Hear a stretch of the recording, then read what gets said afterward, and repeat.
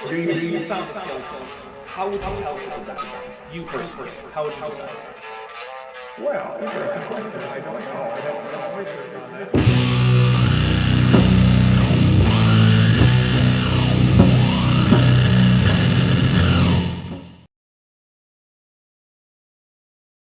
Hey everybody, welcome to the part 3 of the Genesis Apologetics marathon streams.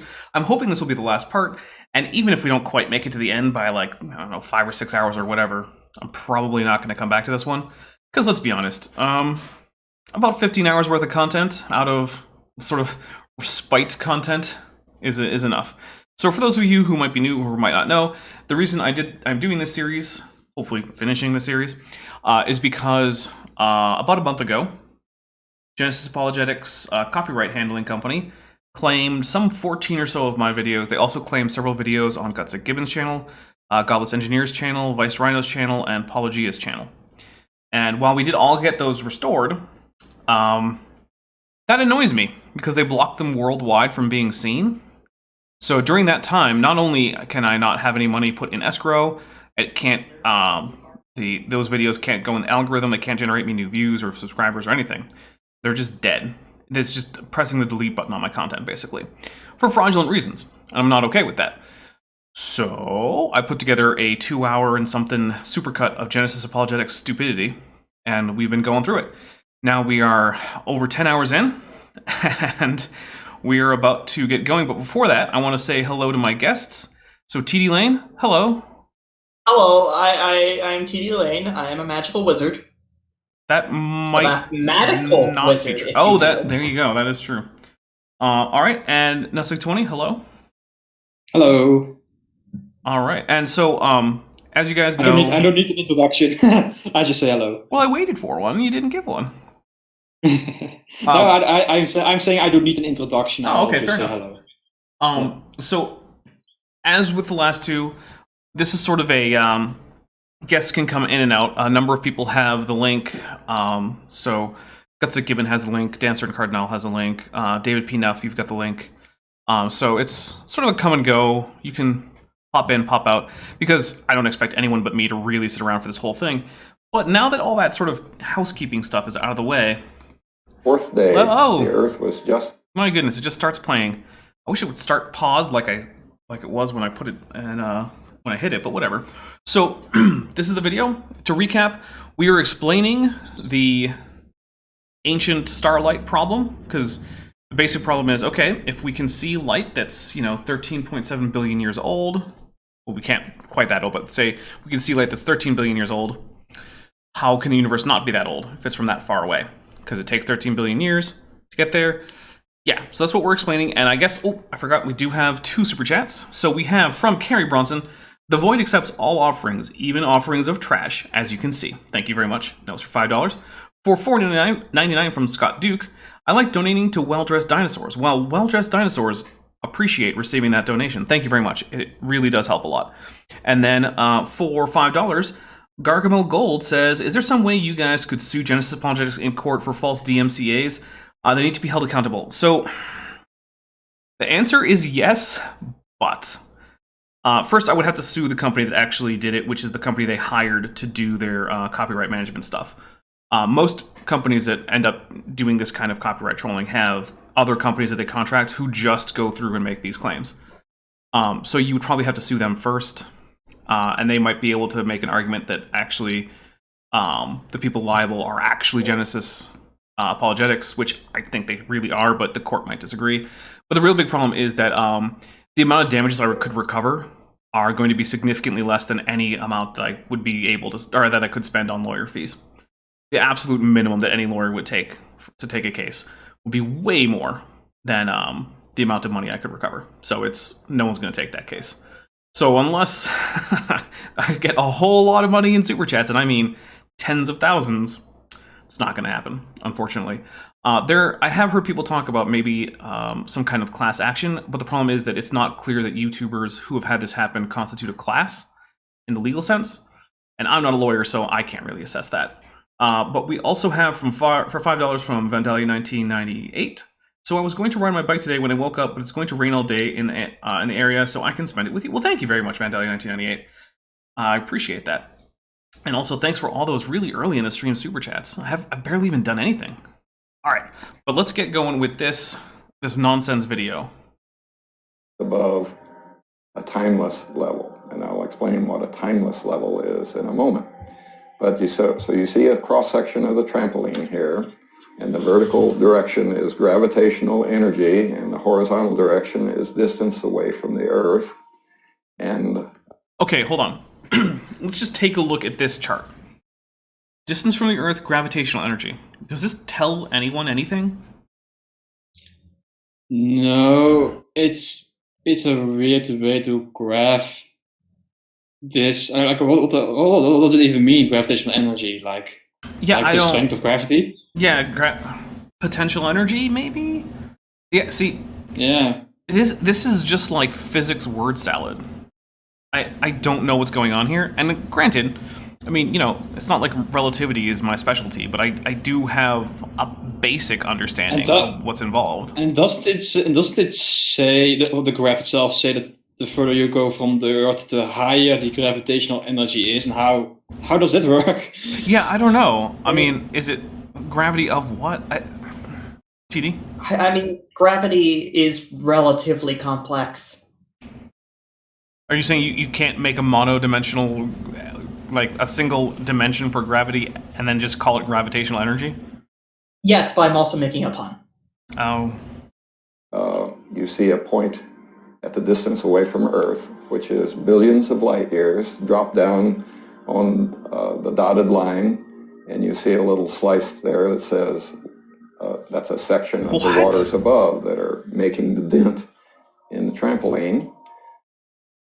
The waters above. I mean, I get where you're getting that from the Bible, but like, what is that supposed to map onto in physical reality? Oh, that is what the authors of the Bible meant, waters above. Now it makes perfect sense. If I use a nonsensical graph to describe the waters above, that'll make it make sense. No. I'm sorry to say, but I think the Flurfers have the meaning of water above down more accurately. Oh, they absolutely do. It actually makes sense, but it's, of course, the more it makes coherent sense. But of course, it doesn't make any sense when you think about like how does it say up there? Like, is there like a firmament? No, there is a firmament. In honor of my debate last night, which was my first flat Earth debate, we got this in case anyone didn't see it. It's my fun little flat Earth model where the center of the Earth is actually the South Pole. And the North Pole is an Arctic ice ring, keeping all the water in. And, yeah. And the sky and the sun rotate in the opposite, like, spin direction, but still going east to west. Yep. Pretty cool. Yeah, I threw that together in the 2 hours before the debate went live. So I finished rendering out the video and adding it to my OBS seconds before we went live on that debate. So... Yep. Anyway, let's get a little bit more of the waters above. So then you notice to the left of the waters above, it's mostly flat, except for a little tiny dent made by that green ball at the left, which is the Earth. Okay. That's right above a certain critical depth of gravitational energy where interesting things happen to time in Einstein's equations. So what happens to time is that below that critical level, there is no time. Time doesn't tick. You don't notice, you can't think, and there is no light, so it's dark. Are we describing, like, past the event horizon of a black hole? Yeah, I think he's describing more like what happens at the singularity when time stops. Of course, that doesn't. Of course, that is actually not accepted because quantum mechanics, you know. Yeah, it's not actually clear what happens at that point. I mean, relativity gives you the reason it's called singularity is because certain terms in the equations for general relativity go to infinity, but it's suspected that that is not actually what's going to be happening there because physics tends not to like infinite values. But we don't have a good theory of we don't have any theory of quantum gravity, so like it's not clear. Yeah. But If your formulas give infinity, there is something wrong with your math, probably. Yeah. So Basically, yeah. But I don't. Of course, yeah. Regarding physics, yeah. So is Earth inside of a black hole at this point? Is that what we're going with? Yeah, basically, I think it's called the white hole theory, quote unquote. Like, right? It's, okay. So it's the Earth is in a white hole. I've seen this on a wiki page, like the ideal that the Earth was basically like inside of a black hole, and then time spent outside the black hole was like billions of years, but inside the Earth is still young, right? So it's a young Earth, old universe. I mean, it's a better. Basically, yeah. I guess that does work better. I have no idea how that works because I don't think it actually does. Oh, there is one thing I do want to point out. Gargamel Gold asked about false DMCAs. So these were not DMCAs. So a copyright claim and a copyright strike are different. A copyright claim is less serious. You can get any number of them on a channel, and it doesn't affect the status of the channel, only the videos in question. A DMCA takedown notice gives you a copyright strike, and it is usually, you can only get so many of those on your channel before you start getting serious penalties to your channel. And also, when someone files a DMCA claim, they actually have to sign an affidavit under penalty of perjury. That is not the case for copyright claims. So I do not want to give the false impression that these videos were copyright claimed. Or sorry, were copyright struck. They were just claimed. There's a pretty big difference. And I mixed those two up. So. There are wiki pages on the Creation wiki about the white hole cosmology, and there's also a page on Rational wiki. It says it's a pseudoscientific cosmology invented by young Earth creationist Russell Humphreys. Curiously, its science is so flawed that it has been criticized even by other creationists. Oh, yeah. I think I remember this. Humphrey came up with it, and it just doesn't work. Top Dog Shattuck asks if I got his email. I might have, but I haven't checked my email for this channel today, so I'm sorry. Yeah.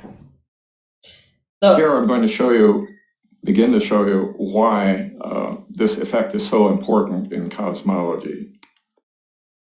During the fourth day, God created. This is in fact Humphreys. The stars. Now, I'm going to suppose it's not necessary that God created the stars in a wave moving out from the earth on the fourth day of creation. So now let's go back to a cross-section of our trampoline. Instead of looking down on it, let's look at the cross-section again. And the point of this is that new star masses, the stars that God made, the new ones he made, dented the trampoline yet further. So there's a wave of new stars, and you notice the dent is now tilted down, and it's really deep near the earth, and it's shallow, a little shallower at the waters above. But your graph doesn't represent anything. You don't even... what? Look, gravitational energy is not a term that cosmologists use, and if you want to criticize a branch of science, you have to actually use the terms as they're used in science, even if you're going to disagree with them.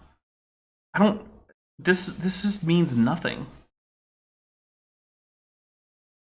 Okay, now we have a new scriptural... No, it's not okay. You're just making up crap and saying it because you know your target audience won't know the difference. It's dishonest and gross. Effect to talk about. Stretching out the heavens. God stretched the fabric of space. How do I know that? 17 verses that say things like this. God stretches out the heavens like a curtain and spread. You know, the funny thing about stretching out the curtains like stretching out the heavens like a curtain or like a tent is that those are actual coverings that go over an enclosed space, which kind of ties into the whole firmament thing. Yes, this is a description of God creating the firmament, which is an actual physical object above the flat earth. This is not about the expansion of the universe. Spreads them out like a tent to dwell in. That's Isaiah 40:22. Imagine some big hands on our trampoline applying tension to the edges. So God stretched the fabric of space. So Vandeli1998 for $5 says, I got a strike on my channel for a top 10 list in 2016. It prevented me from streaming for 6 months, and I was limited to 10 to 15 minute videos. Yeah, that is the kind of thing that will happen if you have an actual copyright strike. You can contest them, and then at that point, that is essentially saying to the person who copyright struck you, sue me. Yeah, and they can. His representation of a gravity well is so wrong. Because you can go look up how physicists map Earth and the solar system's gravity well. Yeah. And Earth is its own little dent of a gravity well inside the sun's gravity well, with the moon as a little dent in Earth's gravity well. And Gargamel Gold for 5 says, so are these guys also geocentrists in addition to young Earth creationists? They said the stars flowed out from Earth. What the heck? So I believe they would probably end up being like Milky Way centrists. And probably also, or maybe heliocentrists. Because I think when they say the Earth, they probably, if pressed, would mean like the solar system. Because Humphreys himself, he'll talk about the planets orbiting the sun and whatnot. So I don't think he's a geocentrist. He's not quite Nephilim-free dumb. I mean, soul centrist, I guess. Yeah. It's not clear if he thinks that the sun is going around the center of the galaxy. He might think that the solar system is the center of the universe. Like, literally that one thing. So I'm not sure. Because when he says the stars, it would include the stars in the Milky Way, I presume. So, and the Milky Way is too big for, the young Earth. Sorry, go ahead, TD. It's not much better than geocentrism, is it? It's a little bit better. A little bit, but not much. Yeah, well, it doesn't require most objects in the universe to be rotating around the center of the universe faster than the speed of light, which geocentrism does. So it's actually a fair bit better to be an actual heliocentrist. It's still stupid. It's not as stupid. And that would make the nearly flat region rise upward. So you can kind of imagine if you stretch the trampoline, you're going to apply more force to that. Okay, so when he says gravitational energy, he's clearly just meaning potential energy on that graph, because that's what he's describing. Okay. I mean, that's got to be what he's doing. It's the only thing I can think of that makes sense. That ring that's sitting, making the dent, and it's going to pull it up. So here we are starting the action just after God has made the dent deeper with the stars. And now we're going to... So God creates stars inside, apparently, of a singularity, or inside the event horizon of a singularity, which is the only reason that we can even conceive of this being a timeless zone. Of course, the problem is that the Earth doesn't actually exist. You might as well just say that God created the universe in a wave over the course of several billion years, and then finally he created Earth, except, oops, the Bible says he created it first.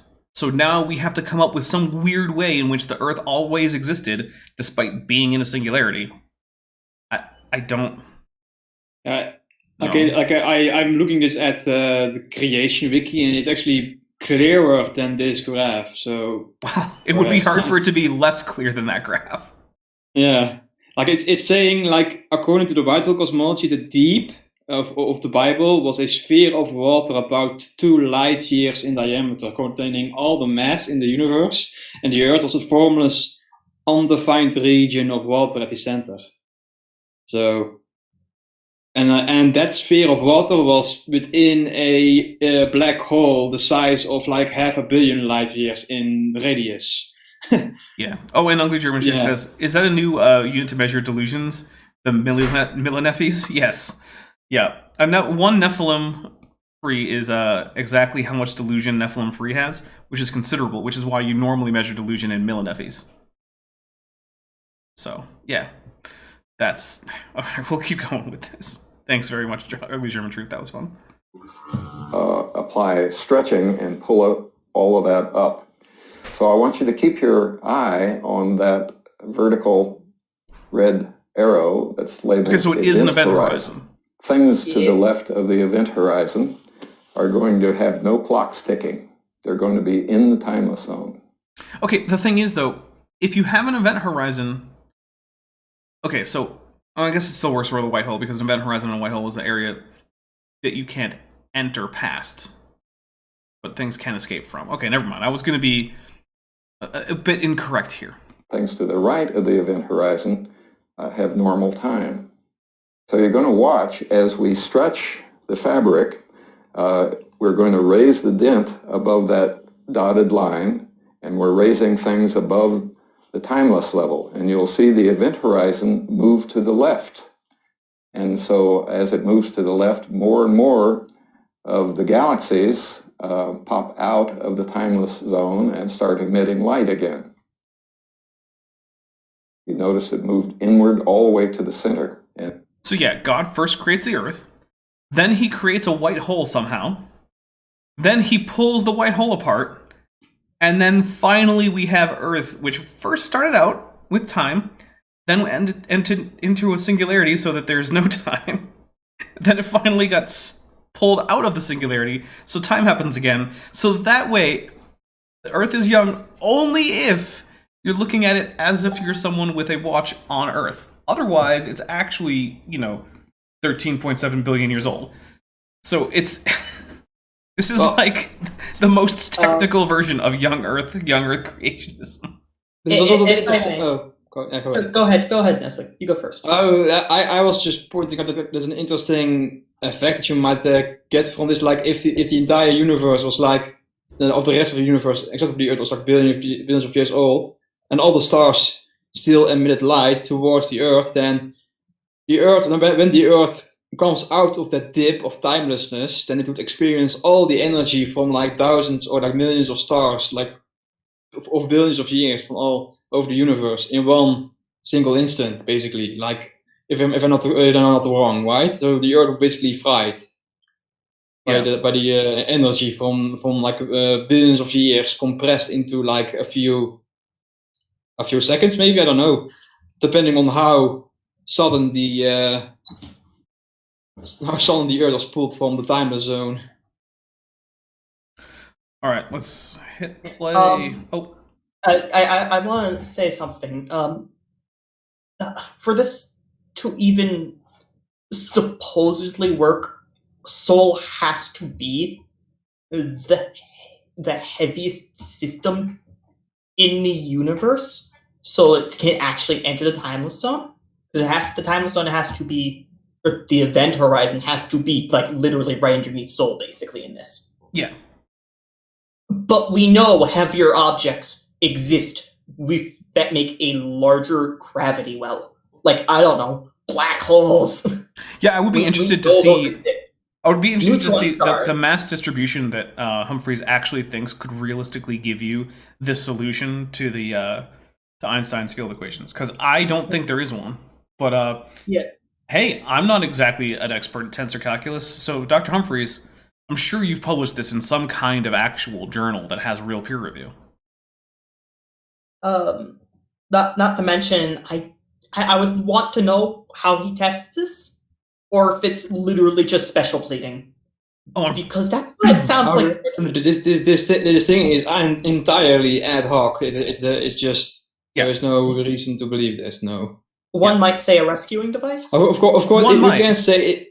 It could make predictions, although I don't know what predictions it would make. I'm not really that well versed in like astrophysics, but I would expect as I said before, like this would compress all the light that is coming from stars from like billions of years of old universe into like a 6 day period for the Earth. So it's like a magnifying lens, basically, where all the light from all the stars from billions of years of time would be compressed into a single instant, cooking the Earth.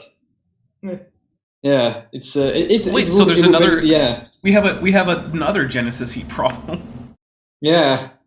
And the last thing that the event horizon hits is at distance 0, which is at the Earth. So the Earth is the last thing to actually come above the event horizon. Remember, God made the new stars in a wave, and we're going to see that a timeless zone followed the new wave of stars. And then as stretching started pulling the dent out of the timeless zone, you're going to see the timeless zone here shrinking. So the Earth was the first into the timeless zone and the last out. So for $5, Vandelli1998 says, so is this like the movie Interstellar, where on the planet 30 minutes passed, but 30 years passed on the spaceship? I don't think it was quite that long, but yeah, it's similar to that idea. But the problem is that there's no reason to think that stars appearing in some wave would create a white hole, which is what Humphreys is suggesting here. Like, he hasn't given any of us any reason to think that this white hole is a realistic possibility. For one thing, while you can solve the field equations to make a white hole, it's not clear that the arrangement of matter, that there is an arrangement of matter which could make one. Like, it's... So nothing about what he's saying is at all remotely plausible. It's just that if there were a white hole, it would be handy for explaining away the distant starlight problem. Unfortunately, it also would explain like why we have like radioactive elements that decayed for like billions of years. We know, we can tell, yeah. On Earth. Here's something fun but a bit off topic. So I just got a notification from Duolingo telling me to practice so I can move up on the leaderboard. I'm in number 1 on the leaderboard, so I don't know what they want from me. Guys, Duolingo, if somehow you manage to watch this, I cannot move up on the leaderboard if I'm in number 1. Don't tell me to. It doesn't make any sense. Sorry. Yeah, it's weird. Out of the timeless zone. Earth time stopped during the 4th day, and the 4th day was only 24 hours of time here. If you had been there on the Earth at that point, you would have experienced no time during that timeless moment.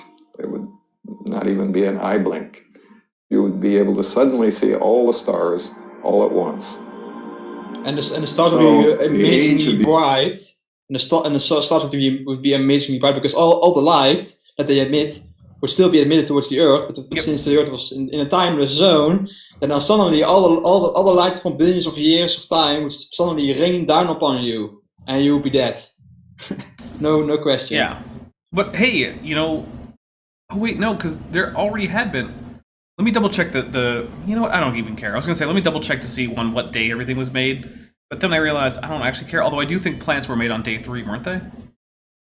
I think so. Like I think the planets were made before the sun, at least, right? Yeah. And the stars were made after the sun, right? Yeah. So that's gonna be bad news bears for all those plants. Sorry, guys. Universe, they were in a timeless. Well, they were in a timeless zone, but then they were on fire. Yeah, right.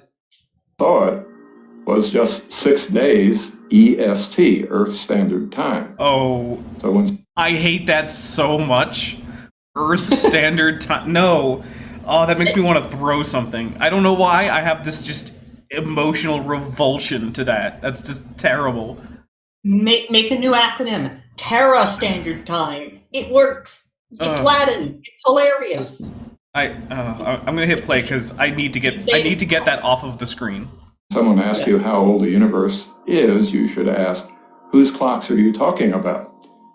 The ones that God gave are here on Earth. Okay, so... Oh, but when we look at those clocks, like the radioactive elements, then they tell a different story, right? Yeah, the actual clocks on Earth, in fact, say that the Earth is about 4.5 billion years old, and that the universe itself is much older. But here's the thing, though. There is actually a degree of reasonableness in saying according to what clock, because different clocks in the universe will click it. So if you had clocks scattered around the universe, they would tick at different rates in different locations, right? Because while the ridiculous planet from Interstellar isn't really feasible, Right. you know, time dilation is a real thing that happens in gravity wells and under acceleration and whatnot. So yes, there is a sense in which the universe is different ages according to different clocks. If you were in certain frames of reference, you could reasonably say that the universe is younger for you than it is for other people. Okay, that's great. Or in other places, you could say it's older for you than it is for other people. That's great. There is actually some real science to be had there. But this isn't it. He wanted Adam and Eve to be able to see our own Milky Way. Some parts of it are 50,000 light years away from us. And Andromeda, which is 2 million light years away from us. You can see it as a patch in the northern sky. That's true. If you guys get a chance to go out late at night where Andromeda is up, so it's going to depend on the time of year, but like go up to a tall hill, or if you can up a mountain, someplace far enough away from city lights where it's nice and dark, and yeah, you can see Andromeda with the naked eye barely. I've done it. It's pretty cool. Yeah. He wanted Adam and Eve to see the full glory of his universe. I like though that they're showing us all these things that you cannot see from Earth with the naked eye. So unless God put some telescopes, and some pretty good telescopes, in the Garden of Eden. Oh no. The fall, like humans were degrading after the fall, so the eyes have been very, very good to seeing the light. Okay, there we go. Yeah, that's just part of the fall that we don't talk about that much. Is the ability of humans to see tiny, like, milli-arc-second structures in the universe at ridiculously dim apparent luminosities. People lost that ability. I like how they're basically what's going on here is assuming the agency of God that, like, no, he'll make everything look old because he can, because he wants to. Yeah. Well, that is another thing. Is it's like, okay, you say that this was all for the benefit of Adam and Eve, but wait, we know that there was a lot of stuff Adam and Eve weren't going to be seeing. And two, you could just make a universe that's really cool, but also doesn't look like it's way older than it actually is. That's a possibility. Yeah. You don't have to lie to people to make the universe seem cool.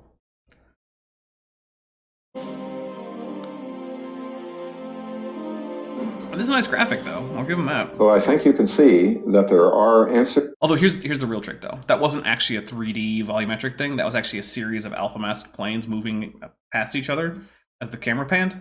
Yeah, it's CGI trickery. Never trust the CGI artists. I say that as one of them. Of course.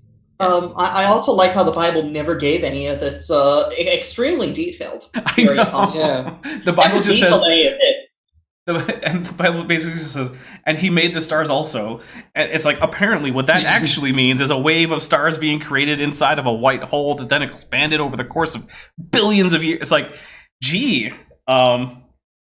It's like when, for example, those 6 words. Before it was known that the universe was expanding, nobody talked about the Bible, talking about the stretching out the tent of the heavens, but after it was found out that the universe was expanding, like, oh, this is what he was talking about. Like, it's the Nostradamus fallacy. Like, after the fact, you reinterpret the text to mean it this way, and then, of course, prophecy fulfilled, right?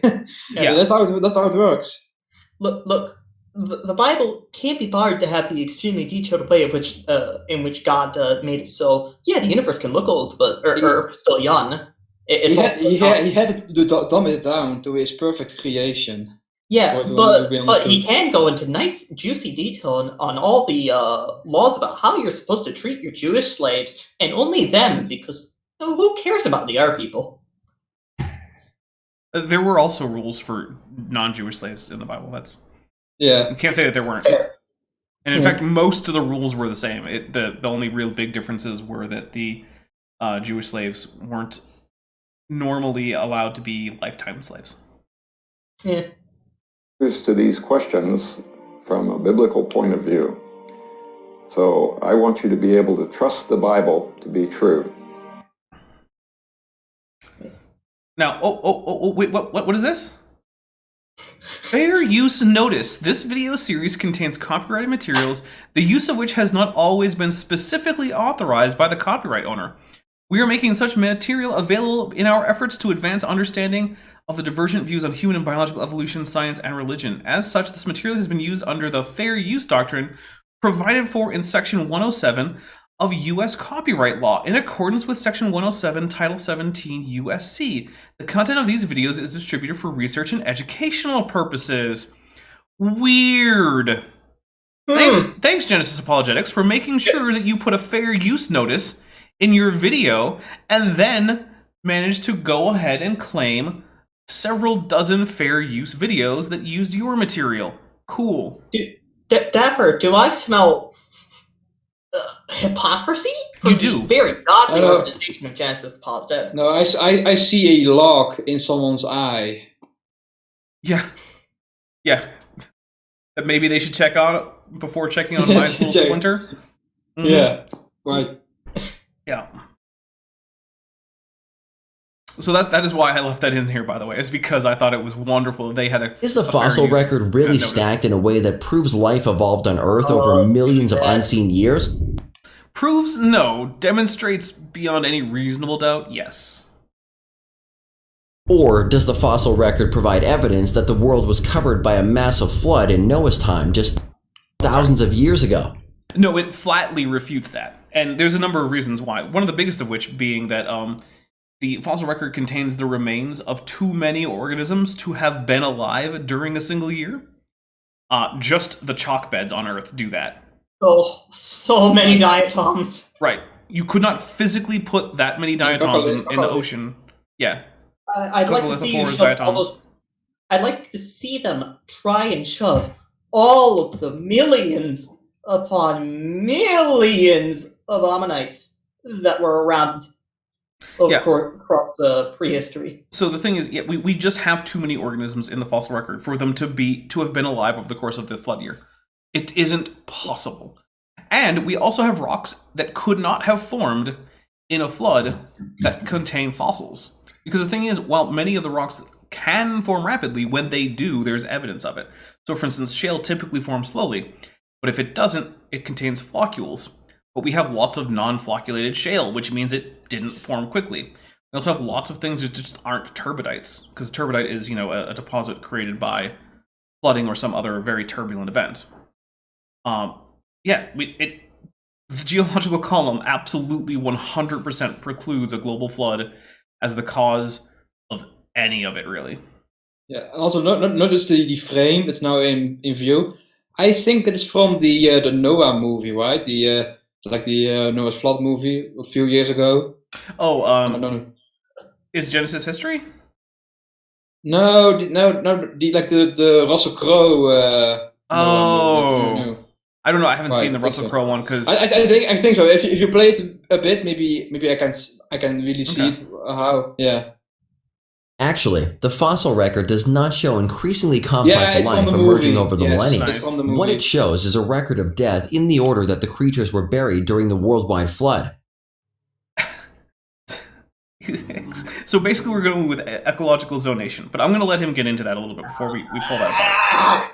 Think about it for a minute. Genesis 7 verse 11 says that the fountains of the great deep were broken up and the windows of heaven were open, creating floods and tidal waves that were unimaginable. I do like, though, how they don't bother getting into what does it actually mean for the floodgates of heaven to open? Because if you're taking that literally, it ties in with that whole there's a firmament and there's water above the sky, which is why the sky is blue, and there are literal gates in the sky that God can open to let the cosmic ocean from above the earth fall into the little bubble of air that exists over the flat earth. This is literally what's going on here, according to the Bible. But clearly the early people interpreted the Bible just wrongly, right? That must be the case. Apparently. Yeah, and the earth stands on actual foundations. Don't forget that part. But the thing is that was the cosmological conception of the biblical authors. Now, I don't think it's their goal to push, a particular cosmological idea on you. I think that was just their background, and that's what they wrote about, right? Just like, if someone writes a novel and they include something about, the globe, it's not because the novel is trying to push the globe on you. It's because that's just how the universe is understood to work. So, and it's like if you were born like 10,000 years ago and just lived in one single area for your entire life, the Earth to you would be flat, basically. Just there is no difference from your perspective, right? So, of course, now we know better. Well, that's actually one of the things that I said. Hopefully, that's one of the things that I said in my debate was like, look, the flat Earth, it works okay if you never move too far, right? From one location on Earth, you can roughly assume that the universe has a flat Earth, the sun comes up from some place, and it goes across the sky, then it goes down into the ground to come back around, and that there's a dome because the stars rotate around. And okay, that all works from a single place. And that's why all the ancient civilizations who believed the Earth was flat, that was their cosmology. None of them had this thing where the sun circles around the surface of the Earth in like a loop above the surface, because it manifestly does not.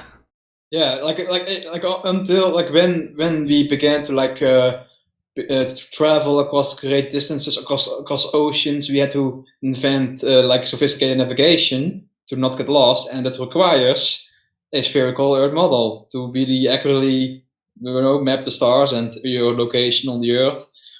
You need that. Yep. Yeah. Here we go. The Bible says the floodwaters increased upon the earth for 150 days until all the high hills under heaven were covered with over 20 feet of water. This process successively buried all creatures outside the ark based on where they lived as the floodwaters prevailed, how smart they were, their means and speed of mobility, and their body density. This is precisely why the fossil record generally shows the shallow water marine... Pause for a moment. I don't think their smartness could be a factor. Like if that body of water was racing towards you, no matter how smart you were, you would be just equally engulfed by that, like any rat or any the dinosaur. Basically, it doesn't matter. Yeah, well, I don't think they've ever actually seen how quick a tsunami moves, because they move really, really fast. Yeah, that's one of the things. It's like, look, we've had recent tsunamis on Earth.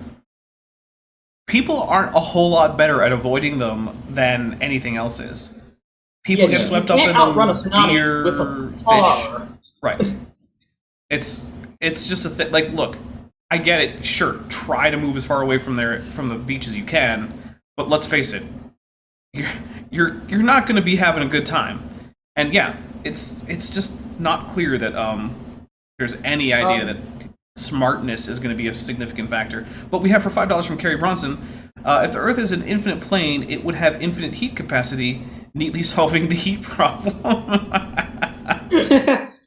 Yeah, maybe we should propose that to the leading creationist minds and say, hey, yes, here's a possible solution for the heat problem. Exactly. Accept flat Earth or accept heat problem. Accept flat Earth or accept heat problem. I mean, they're both equally silly, so... Yeah. Also, here's another fun thing. Tsunamis make unique deposits that you can find in geology. And guess what?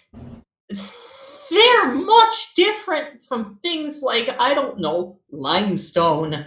Yeah, tsunamite is an actual thing that you can find throughout various parts of the geological column. I mean, it's not exactly common, but it's you can find it all over the place, and it's not that hard to identify if you're a geologist who knows what he's looking for. And the thing is that the vast majority of the fossil record is not contained in tsunamite. Now, some of it is. We actually not that long ago, I think maybe a year ago, there was a fossil bed discovered from the Maastrichtian, the end Maastrichtian, which actually was tsunamite and was probably actually the result of the Chicxulub impact. And it contained I remember that, yeah. Yeah, it contained a bunch of it was mostly fish, but there were some land animals and plants and whatnot, and there were little bits of meteoric content stuck inside the bodies. So in addition to being hit by a tsunami, these fish and other organisms were actually being peppered with shotgun blasts from the asteroid. Ouch. Fun fact, do you know where the name Maastrichtian comes from? I don't off the top of my head, no. It's the Netherlands. It's a province from my country, yeah. Where the first Mosasaur was found. And the Mosasaur is named after the river that runs through the area there.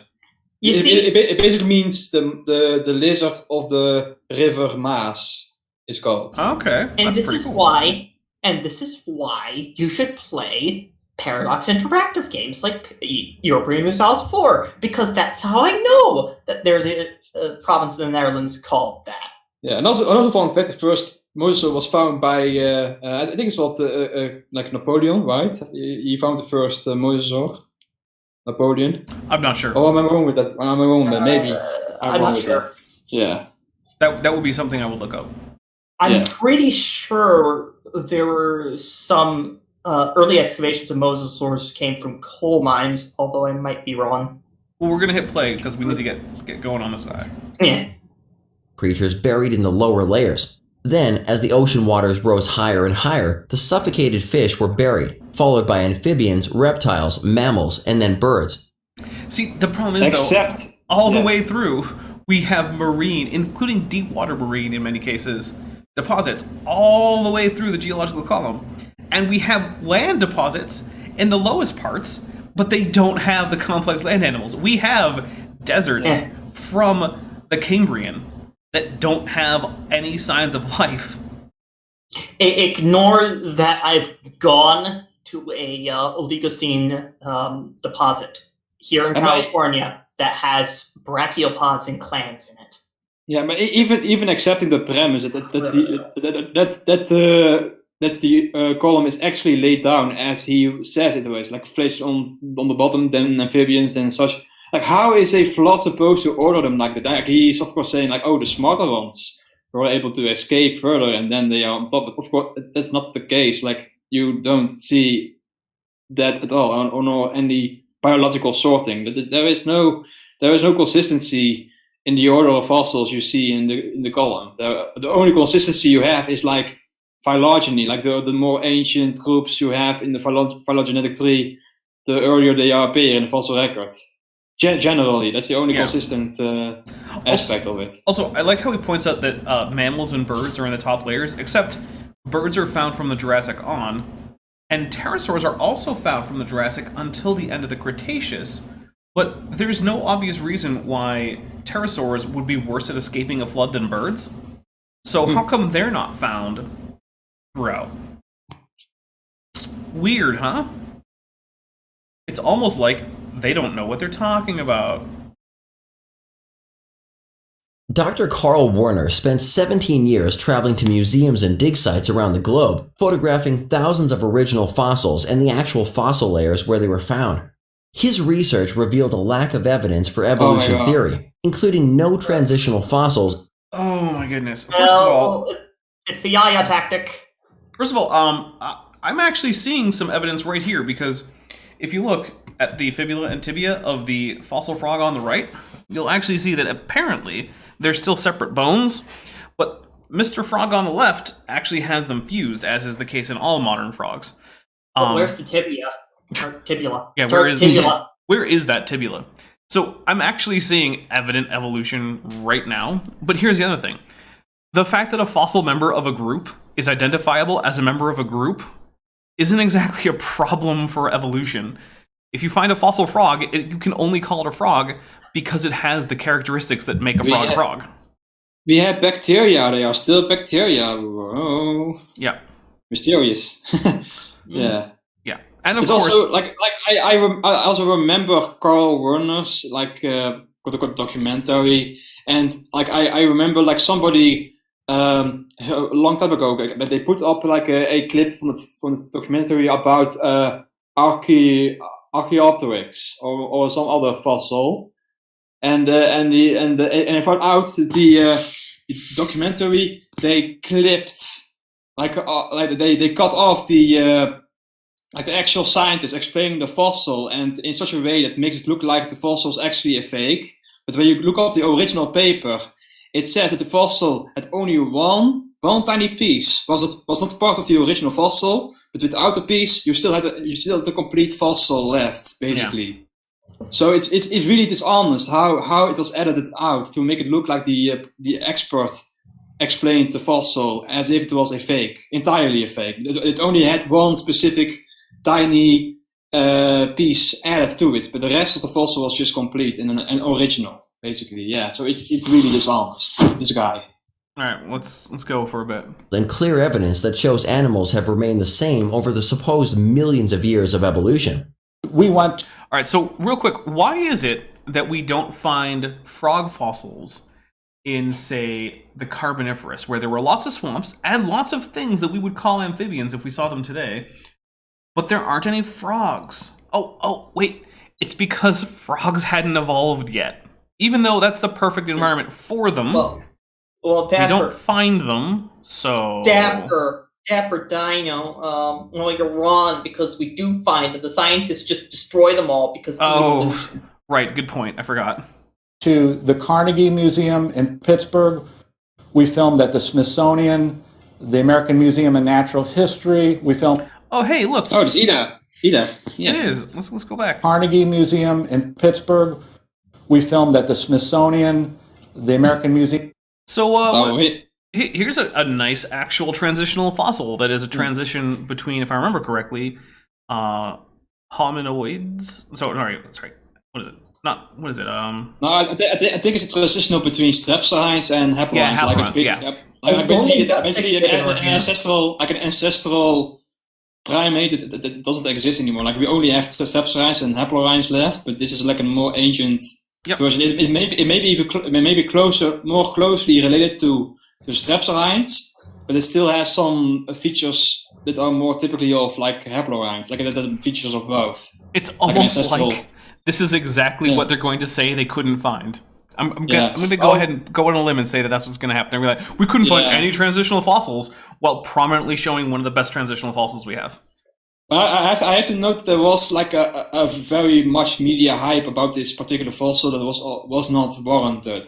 Well, the media likes to dramatize and Look, every time I see paleo news, there's one of two things is going to happen. Either they're going to say, this new find overturns what we thought we knew about evolution of insert group, or they're going to call something a relative of T-Rex, no matter how distantly related it is. One of those two things is going to happen. It's like, scientists found a new ceratosauroid.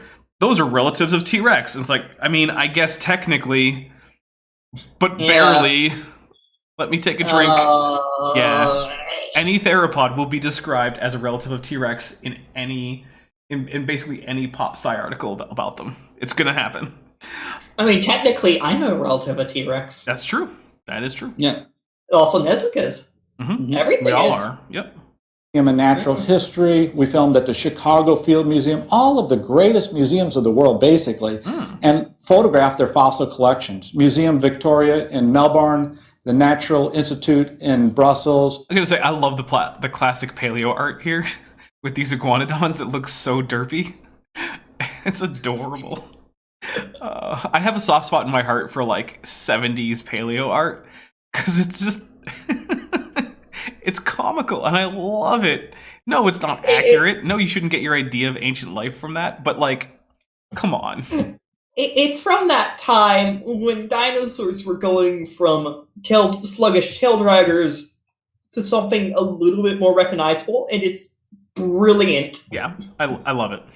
Although, to be fair, there's some really great like 30s and 40s paleo art. Like was it Charles Knight? Yes. Horribly inaccurate, but oh my goodness, was that guy an artist? Amazing work, and I would be happy to plaster my house in Charles Knight prints, even though they're extremely inaccurate by modern standards. We filmed at the New Zealand Natural History Museum in Auckland. Oh, hey, what's that? Is that a primitive diapsid that, despite the fact that it's not a lizard, clearly, it still has both temporal fenestrae? Man, it's almost like we're seeing another transitional form that doesn't match either modern lizards or modern sphenodonts, or modern archosaurs. Weird. And the Redpath Museum in Montreal, Harvard Peabody Museum, the California Academy of Sciences. So I've actually seen they're Deinonychus reconstructions. And they were made right at the point before we really realized just how feathery dromaeosaurs would have been.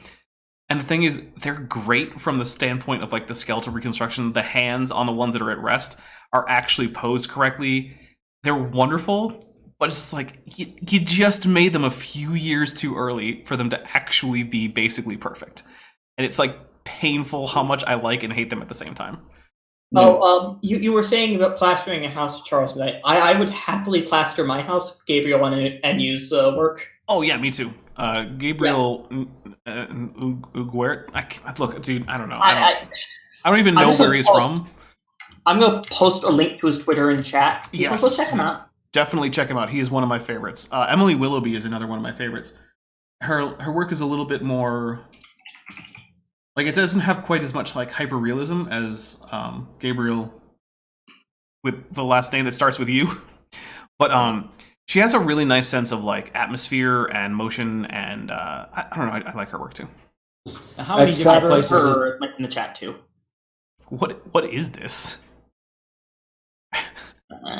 That is a very strange reconstruction. It looks like its neck is broken. It's like a rabbit. I don't know. It's oh well, you know what? Not every skeletal preparation can be spot on. Etc. We went to 60 museums, and Debbie took 60,000 photographs. Wow. Gee. Wow. Big number. Big number. I love it when someone uses big number as a talking point. Like, and what? Like that again. That happened last night in the flat Earth debate. I literally said, "I'm sorry, big numbers confuse you." Like, I don't know what else to tell you. 60,000. Wow. That got opened. Yeah. At the dinosaur dig sites, we found examples from every major animal phyla living today, buried with the dinosaurs, and these animals look the same. Phyla? Yeah, I would expect you to say every major animal phylum in a Mesozoic fossil bed. Like they usually bring up that phyla on, like with the Cambrian, but it doesn't make much sense to have it in the Mesozoic. Like, of course. I want to say something. There are phyla that do not have any fossil record because they just don't preserve well. Well, yeah, there is that. Yeah. But like, soft things. It's like, guys, we found chordates and mollusks. It's like, okay. And we have still mollusks today. Yeah, phyla is the division. It's arbitrary, of course. Yeah. Because that name ranks just are. But it's one of the most broad divisions. Back to, like, the Ordovician, Cambrian, and Ediacaran with those. Yeah.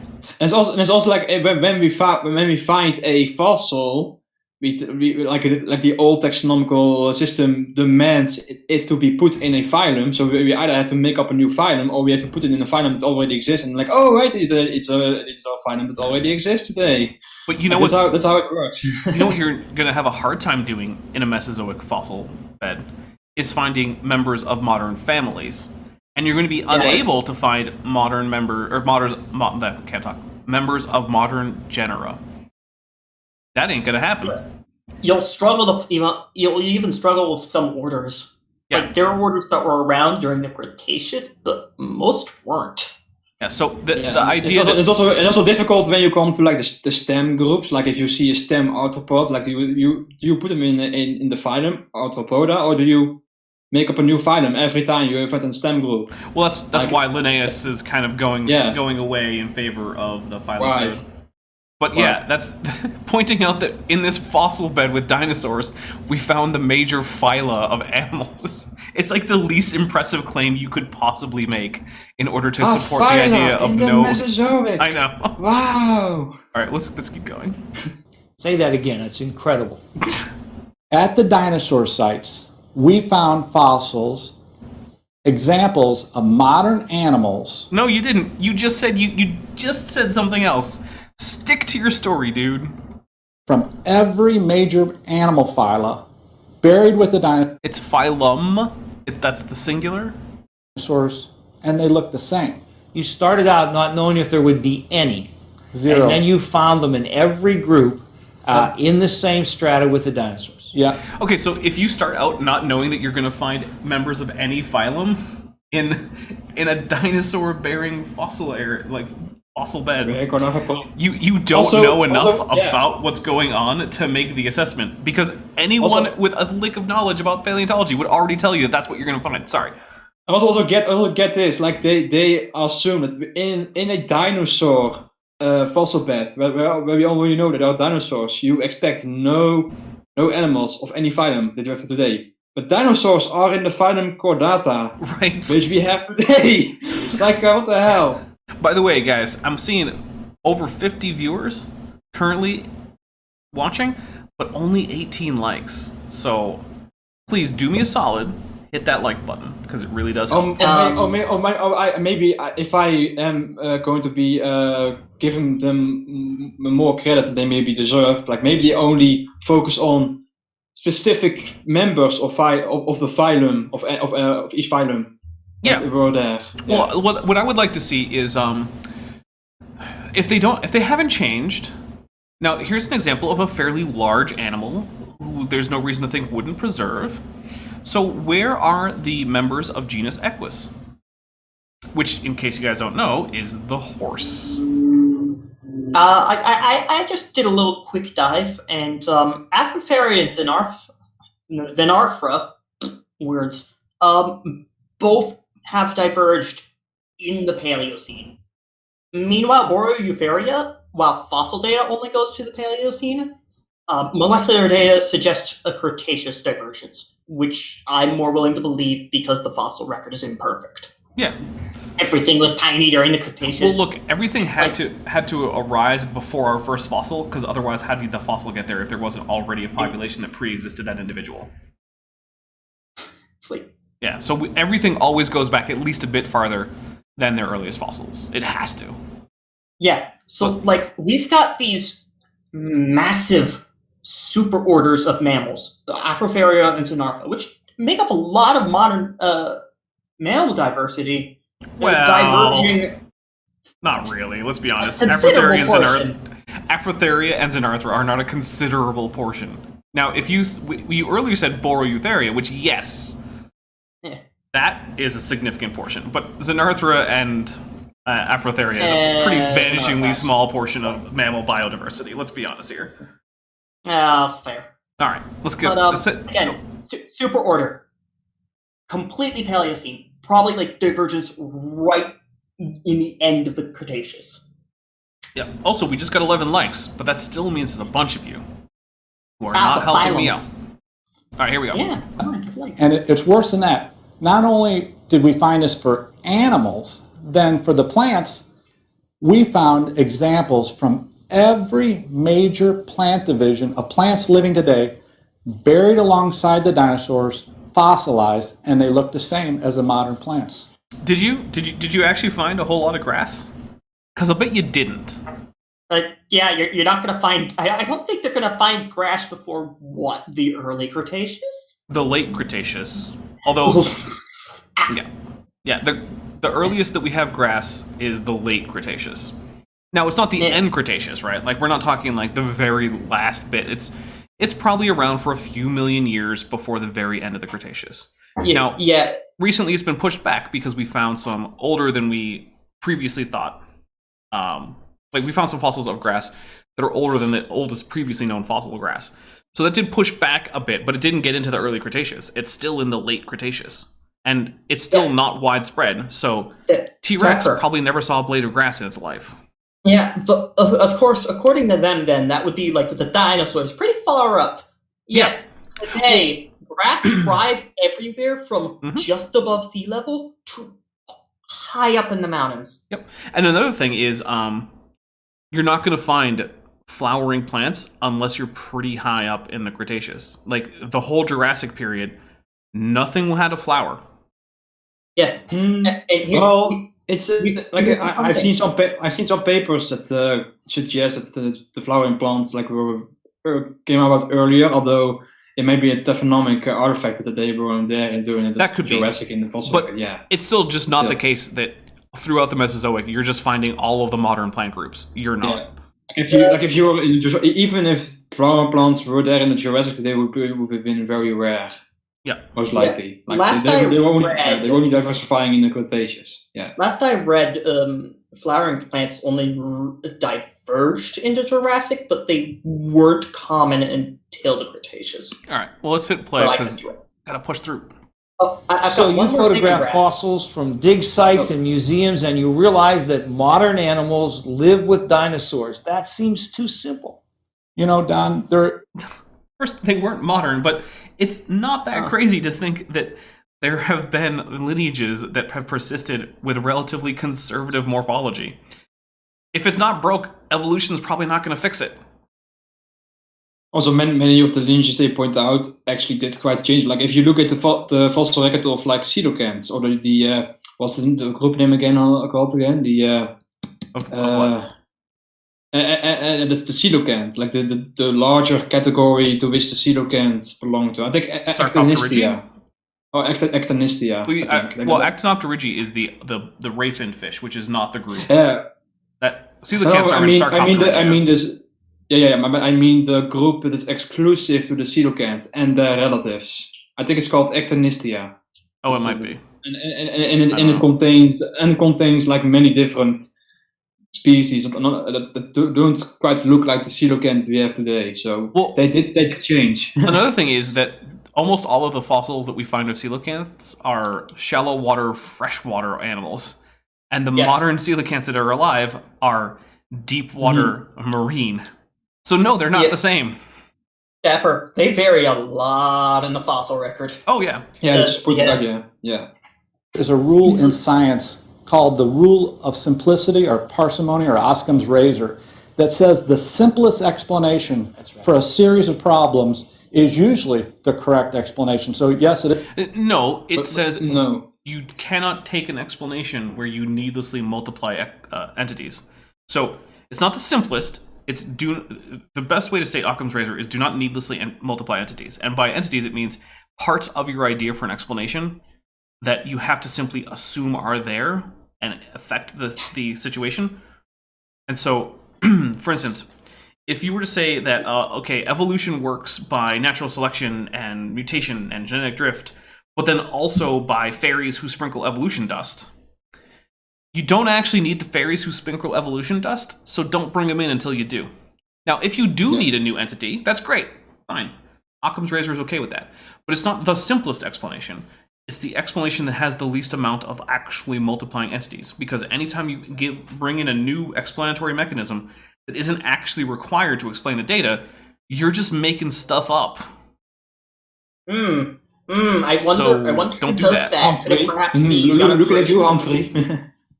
Yeah. So here we go. Yeah. It's very simple. Here are these animals that are just like they are today, and they were there then. Therefore, evolution didn't happen. According to the fossils that I look at. Examples. Yeah, well, other than just the frog, it would be nice. Yeah. The frog, which, by the way, wasn't exactly the same, at least according to this lo-fi picture. You know, I think the fusing of two bones would not be an acceptable change to most creationists. Well, that's the thing. Variation. Anything they can't deny, they'll just hand wave away as like, oh, that's just microevolution. That's okay. Also, if I remember correctly, there was also like a fossil of a frog that didn't have the modern pelvis, like called the Euro style, right? If it's called correctly, the Euro style. I'm not sure. I don't remember the term correctly. I don't remember enough about the technical terms for frog anatomy. Though I did. And the frog has a special pelvis that allows him to like hop really far. Oh, their legs are incredibly specialized. I mean, that's the reason that the tibia and the fibula is like joined in frogs, is to strengthen the lower leg. A ridiculous amount of a frog's anatomy is just made so they can jump. It's kind of crazy. Evolution did not occur. The plants look the same. The animals look the same. Some of the animals went extinct, like dinosaurs, pterosaurs, but extinction is not evolution. The animal fauna has not changed. I like how he mentions pterosaurs. Decidedly false. Like they even in the 1800s they even know George Cuvier, who observed faunal turnovers, right? Like there was an age of reptiles before the age of mammals. They already knew that even before evolution was well established. Yeah, and I love that we're getting things like Icaronicterus and stuff like that, which are in fact transitional bats. Yes, they're identifiable as bats because they have flight adaptations, but they are still primitive. They have smaller rib cages than you would expect. They still have claws on every digit in the manus, which is the hand, the wing, right? Like the wing ratio to the body is also like less developed than the Right. bats that we know today. So So- they were less capable of flying, or still flying, but less Right. capable than So, we have today. Yeah. so we're looking at a transitional bat, just like we earlier in this looked at a transitional primate. And didn't he show another transitional form? I don't know. He he had that basal diapsid. Oh yeah. I couldn't identify the actual genus, but like it is one of the most primitive diapsids I've ever seen. And yeah. So let's hear what the lies that he tells about transitional bats. Before you restart it, he mentioned pterosaurs, which were extremely light and extremely good flyers that could do cross-oceanic, pan-oceanic flights. Yep. All right. Well, let's hear what he says Why about. are they not at the top? I don't know. This guy. To be fair, this guy is not trying to explain which organisms. He's not. He has not yet made the claim about like ecological zonation or ability to flee the flood. So maybe he will make it. But since he hasn't yet, I'm not going to criticize him on it yet. Bats. Scientists have found over 1,000 fossil bats. Now some of these... Hey, look, you can actually see the claws on the one on the left. Weird. This fossil... Did they? Like, I think they may have found 1,000 fossil bats, but I think in terms of species, fossil bats are really rare. They are, especially well articulated ones. And I think one paper estimated that the fossil record is like only like 12 to 20% complete. Like it's really really poor fossil pretty record. sparse. Yeah. Here we go.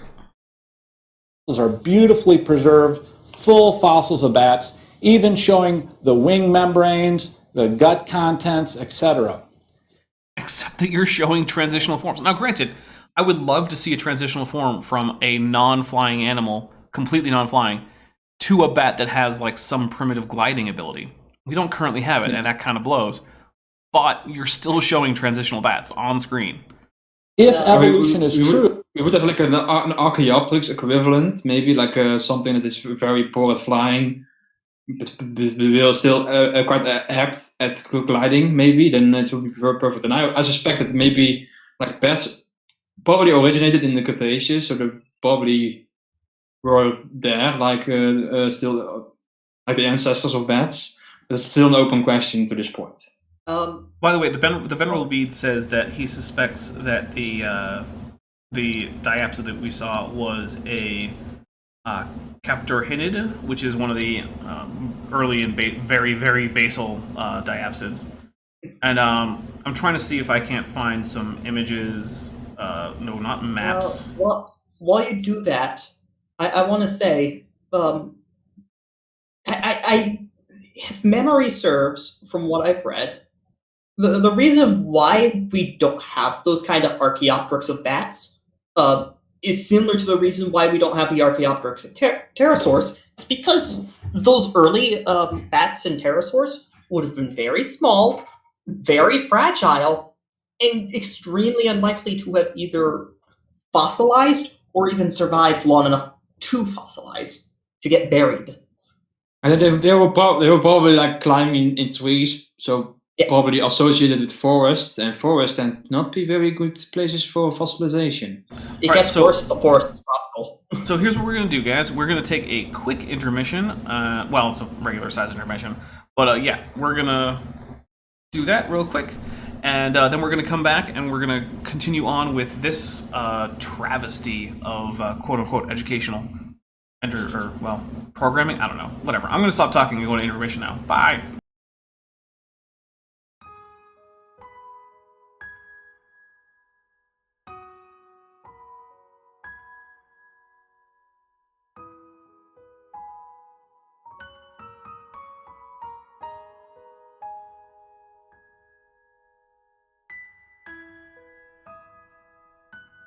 I want to take a moment to talk about something serious. There is a problem facing late surviving non-avian dinosaurs in modern America. Hunting is very strictly regulated, and only allowed at certain times of the year. This means that for much of the year we have to rely on farm-raised food, which means money. If you want to help a starving dinosaur, please consider donating on Patreon. or buying from my merch store. Links are in the description. Please help. Dinosaurs all over YouTube are depending on you to help them through the hunting off-season.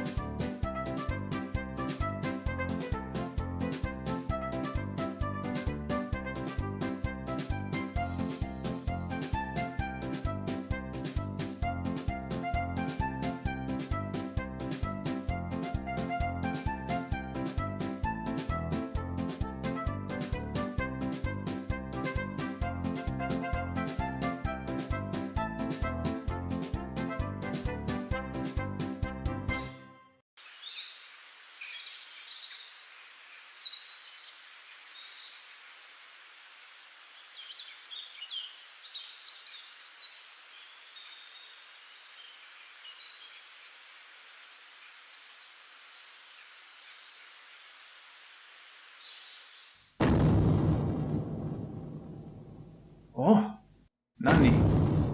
Dare? Oh, Ojira desu ka?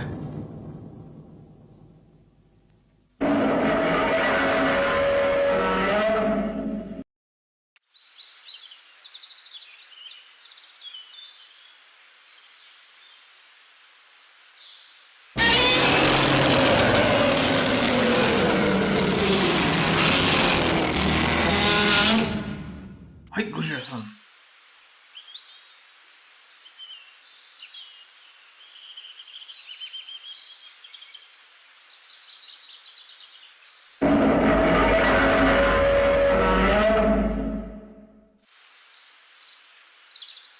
Hai.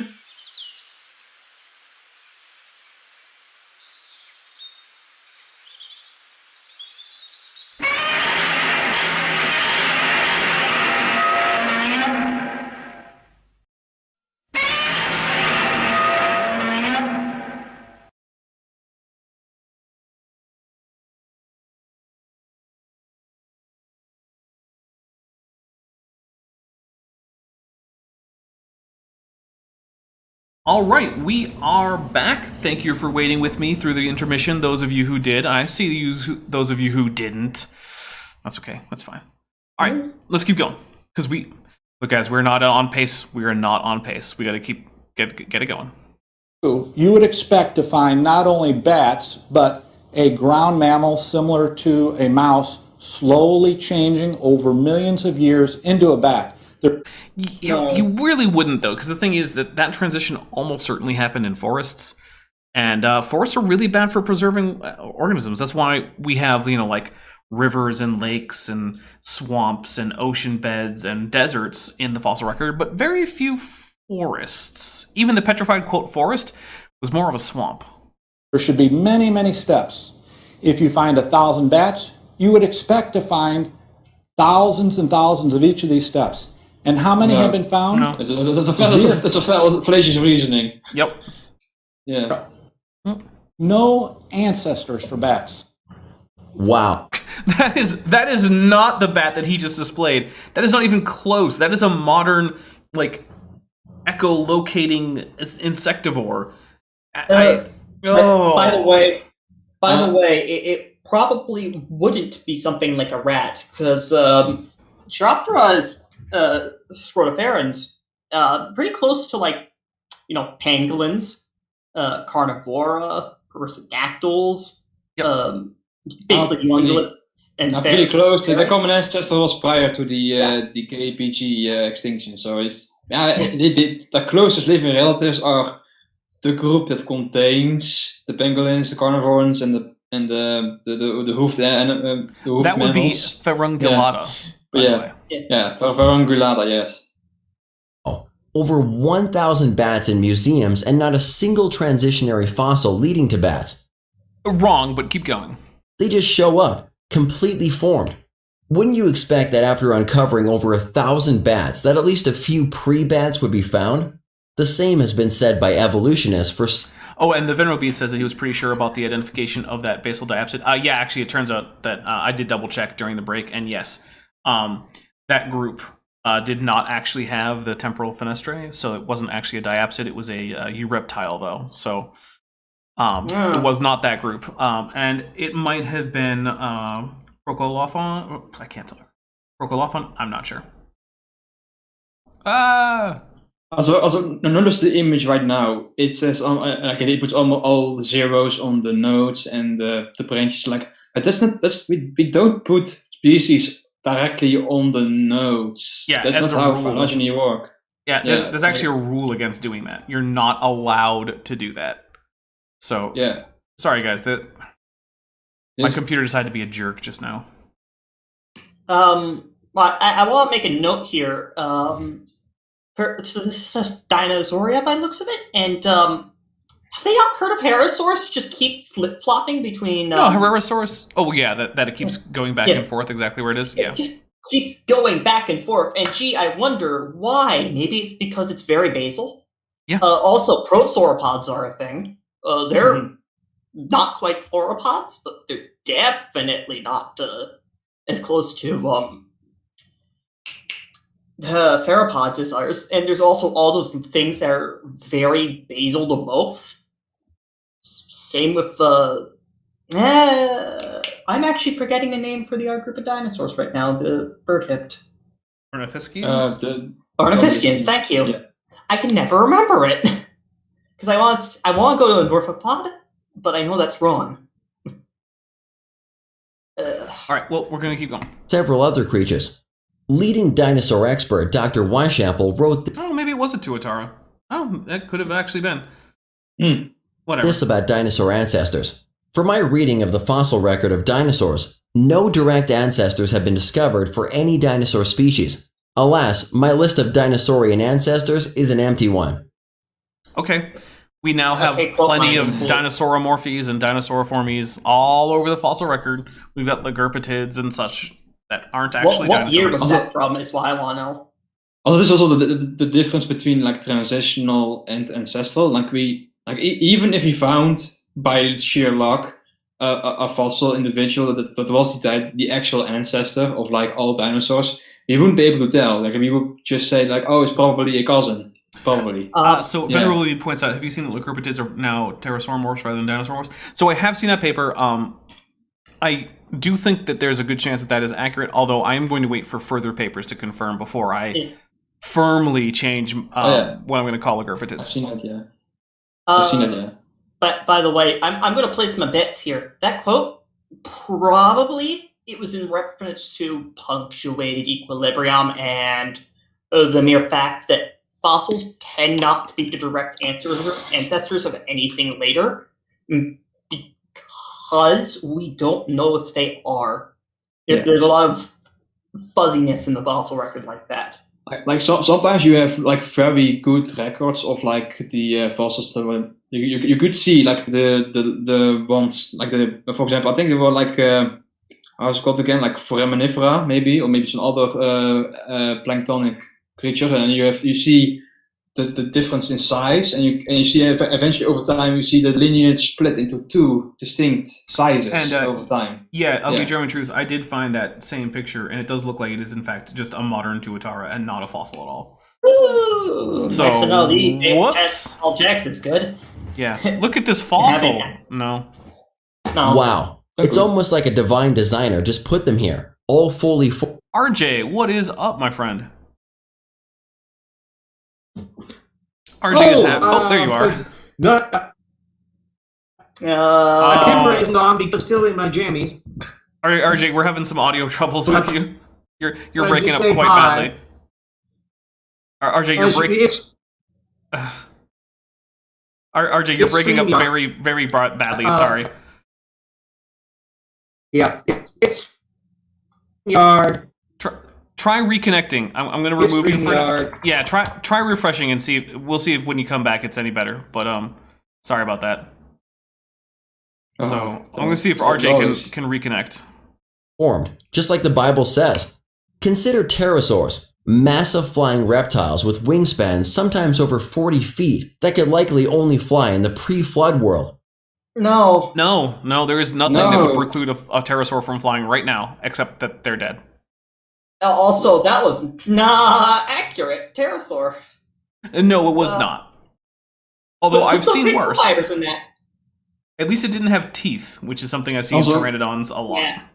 About the article that a scientist claimed that this pterosaur couldn't fly. Like, that's only in regard to the Asdarkid. Like there are some who claim they were too big to fly, but it is not. That's not accepted. Actually, it's not accepted at all. Yeah, no. Let's press X to doubt on Asdarkids being terrestrial. No. Yeah. Size isn't a problem when it comes to flight. It's how large are your wings and how much do you weigh? Yeah. Can you maintain heavier than air flight? And also, of course, do you have the power to take off? It's also an issue. If you have the power to take off. Well, the thing is though that when the big question was being raised as to whether or not these animals could fly today, we didn't have a really good grasp on takeoff mechanics in pterosaurs. Since then, though, we've actually found things like ichnofossils of launching pterosaurs, and we know they launch primarily with the strength from their forelimbs, which are the same limbs that are strengthened in order to do things like flying. So unlike birds that have to use their relatively weak hind limbs, these guys get to push off on all fours, but most of the strength comes from the forelimbs, which is... Don't tell David Peterson that. It'll piss him off. Oh no, you've mentioned him, now we're doomed. Look, dolphins are tenrecs, that's all I gotta say. Okay, Dr. Viola, curator of the famous Jura Museum in Germany, said, Yes, I must say we know only little about the evolution of pterosaurs. The ancestors are not known. When the pterosaurs first appear in the geological record, they were completely, they were perfect. Wouldn't quite say perfect. They had heavy skulls and long tails that increased drag that they used for increased stability, but then later, pterodactyloid, which is not a clade, but it's a morphological grouping. Later, pterodactyloid pterosaurs had better balance, shorter tails. They had lighter skulls. They were better at pterosauring than the most primitive pterosaurs. It's really like they do have a point that the early like similar to bats, we don't know the earliest ancestors of pterosaurs. That's true, but it's not true. Like if you compare the earlier pterosaurs to the later pterosaurs, like the later pterosaurs were really apt at flying. Like there is no contest. Like there's in the early pterosaurs went extinct. It's because they were not as good at flying. Yep. Pterosaurs. After finding so many specimens in complete form. And I like that we go with relatively advanced pterodactyloids, although not quite monophenestrine, so I'll give them that. But you're clearly not going. Yeah. Dapper, I wonder, could it perhaps be because those early pterosaurs look so different from later pterosaurs that the creationists don't want to show them because they know people will go like, wait a minute. I don't know, maybe. Also, I like how that bat fossil they have on screen has a long tail. Interesting. That is odd, isn't it? Yeah. Because that's not something you typically see in modern bats, is it?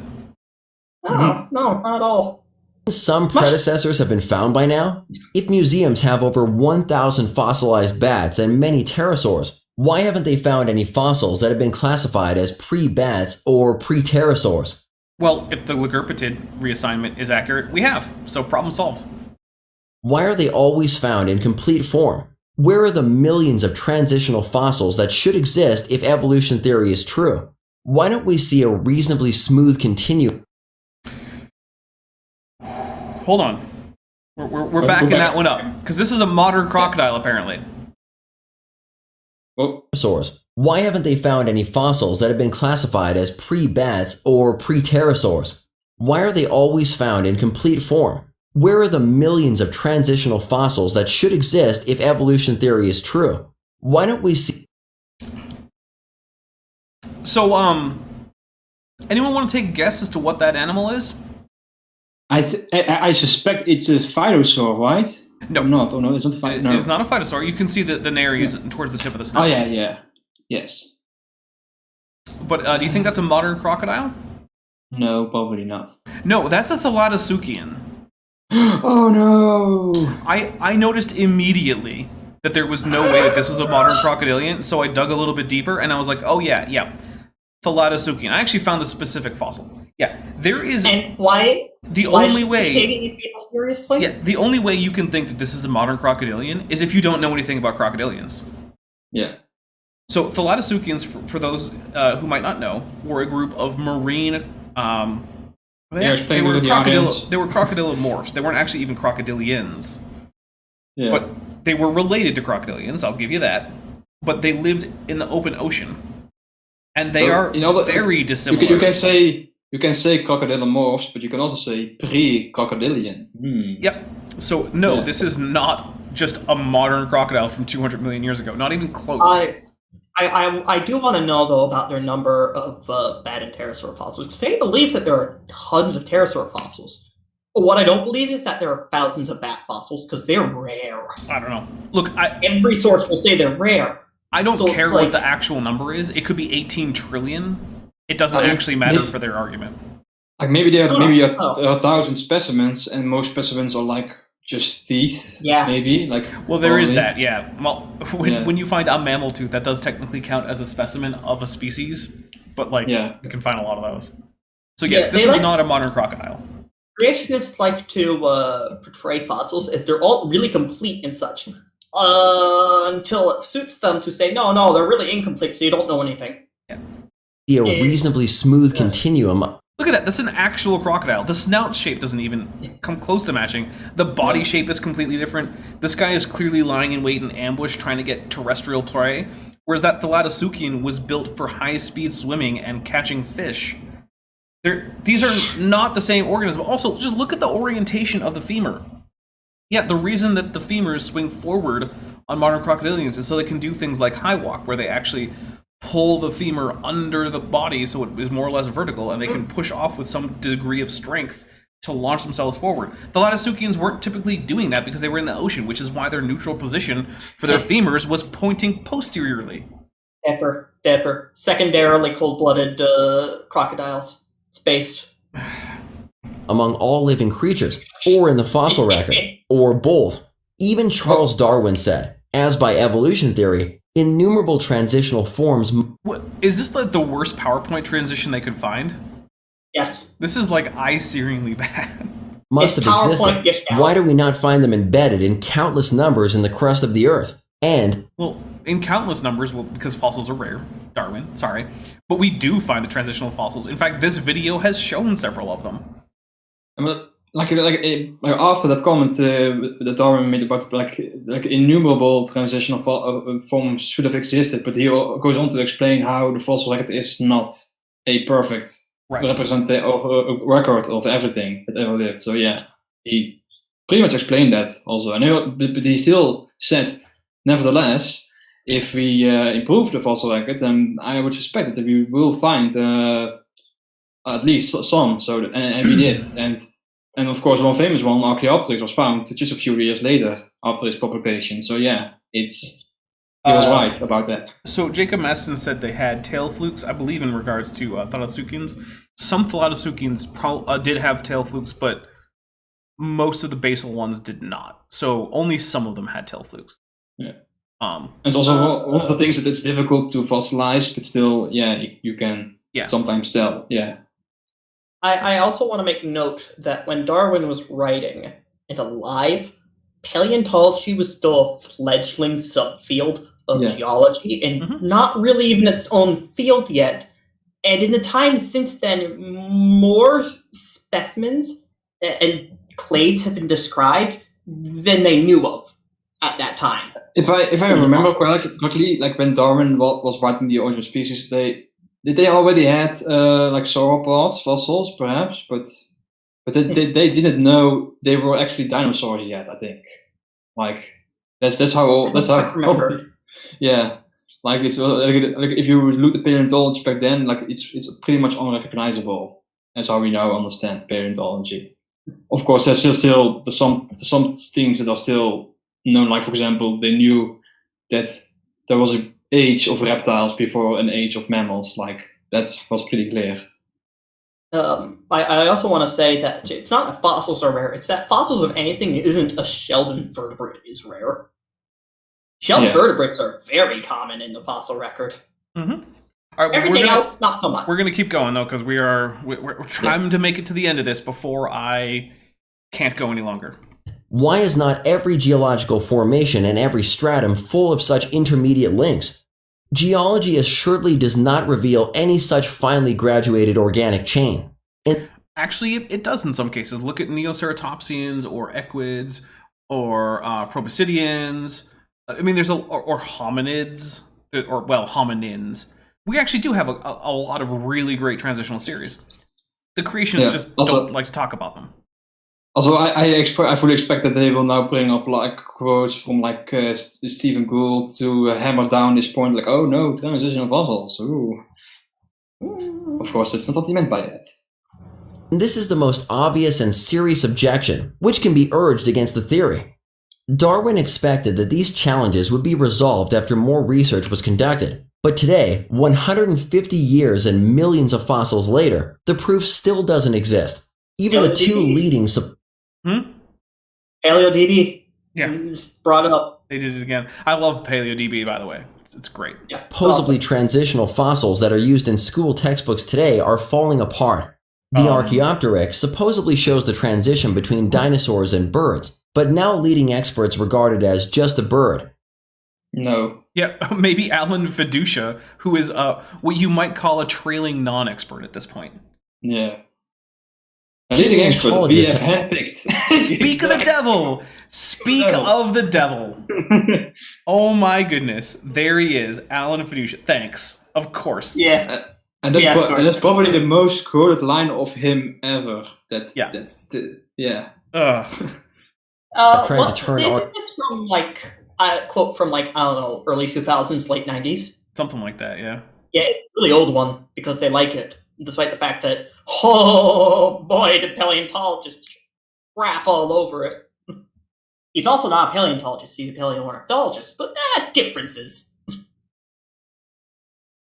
Archaeopteryx into an earthbound feathered dinosaur, but it's not. It is a bird, a perching bird, and no amount of paleobabble is going to change that. Except it did change. It did, right? Because the thing is, at this point, it was still reasonable when Fiducia made this statement. It was still reasonable to conclude that the hallux on Archaeopteryx was inverted, like in a perching bird, like a dove or a finch or something. But it has since turned out with more specimens of Archaeopteryx that nope, that was just a taphonomic artifact.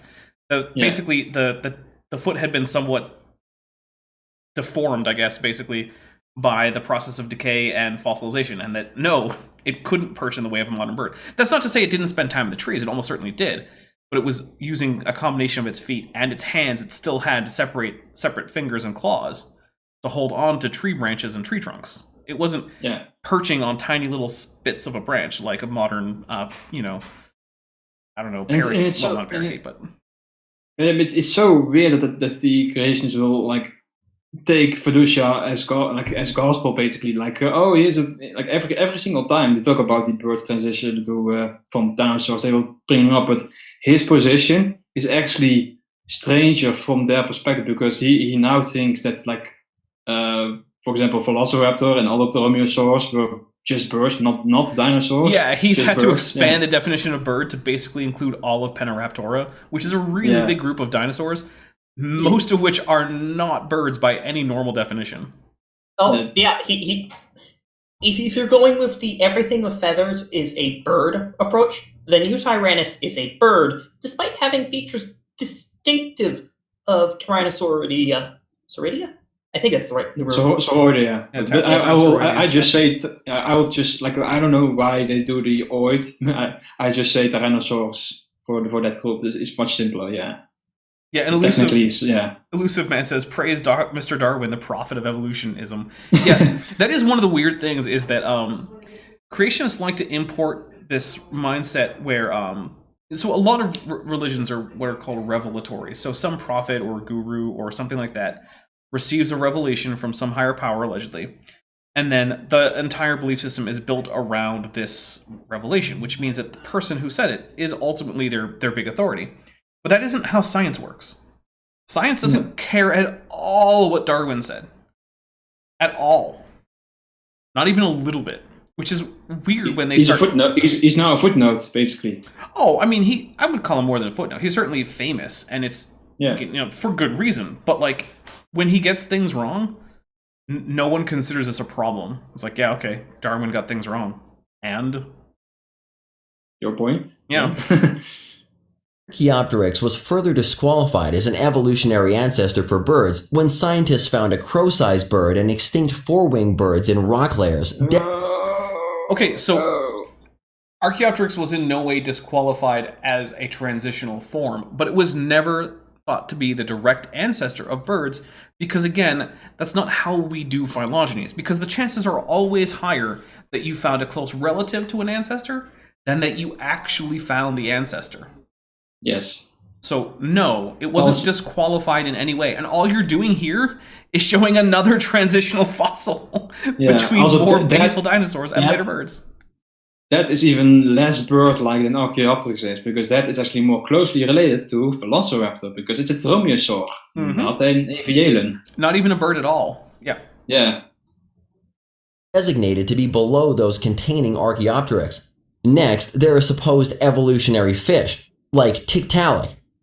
That is a cursed image of Tiktaalik. I don't even know what's happening with that. It looks like a monster. I don't know what is happening there. That is the craziest Tiktaalik.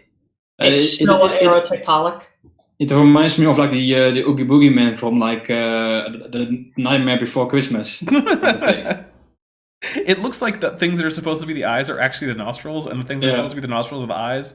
And also, shouldn't the nostrils be farther down? Like, everything about this Tiktaalik is crazy, but let's hear what they say about Tiktaalik. Typically shown in textbooks as a 375 million year old fossil that was on its way to progressing into a land-dwelling creature. No, that had morphological traits expected of a transition between more basal Sarcopterygian fish and later tetrapods. The claim was never that this was the direct ancestor between those morphologies. Yeah.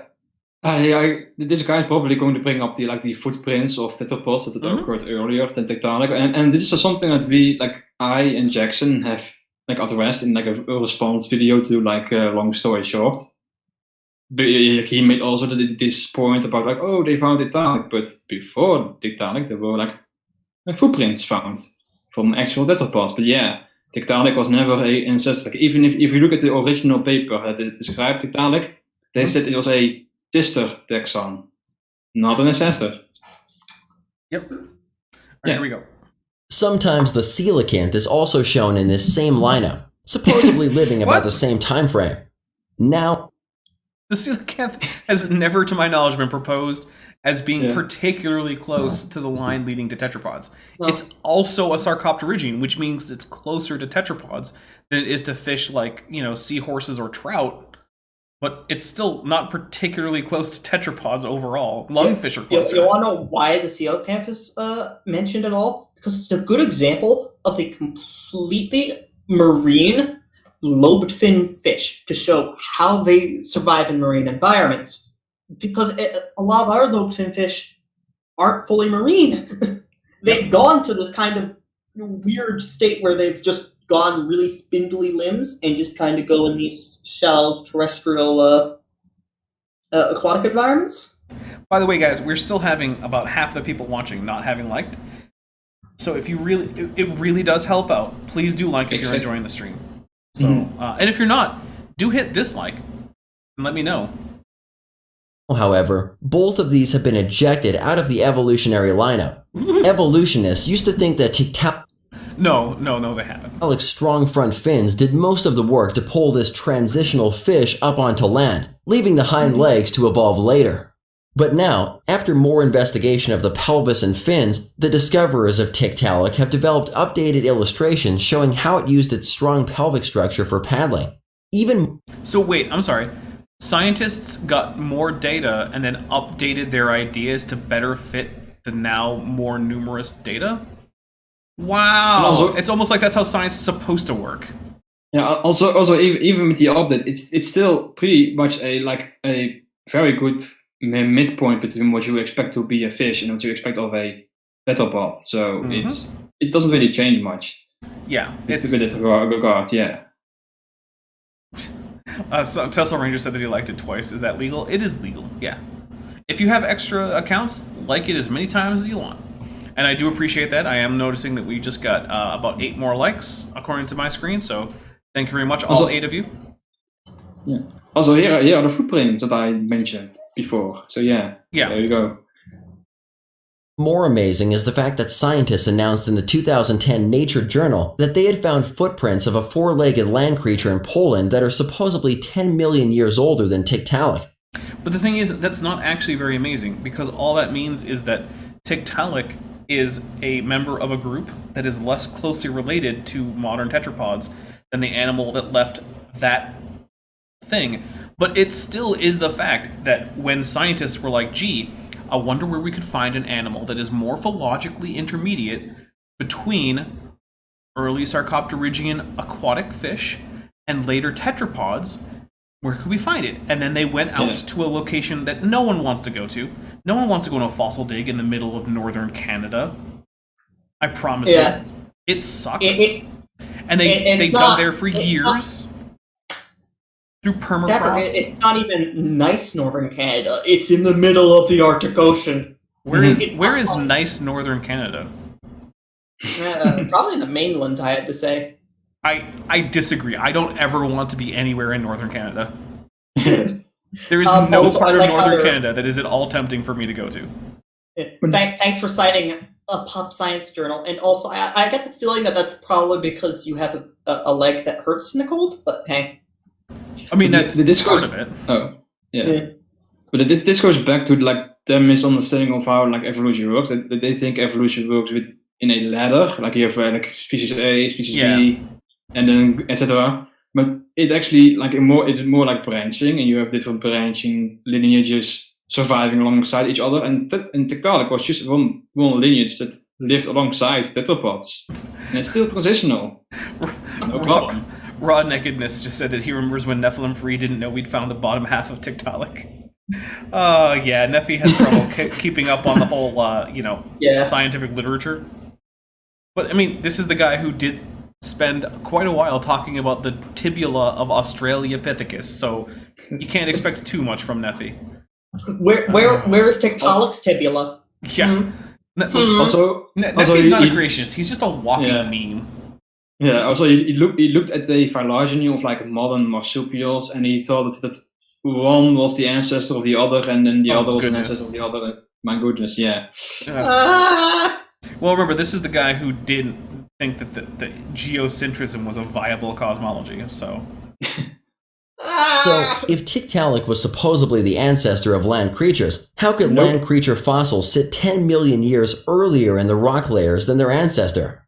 Because it wasn't their ancestor, and we never actually said that it was. There you go. Problem solved. There goes Tiktaalik as a clear transitional fossil. No! The transitional fossil is based on morphology, not literal ancestry. No. Yep. Alright. Yet it's still found in school textbooks today.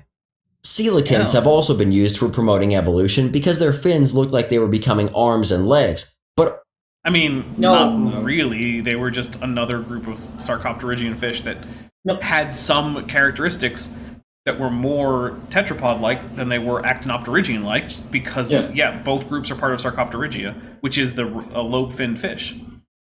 And there's also like the very, very progressivist language forced into this, like, it looks like they were trying to be like becoming like having limbs or having hands and such. But it's not.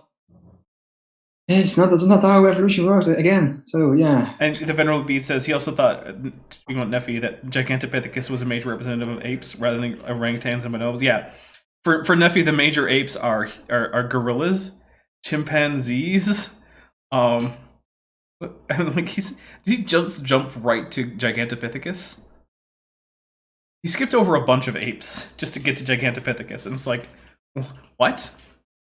Why? You're not even going to list all the extant apes? Okay. I want to make note. Non-living, living non-tetrapod sarcopterygians are the 2 species of coelacanths and the 6 species of lungfishes. That's what we have of modern sarcopterygi. Well, and also all of the tetrapods. Yeah, also all the tetrapods, but non-tetrapod size, they're not very common anymore. Yeah. And the thing about this is, the reason why the coelacanth is used as an example is because it's a really good example of what a sarcopterygian fish, a more basal one, would look like.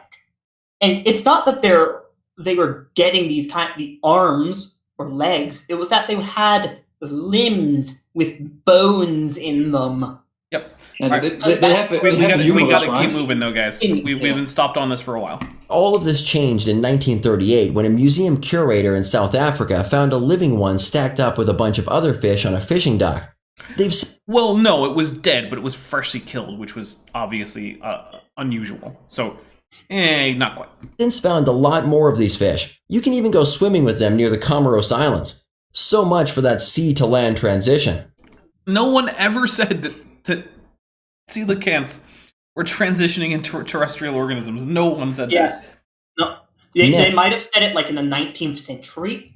Maybe. That's even not then, what I'm skeptical. You say currently. There's dinosaurs. We got to keep when going. we look at the dinosaur fossil record, we see that they were buried furiously, rapidly, and simultaneously. I mean, except for the ones that weren't, like the Archaeopteryx you just showed. Yeah. Oftentimes found fleeing in groups, even leaving their youth behind. Take this massive... Okay, I know where that claim comes from, and it's the fact that dinosaur fossil beds that actually are like mass graves, basically, tend to be age segregated. But that could also just mean that dinosaur social groupings tended to be age segregated, which is a thing that still happens in modern animals.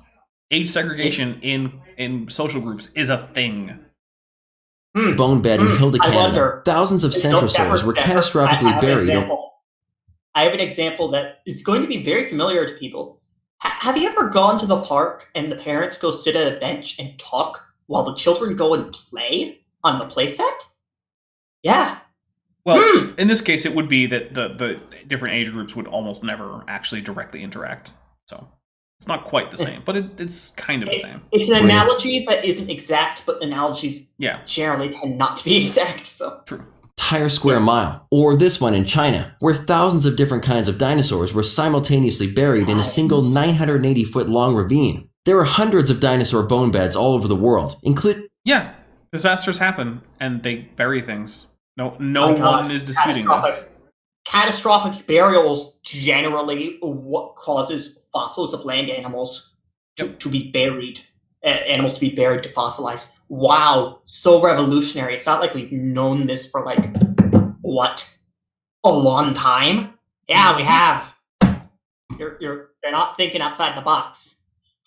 In the U.S., where the Morrison Formation covers 13 states and 700,000 square miles, thousands of torn-apart dinosaurs are buried here in hundreds of mass graves, with many found in the classic death pose with their necks arched back, choking as they died. No, okay, so look, here's the thing. There's nothing about the quote-unquote classic death pose that indicates that there was choking or suffocating or drowning, right? All it means is that the organism post-mortem, now post-mortem means after it had already died, was buried in a watery area where the water was relatively cool. The way we know this is because you can kill dinosaurs and watch what happens to them as they rot. And normally, even if you drown them, they don't just go into the quote-unquote death pose unless you keep them in water as the decay process goes on, in which case, yes, the spine actually does curl up that way. It's really not very complicated. Also, if maybe it's different with like dinosaurs, but if I imagine like a person or maybe a dog choking, I don't think they will go like arching back. They will more like go arching forward, if anything, right? Yeah. So normally, choking and drowning actually does not cause any particular flexion of the spine. It just doesn't. Museum signs everywhere even admit they died in a watery catastrophe. Is a worldwide flood? Yeah, because watery catastrophes happen and always have. Yeah, but we know that floods and tsunamis happen, and things fall into rivers sometimes, and they can't get out because, there are strong rivers that have strong currents. The best explanation for this? Let's drill down on just one of these massive bone beds in Wyoming, where over 1 million dinosaur bones have been buried over an 80-acre area. This is a Upper Cretaceous sedimentary deposit. And what we have here is what's called a bone bed. It's an accumulation of bones that's about 1 meter thick, a little less than 1 meter. And in this meter, we find the bones present as a graded bed with little bones at the top and bigger bones at the bottom. Okay, so I read a paper by one doctoral candidate, Summer Rose Weeks, that this guy, Arthur Chadwick, signed off on, explaining a late Cretaceous bone bed with graded with graded bones from largest and heaviest at the bottom to smallest and lightest at top.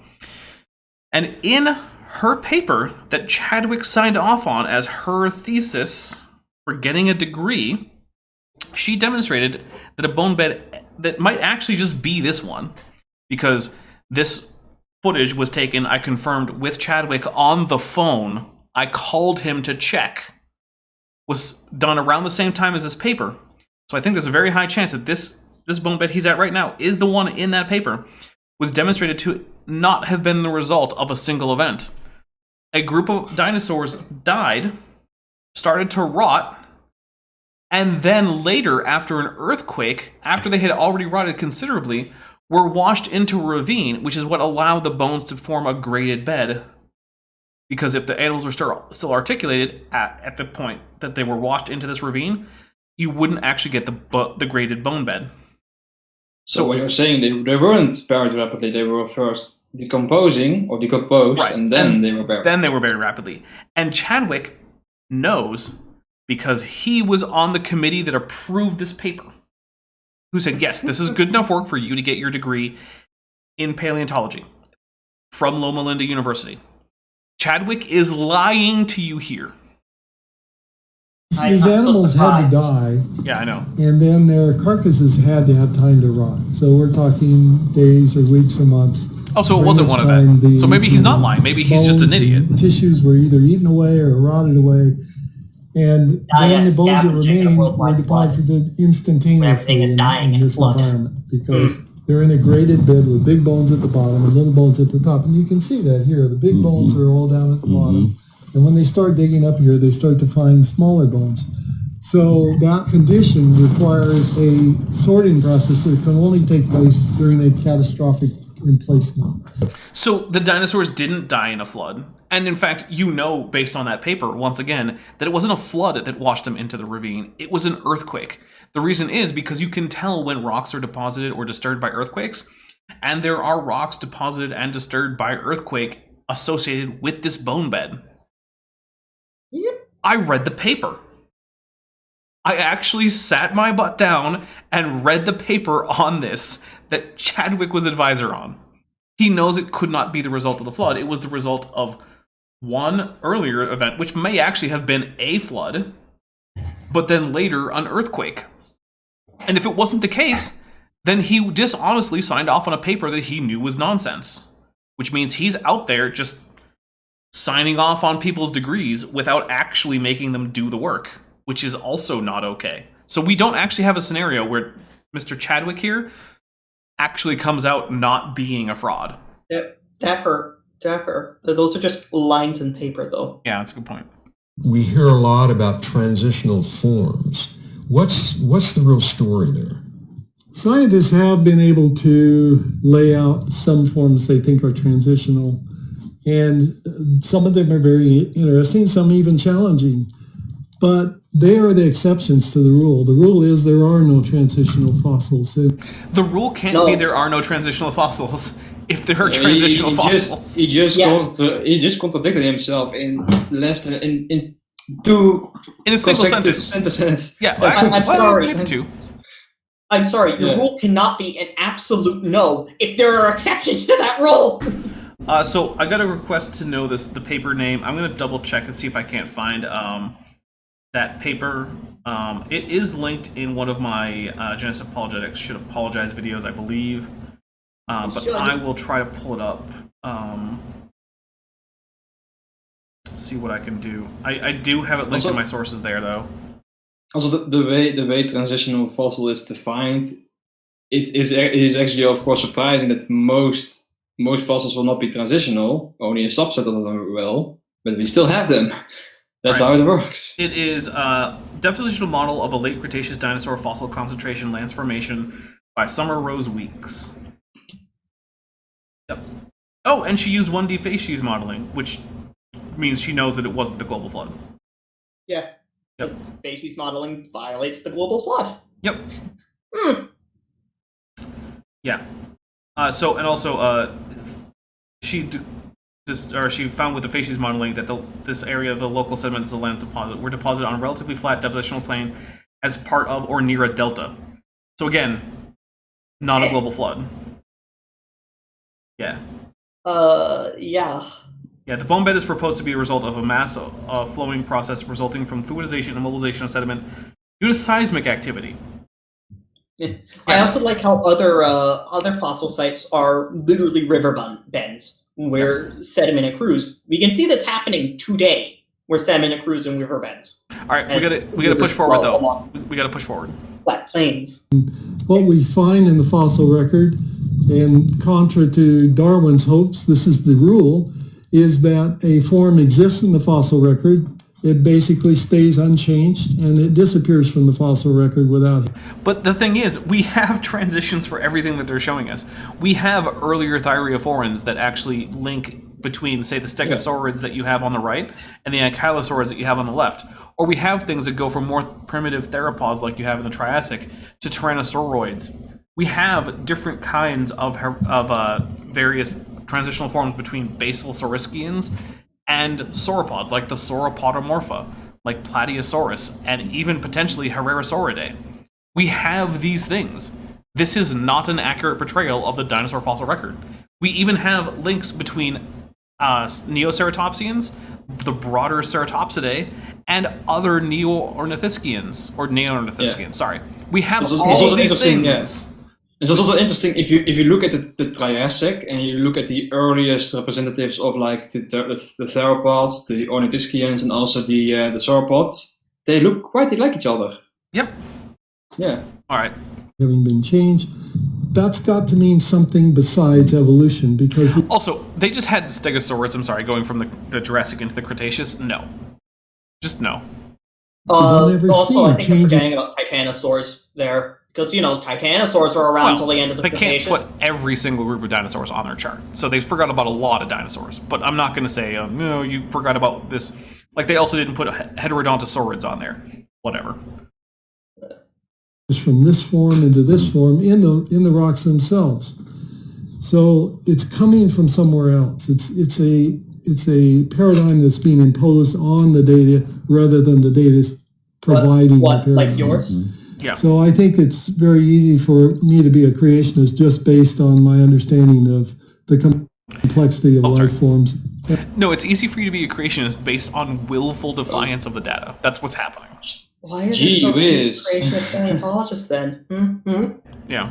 And when we look at the fossil record, we can see that the complexity is all there. Wait, isn't that Wiwaxia? Yeah, I think so. Yeah, it's the spines and the mollusks. Yeah, maybe the mollusks. I'm going to see if I can get a picture of Wiwaxia and see if that's actually a Wiwaxia specimen, because that is not anything that you would say is still around today. That is, yeah. Hold on a second. I didn't spell it right because I can't spell it correctly. I also like how all these animals were supposedly extremely successful pre-flood, but then as soon as the flood happened and they got off the ark, they just all died. Well, everything we don't have died. But dead. Oh, it always just shows, whenever I do an image search, it's just like, oh, did you want all these reconstructions? And it's like, no. Yeah, that is Wuwaxia. That's from Wikipedia. Yeah. That is one of the Wuwaxia fossils on Wikipedia. So, okay, in case people don't know, Wuwaxia is nothing like anything that's alive today. Or not nothing like, but it's extremely different from anything that's alive today. It's from the Burgess Shale.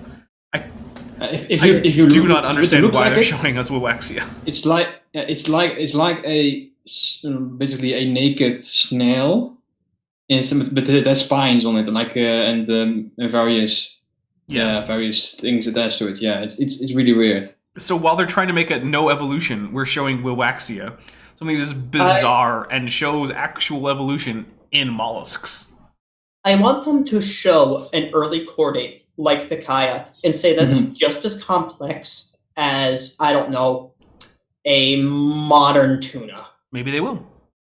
From the beginning, and this begs the question, it's Morella. Where did all this Trilobites. Oh, these are all... So the thing I like about Morella is it's actually a pretty obvious transitional form because it still has biramous legs, which means that as the legs go, the first section is a single section. But then when you break between the femur and the next section down, there's actually a Y junction. And the top section actually goes off into gills. And the bottom section goes into the rest of the segmented leg that's used for either swimming or walking. And modern arthropods tend to have only a single, chain going down. And some of them do actually still have gills on their limbs, but those limbs have lost the segments for walking, and the walking limbs have lost the segments for gills. So it's interesting. I've actually seen a recent paper that shows that trilobites also have the biramous limbs. Yep. They have gills on the limbs. So both of these are transitional. Morella splendens is beautifully transitional. So it's I've learned something new about trilobites. There you go. Yeah. Also, I love this guy's spines. They're amazing. Yeah.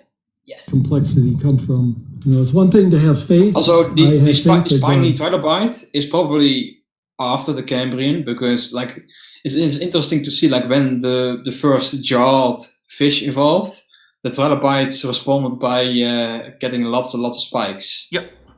It's great. Yeah. Was the creator. But that's substantiated by what I see around me. Mm-hmm. To say I have faith that evolution produced this when I can't even see how it could have happened. There are hundreds and hundreds of similar mass graveyards around the world that have been catastrophically deposited by water. Okay. Scientific journals have now even documented 14 fresh bioorganic materials from dinosaur bones. No. That's it. That's all I'm going to say. Okay. This has been done so many times. Just go look at another video Dapper's done on this. Please. Yeah, basically. There's already a bunch of these. But long story short, first of all, not everything we're showing here is a dinosaur. That's a little bit of a weird thing to do if you're talking about dinosaurs. But anyway, these are not all preserved as actual soft tissue. For instance, there's talking about skin pigments. We don't actually find preserved skin pigments as the pigments. We see their microstructures under, scanning electron microscopes. Melanosomes, yeah. But no, we're not finding all of this as soft tissue. And when we are, it's under very unusual preservation where we already know the chemistry involved in their preservation. Simply can't be millions of years old.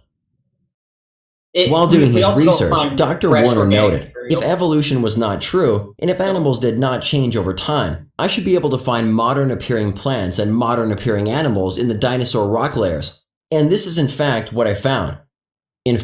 But the thing is, if evolution is true, you should still be able to find some animals that greatly resemble modern animals, because members of the same groups were filling the same niche in the Mesozoic, in some cases, as they are now in the Cenozoic. So there's no reason for them to be greatly morphologically different. Also, according to common descent, creatures before were related to the modern creatures, and they should have at least some resemblance to the modern creature to show their relatedness. So it's the opposite, basically, what is expected. But anyway, go ahead. In fact, Dr. Warner has documented 432 mammal species in the dinosaur fossil layers. But after visiting 60 museums around the world, he did not find a single complete mammal skeleton from the dinosaur layers displayed at any of these museums. I can answer this. Because we don't have many complete mammal skeletons from the Mesozoic. Yeah, mammals are all small things. Yeah, mammals tend to be preserved as like little bits of teeth here and there, and we do have some Mesozoic, relatively well-preserved mammals, but they're very uncommon, and they're So okay. I would actually say, unless we do have a relatively complete skeleton of a mammal from the Mesozoic, do not display skeletons, because we don't have the skeletons to display in a museum. Yeah, but the thing is, like, if you want to find a Mesozoic mammal, it's like, and read papers on Mesozoic mammals or mammaliforms and whatnot, it's really not very hard to do. You can just look. It's right out there. The fact that it's not prominently displayed alongside Tyrannosaurus Rex, when, let's be honest, museums get a lot of their money from the public paying, and the public isn't paying to see a small mouse-sized animal with the teeth like a shrew. They're paying to see a giant dinosaur. Not exactly surprising. The public-facing side of museums is not the same as the research-facing side of museums. Pretending that they're the same. There's a reason for that. Right. The public-facing side of a museum is what funds or helps fund, because they also usually get things like tax money and things like that, right? Not much. Not much, right? But it's a major part of the funding of the whole research side of the museum. And the research side of the museum has a lot of stuff that isn't put on the display. That's why museums have a back room full of drawers of fossils and artifacts and things like that. So yeah, the fact that you couldn't find them on display is not very significant. Some mammals are even found in the stomachs of dinosaurs. Mixed in among dinosaurs, Dr. Warner found all of today's So dinosaurs ate mammals and mammal relatives. That's not exactly controversial. What is the point of saying that? Oh, and they found snakes, lizards, turtles, and crocodilians along with dinosaurs. Yeah, because all of those things evolved during the Mesozoic. Yeah, okay, so lizards, we start seeing our first real lizards during the Jurassic, don't we? I believe so, although they may have diverged earlier than that, because again, the earliest you see something is not the earliest it was around. Yeah, we're getting snakes in the Cretaceous. We've got crocodilians, because big surprise, they diverged alongside dinosaurs during the Triassic. Well, no. Crocodilomorphs. But we don't actually get real crocodilians until fairly far into I think is recommended. I think crocodilians appeared like in Cretaceous, right? I would have to double check, but it's certainly not. I would have to double check, but it's certainly not like at the beginning of the Jurassic. It's much later. The crocodile line diverged from their common ancestor with dinosaurs during the Triassic. Yes, but those animals weren't crocodilians; they were pseudotsuchians. Yes. But crocodilians themselves are well accepted to have been around at the same time as at least some dinosaurs. Oh yeah. During the Mesozoic. Well, for instance, the late Cretaceous is crown group. Yeah, the late Cretaceous is full of crowned crocodilians. So yeah, but I also like how they. Sorry. Go ahead. Well, yeah, the fact that these things are found with dinosaurs after they evolved is kind of what we would expect, but we got to keep going. Reptile groups, as well as birds, including parrots, owls, penguins, ducks, loons, albatross, cormorants, and sandpipers. Of those, the only one that we have a reasonable chance of having been around with dinosaurs might be cormorants, because cormorants probably diverged from other neoavians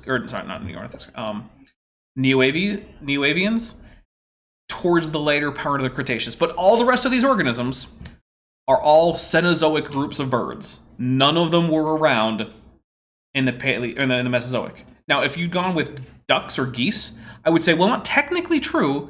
Anseriforms, which is the group that, ducks and geese belong to, were around, but not Anserids, which is the modern family of ducks, geese, and swans.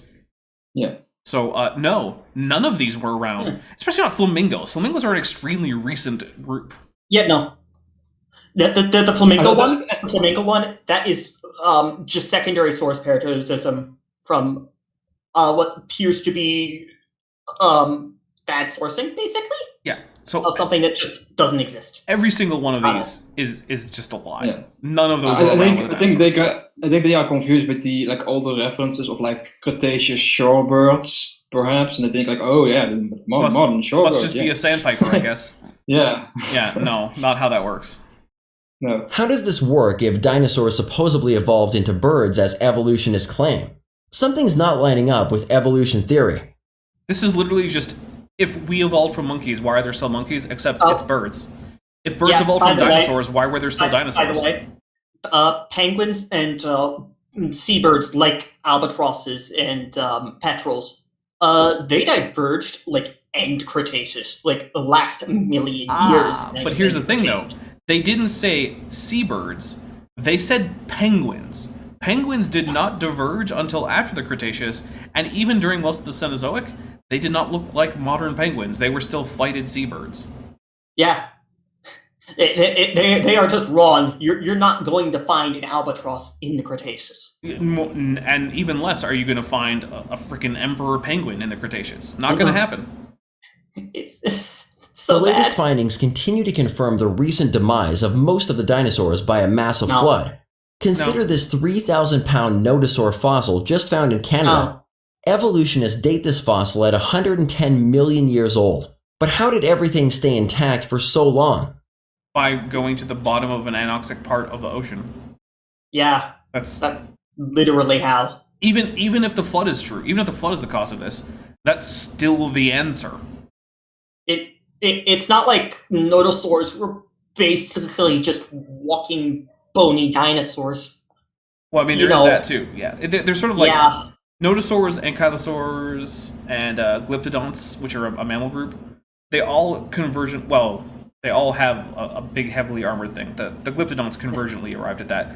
But basically, they all have this thing in common where, like, if you have a reasonably good articulated skeleton, you basically know what they look like in real life because they were covered in bony armor. But this is an exceptionally well-preserved specimen. And it is unusual. It even preserves the non-bony parts of the skin as sort of a rock cast. But the thing is, it's not the original tissue. This is a thing that creationists like to do. They also like to do it with Leonardo, which was a hadrosaur. I think it was a mummy, basically, right? It was. It's called a mummy, but the thing is that it's not actually the original tissue. It's a rock cast of the tissue. The tissue was not preserved in the same way as like an Egyptian mummy, right? Like you go into an ancient Egyptian tomb and find a mummy. That's the actual skin there. That's the actual muscles and fascia and bones. But that's not what's happening with Leonardo, and it's not what's happening with this, except the bones might be original. Skin pigment, guts, scales, full bony armor, keratin. Even its last meal was found in its stomach. Yeah. Paleobiologist Jacob Vinther said, the dinosaur is so well preserved that it might as well have been walking around a couple of weeks ago. Yes, he did say that in an interview. Oh my god. Oh my god. A paleontologist used poetic language when describing something in pop science. I've never seen anything like this. Rather than being scavenged after death, this dinosaur was rapidly entombed by Noah's flood just thousands of years ago. If the Genesis account is true, and we believe that it is, we would expect the fossil record to bear out a wide variety of various kinds of animals that lived in a pre-flood world much different than... From Smitty in chat, Leonardo was an anthropomorphic tortoise. Which... Yeah. Thank you, Smitty. Nice. You're always welcome here. Also, I love this amazingly derpy no-lip. Oh, yeah. I'm not even sure which genus we're getting. This is great. Yeah. Today, animals that were catastrophically buried quickly, and in many cases torn apart, graded, and sorted, buried with marine life. But that's the thing. Floods, even tsunamis, don't tend to just... Speak of the devil. Yeah. Speak of the devil. Floods and tsunamis don't tend to just put animals like they were going through like a paper shredder, right? When an animal dies directly in a flood, it usually stays more or less intact, and if it's buried quickly afterwards, you're actually likely to find a reasonably articulated skeleton. Just like Chadwick said earlier in the same video, because we haven't switched to a video. This might be a compilation, but it's still the same video. When you get a graded bedding with bones that are sorted by size and density, that means that they had to spend time rotting beforehand. So we have contradictory things here. And now, hold on one second. We're going to explain Leonardo as the result of a flood, because this is the Leonardo specimen, while also explaining graded bone bedding as the result of a flood. So pick one, guys. Either the flood is the result of these amazing dinosaur quote-unquote mummies, or it causes graded bedding, but you can't have your cake and eat it too. Go ahead, TD. Remember what I said earlier about how they want their flood to have both it explains all the really good preservation, but also in the flood would have totally just mashed all the bones up. Yeah, they're contradicting themselves here. It is a contradiction. You cannot have both. It is one or the other. Yep. Mummified, unfossilized, and discovered with unfossilized? First, what exactly does it mean to be unfossilized? But second citation needed. Many bioorganic materials that simply can't last for millions of years. Okay, they're saying that this is stuff from dinosaurs, but they also listed chitin. I want you to find me the dinosaur with associated chitin. Because in case you guys don't know, chitin is what makes up arthropod exoskeletons. Tetrapods don't really have chitin. We would expect to find massive bone beds all over the world and covering hundreds of thousands of square miles like the Morrison Formation. We would also expect to find that even leading transitional examples like Archaeopteryx, Tiktaalik, and coelacanths would not hold up over time as true evidence of evolution.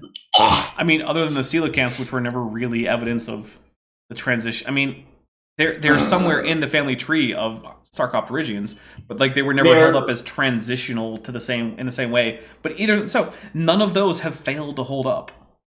I've said this like 20 times already, but like lobefin fish. Okay, modern coelacanths that we have are basically the only example of what a original lobefin fish would have looked somewhat like.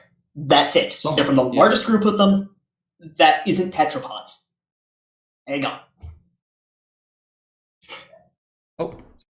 How do you go from hundreds of bone fragments to 47 skeleton bones to a missing link that supposedly lived 3 million years ago named Lucy? Lucy fills the pages of our public school. Because that's not the only specimen you found.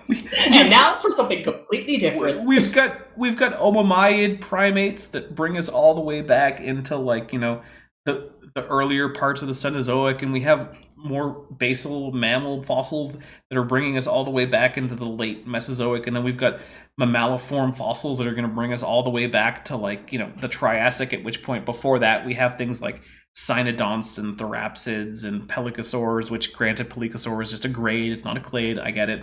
We have actual data going all there, and we have things like, very primitive amniotes, like we've already talked about, and we have things like, reptilomorpha, which are the animals that are close to amniotes, but they're still not quite amniotes, and then we have things like Tiktaalik. Like, we can actually fill in a whole lot of this story with actual specimens of organisms.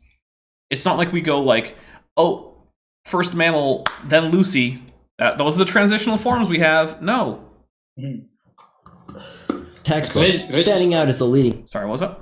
I was about to say that they are just stuck in the 1960s or something. I don't know. What was that? Earlier than that, because we knew about a lot of therapsids, including cynodonts, in the 60s.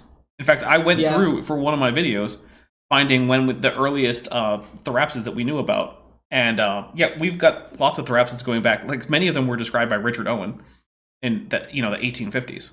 And I did that for my my video about Raw Matt and his article on therapsids, which was just laughably bad.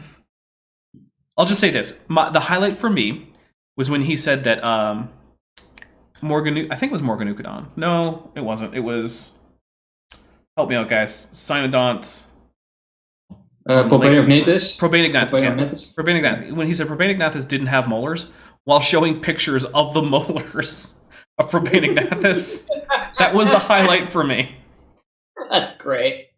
Icon for human evolution. But is Lucy really a missing link to humans, or is she just an extinct 3.5-foot ape? Both? That. And I hate this. Erica would probably be reading right now if she were here. She would. But this is not possible with Australopithecus. Yeah, Australopithecus could not do knuckle walker. Knuckle walkers have specific adaptations for that, and also that pelvis, not possible. Not possible with Australopithecine pelvis. Yep. You can't have it. And also, it violates the placement of the foramen magnum at the bottom of the skull. That's the area where your spinal cord goes into your skull, so it can connect to the brainstem. And in bipeds, like humans, it tends to be on the bottom of the skull, so that the spine can go down vertically. But in quadrupeds, like chimpanzees or gorillas, they're making this Lucy strangely gorilla-like. I don't even know why they're not making it chimp-like, but whatever. In animals like that, the foramen magnum tends to be at the back of the skull instead of the bottom, so that the spine can go in more or less horizontally. But here we go. Stick around to find out. In 1974, Donald Johanson found a small elbow bone in the Ethiopian desert. Looking around, he found several other bones that looked like they could be from the same creature. He later returned to uncover hundreds of bone fragments scattered along a hillside. Later, his team pieced together the hundreds of fragments into 47 skeletal bones. They believed that the creature was an adult female that weighed 55 pounds and stood 3.5 feet tall. Not for good reason. Not anywhere close to a human. But after gluing these... So? What do you mean? So, okay, hold on. Would Genesis Apologetics argue that, say, like, Warwick Davis or Peter Dinklage aren't real humans because they're short? Is that what we're going with? Like, humans vary a lot in height. We have people from, like, in the 4-foot range to the 6-foot range. Yeah. With people that are anomalously tall or short. It's like I can see an image in front of me like you must be this tall to be transitional and this tall to be human. Yeah, we've got 2 million years. Height is not a difficult thing to gain over that period of time. Very closely related organisms can be vastly different in size and still be accepted by creationists as part of the same quote-unquote kind.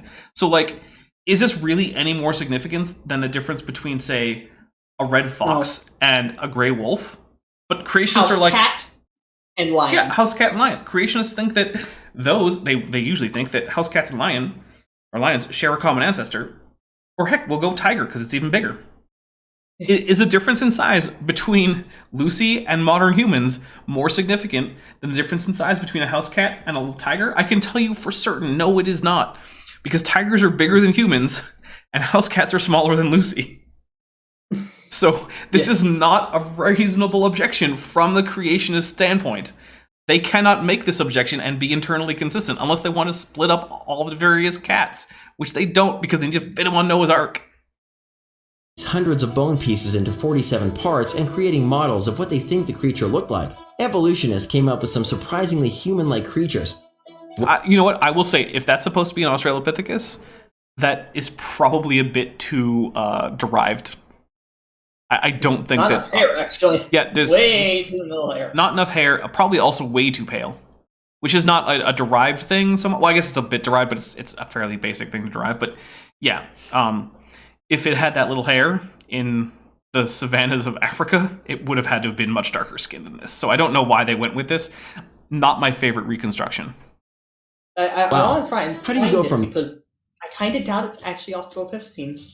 That's a good point. It might not be. But either way, it should still have darker skin pigmentation because it's still going to be living in Africa in the blazing sun. And you're going to need a darker skin pigmentation to avoid things like immediate sunburn and or skin cancer. Actually, you know what? That brings up a decent point, which is whitewashing of early Homo. Yeah, that'll happen. Yeah, that happens. Yep. Legitimately. But then Ken Tovin will complain when people make dark-skinned early hominins. And he'll say, well, that's racist because they're saying that black people are like monkeys. And it's like, well, first, everyone is monkey. Second, no, it's because dark skin is an adaptation to the sun, and they were living in sunny, hot areas. So they probably would have died if they didn't have the dark skin. This, to these. And they didn't... I like that we're censoring the Australopithecus nipples. We can't show... the Australopithecus nipples, guys. That's not okay. You can't show female nipples, but you can show male nipples. But wait, they are not human, right? So why would it matter? I don't know. Look, you know what? I'm not going to pretend to understand various taboos about what you can and can't show in media. They don't make sense to me. They didn't find any hands or feet with Lucy, and they certainly didn't find any eye whites. So it is the case that Lucy, the specimen Lucy, doesn't have hands or feet. However, Lucy is not the only Australopithecus specimen that we have.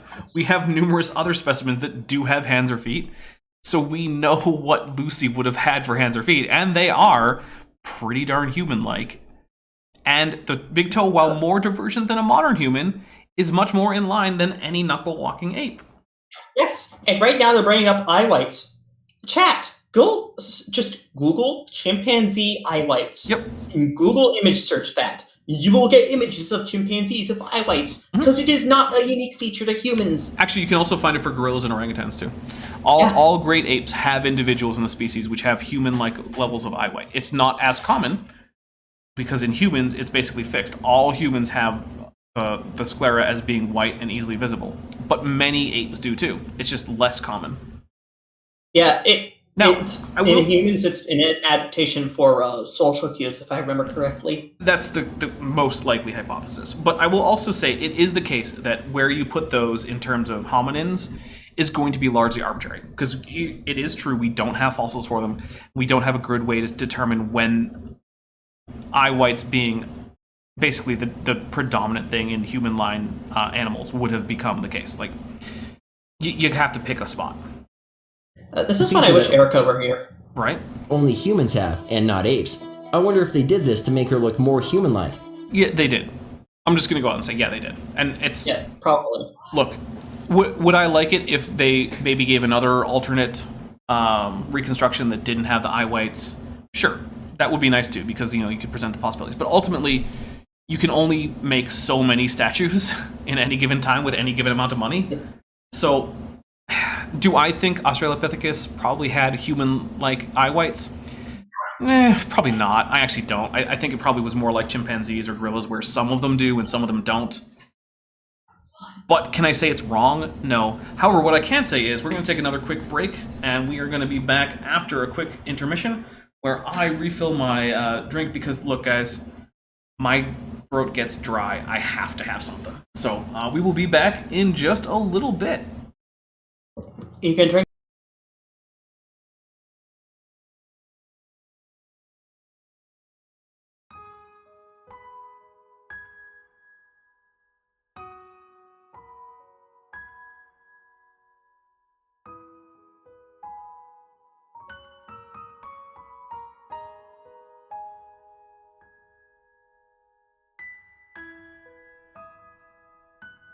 I want to take a moment to talk about something serious. There is a problem facing late surviving non-avian dinosaurs in modern America. Hunting is very strictly regulated, and only allowed at certain times of the year. This means that for much of the year we have to rely on farm-raised food, which means money. If you want to help a starving dinosaur, please consider donating on Patreon, or buying from my merch store. Links are in the description. Please help. Dinosaurs all over YouTube are depending on you to help them through the hunting off-season.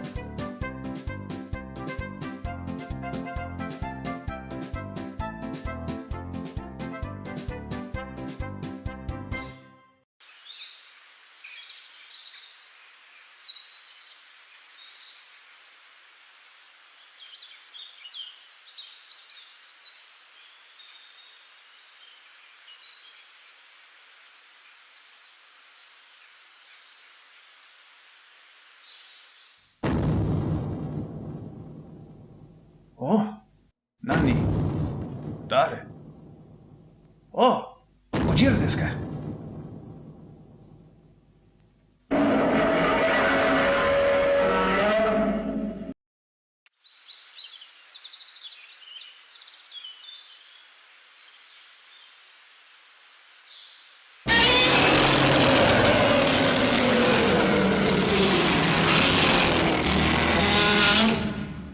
Hai, Gojira-san.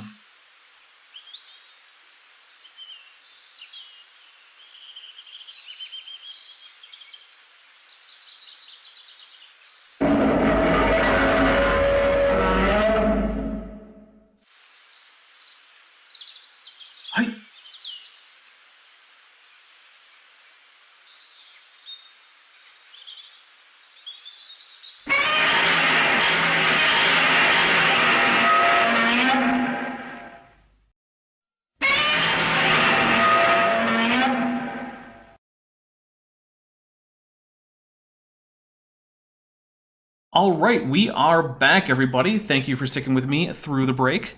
We are continuing on to talk about Lucy without Guts Gibbon. I feel like I'm now untethered in space.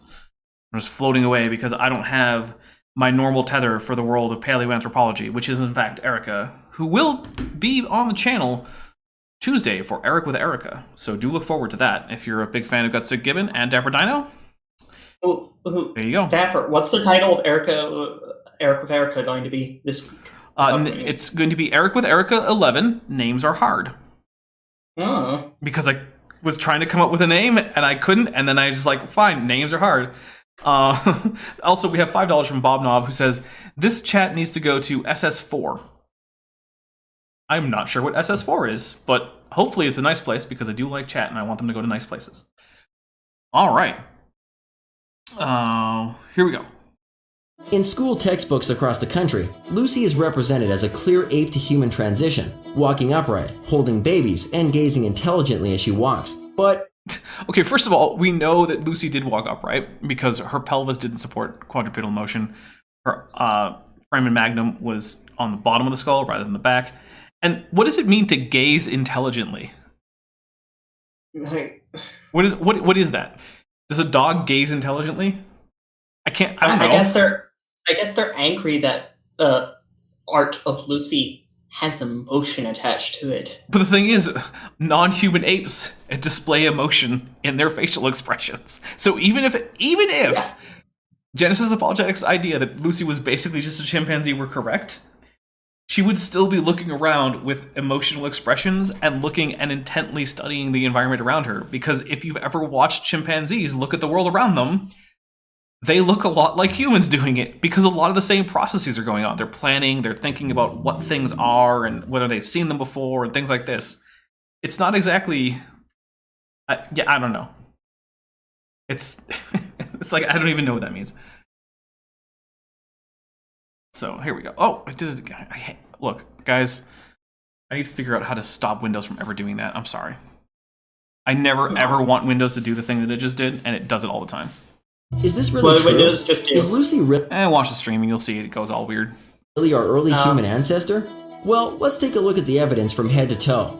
Starting with Lucy's skull, we really don't have much to go on. As leading paleontologist Dr. Leakey said, Lucy's skull was so incomplete that most of it was imagination made of plaster of Paris, thus making it No. We have other Australopithecine skulls that are much, much better than Lucy's.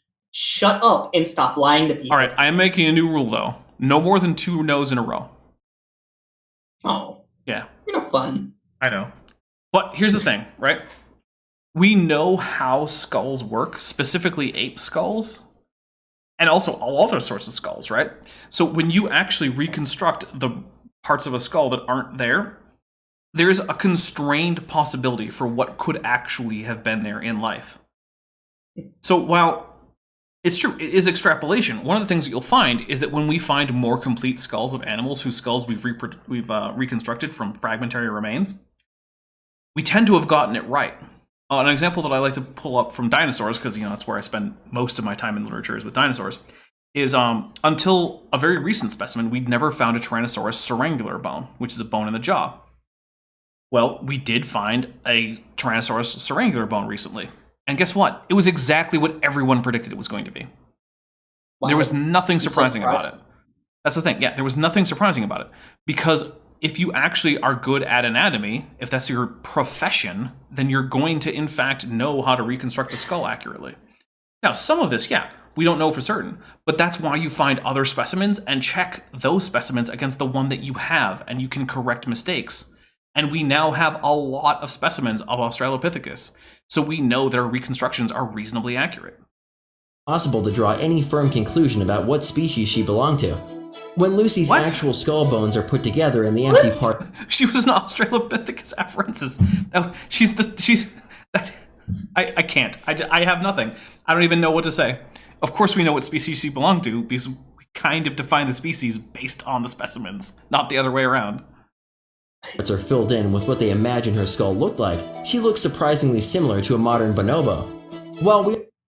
Oh my god, too closely related.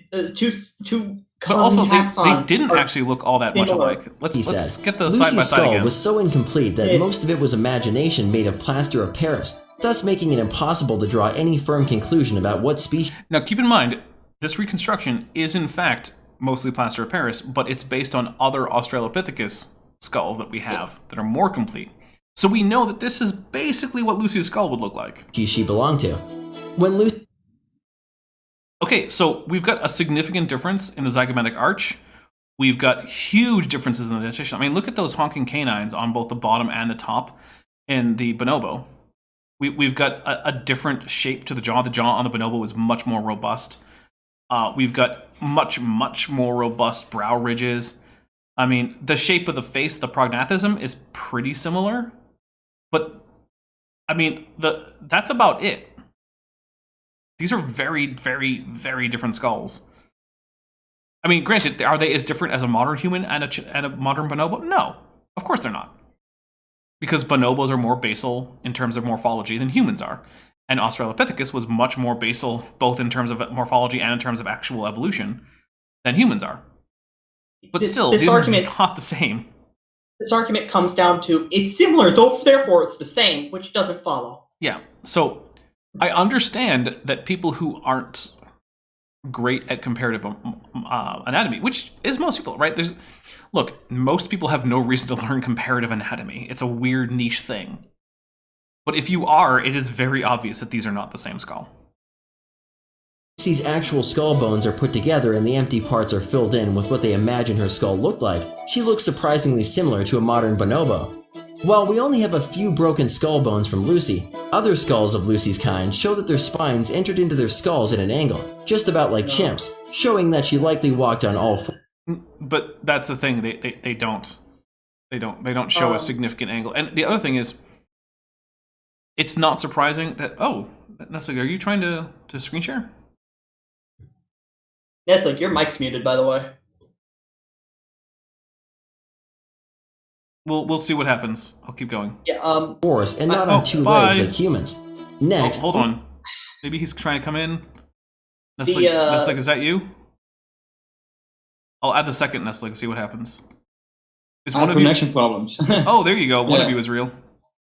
I have connection problems. Sorry. I thought at first you were trying to screen share because for some reason your screen sharing on StreamYard has been not working for me for a while. Yeah. But okay, welcome back. Let's keep going. Well, I don't know what this knotted thing is. Oh, it's an ear bone.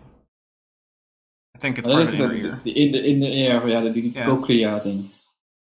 We have the inner ears. Dr. Spoor, professor of evolutionary anthropology, has extensively studied the inner ears of various apes and humans. After studying Australopithecines, he revealed that the balancing system in their ears were the same as modern apes, enabling them to live in trees. Oh, okay, but that's the thing, is no one denies that, or even suggests that Australopithecus wasn't comfortable climbing trees, but here's the thing. Modern humans are still pretty good with trees. I mean, I've climbed trees, although I'm a dinosaur, so I don't really count, but TD Lane, you ever climb a tree? I have not. Don't ask me these things. Go find a tree after this. Go find a tree and climb it. If there's one I could climb in my backyard, I don't feel comfortable with that, though, so no. All right, so here's what we're going to do. All right, if you're a channel member, put Kent Hovind in the chat if you have climbed a tree. If you haven't climbed a tree, put Trigglypuff in the chat. And if you're not a member, well, it's not that expensive. So we'll see how the chat has done with their tree climbing, because tree climbing is a fairly common activity for humans. But yeah, that's the other thing.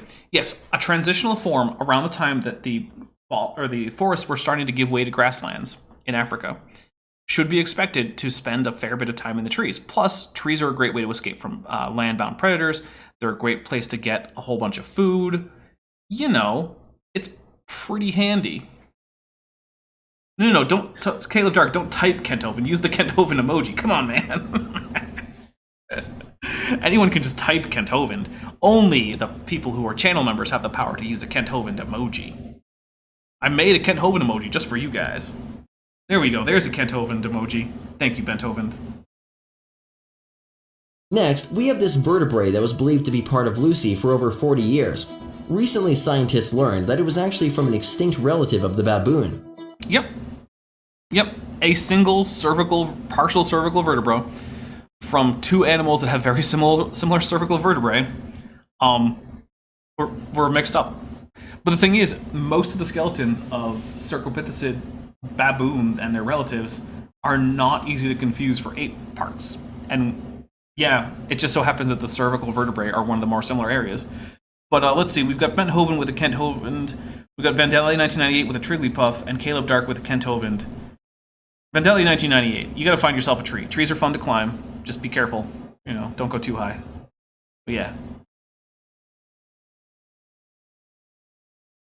When Johansen first discovered Lucy's pelvis, he reported it was badly crushed with distortion and cracking. Yeah. His team believed that it had been broken apart and then fused together during later fossilization, which caused it to be in an anatomically impossible position.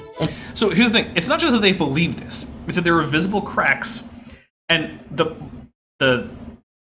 posterior part of the pelvis crossed past the center line. And I don't know if people know this, but the skeletons of apes are very bilaterally symmetrical. You don't get a skeleton where the fusion point in the pelvis is way off to the right side, which would have had to be the case if the pelvis were in the original condition.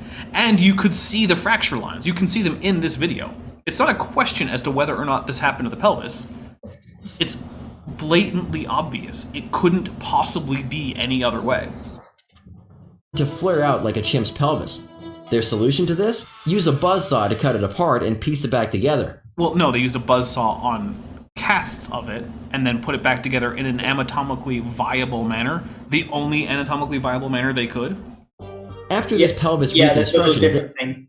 Yeah. Hey, I'm going to share something right here about what they said earlier about the foramen magnum, because I had to find an appropriate image for this. Yeah. Hey, look at that. I wonder... Are Australopithecine foramen magnums intermediate between the Homo? It's in Spanish.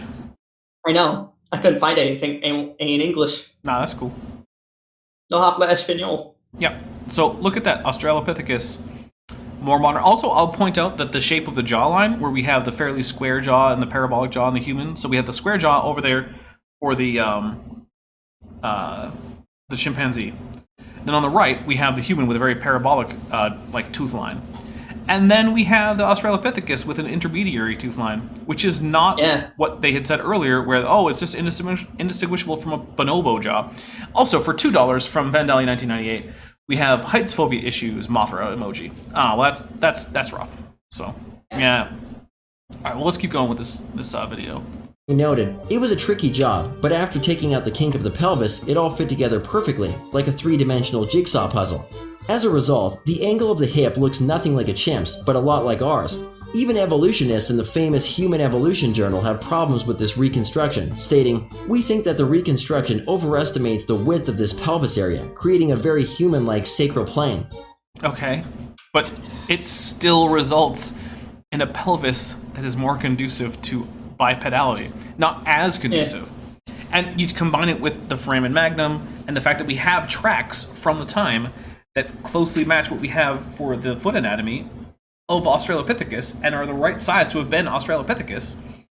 All of this consilience of evidence comes together to say, yes, Australopithecus was a bipedal ape that was closely related to the lineage of humans, if not ancestral to it. Yeah, another thing, I believe the pelvis has been more recently reworked, and big surprise, it's not quadrupedal. It's still bipedal. Yeah. Yeah. Because, they can do reworks again. Beethoven says, I can't see the tibula from that Australopithecus. Yeah, Ben Hoven's here in chat. Everybody say hi to Ben Hoven. Hi, Bent. Hi, Ben. Bent will be returning to the channel, just not quite yet. Since 1995, evolutionists have been battling out Lucy's gender, with some even suggesting that male names like Brucey or Lucifer would better fit the fossil. Now, I love it. You know the only reason they bring this up, because it doesn't matter at all.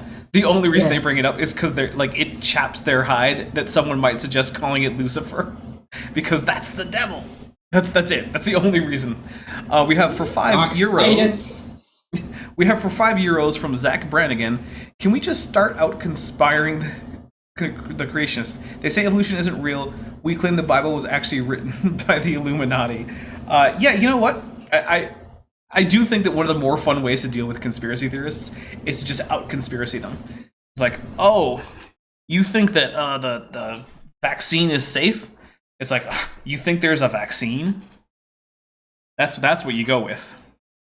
Oh, you don't think we landed on the moon, do you? Of course not. You don't think the moon is real, do you? You just one-up them. It's fun. Now, is it gonna... think Chicago exists? The Earth is flat, man. It's like, no, there is no Earth. Yeah. Whoa. Yeah, just out. Whoa. Actually, I did hear a story from a doctor who, when confronted with a vaccine skeptic mom, said, have you considered the possibility that the anti-vax movement is actually a psyop by the Russians determined to reduce the effectiveness of the healthcare in the United States in order to help weaken the United States on the geopolitical scale? And according to him, at least, she then got her kid vaccinated. The United States does not need help weakening it on a geopolitical scale. It does it perfectly fine itself, thank you very much. Well, either way, I just like the idea that he was like, I will out-conspiracy you into getting vaccinated. Which, you know what? Godspeed that guy. But here we go. We have Lucy's wrist. When looking at a cast of Lucy's bones, experts at George... Wait, it just said that was a gorilla, didn't it? Am I missing something? Yeah, that said it. That was chimpanzee and gorilla. Yeah, we're gonna. They are literally with some just even lying. suggesting that male names like Brucey or Lucifer would better fit the fossil. Now we have Lucy. Yeah, it says gorilla. Yeah, that they're literally just lying to us, to our face, as if we can't. When looking at a cast of Lucy's bones, experts at George Washington University revealed that her wrist was stiff, like a chimpanzee's. This enabled Lucy's wrist to lock... Wait, what? What am I seeing? Is it that there's a bit of, like, convexity there at one point? And the human it's not exactly like a human, so therefore chimp. Yeah, we shouldn't expect it to be exactly like humans. Yeah. I don't... Okay. In place for knuckle walking, just like most apes today. Another study noted, measurements of the shape of wrist bones showed that Lucy's type were knuckle walkers, similar to gorillas. Even the fingers of Lucy's kind have been shown to be curved and ape-like. Just say a study. Here's something about the curve of the fingers that's actually a bit of phenotypic plasticity. Human finger bones will curve like this if you do things like continually climb trees or go be a professional gymnast. And if you keep a chimpanzee out of trees and stop it from climbing, which, by the way, don't do that. That's animal cruelty. Just don't. But if you were to, then they would have straighter fingers because this is a part of phenotypic plasticity. So, you know what? I'll agree. Lucy had curvy finger bones, probably indicating that she climbed a lot of trees because guess what? There's food and safety in trees. In fact, she died falling out of a tree. This isn't exactly something that's like, oh no, you can't have tree climbing humans? Yeah, this isn't even a problem for evolution because Australopithecines are thought to be semi-arboreal. Yeah. To have climbed trees regularly. I mean, heck, some humans in terms of their actual lifestyle are basically semi-arboreal. Yeah. A lot of humans climb a lot of trees in places. Like, you can go and find places where people live in rainforests, and they climb a lot of trees. Now, granted, they still spend more of their time on the ground, but yeah, tree climbing is a common human activity. Suited for all I'm hearing trees. Is re-evolving. Next, we have Lucy's short little legs. Bill Jungers at the Stony Brook Institute in New York argued that Lucy's legs were too short in relation to her arms for her species to have achieved a fully modern adaptation to bipedalism. Yeah, a fully modern, because Lucy wasn't fully modern. Keywords, fully modern. So basically... maybe it's too transitional. It's too transitional! Exactly. This is just the argument. It's too transitional to be transitional. Not an argument in your favor, guys. In other words, she wasn't built for walking. Other researchers have concluded the same thing. While a knee joint was not even found with Lucy, a different knee that was found 1 year earlier had been used to try to prove that Lucy walked upright. A different knee from the same species. Right. Other knee was found over 8,000 feet away from where Lucy was found, and over 200 feet deeper in the ground. Johansson's lead team member said this knee was human, not ape. No, they didn't, because they were looking for hominins. Yeah. So basically all you're saying is they reported a hominin knee, but they also reported a hominin skeleton when they found Lucy. You're just playing word games that your audience isn't going to get there, Genesis Apologetics. Why am I Most surprised? recently, a team of scientists from the University of Texas conducted 38,000 scans of Lucy's bones. After researching the different breaks and fractures, they concluded that she died while falling over 40 feet out of a tree while she was awake, even trying to break her fall. People Lucy, do that a little 3.5. So, okay, hold on. Lucy was a highly adapted arboreal ape who was knuckle walking and living in the trees, who also just happened to accidentally fall out of the tree. Isn't that itself like... Now, granted, I'm sure that there are chimpanzees who die falling out of trees. However... Erica's done it in Ancestors, I believe. Good job, her. Yeah. In case you guys don't know, Guts Gibbons' channel, which, by the way, go subscribe if you haven't. But yeah, she's been doing a playthrough of Ancestors: The Humankind Odyssey, and it's pretty fun. But yeah, she has died jumping out of trees. But here's the thing, though. The fact that Lucy was just clumsily falling out of a tree should itself at least open up the possibility that she wasn't fully arboreal. Right? Like, like, humans fall out of trees more often than, say, chimpanzees or, you know, some other non-hominoid monkey, right? Like, that's a thing. I mean, the fact that her pelvis is definitively not that of a quadrupedal ape, and that her arms are definitely shorter than what would be expected for an arboreal ape. And what we're seeing here. So that her foramen magnum is transitional in between chimpanzees and humans, despite chimpanzees not being the common ancestor, because of course not. Right. It's like, yes. Yeah. Foot 55-pound ape that supposedly walked on 2 feet like a human died by falling 40 feet out of a tree. Made of hundreds of bone fragments glued together to make 47 parts, even accidentally including a vertebrae from a different species, do we really know what she was? Her skull, inner ears, locking wrist, curved fingers, and short legs reveal that she was definitely an ape. But well, she was definitely an ape, but... I like how they said no, Lucy doesn't have a knee, despite having the bone. Two of the bones are there. There's just not the kneecap. Well, there's not the kneecap, and they're not from the same side of the body. But then again, you can just bilateral symmetry. So you know. Yeah.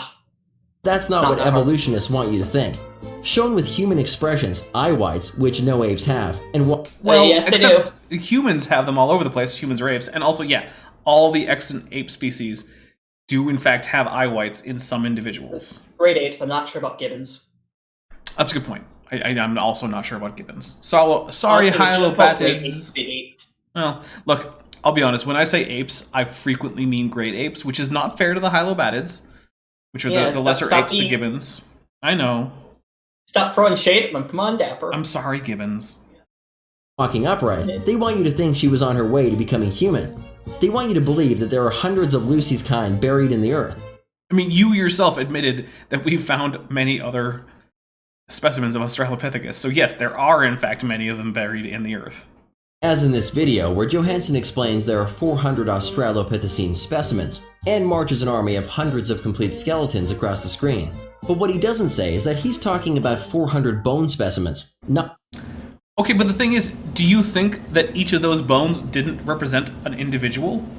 And, like, I get it, like, it's not going to be as visually compelling as if you just show, like, a CGI reconstruction that only has the bone that was found.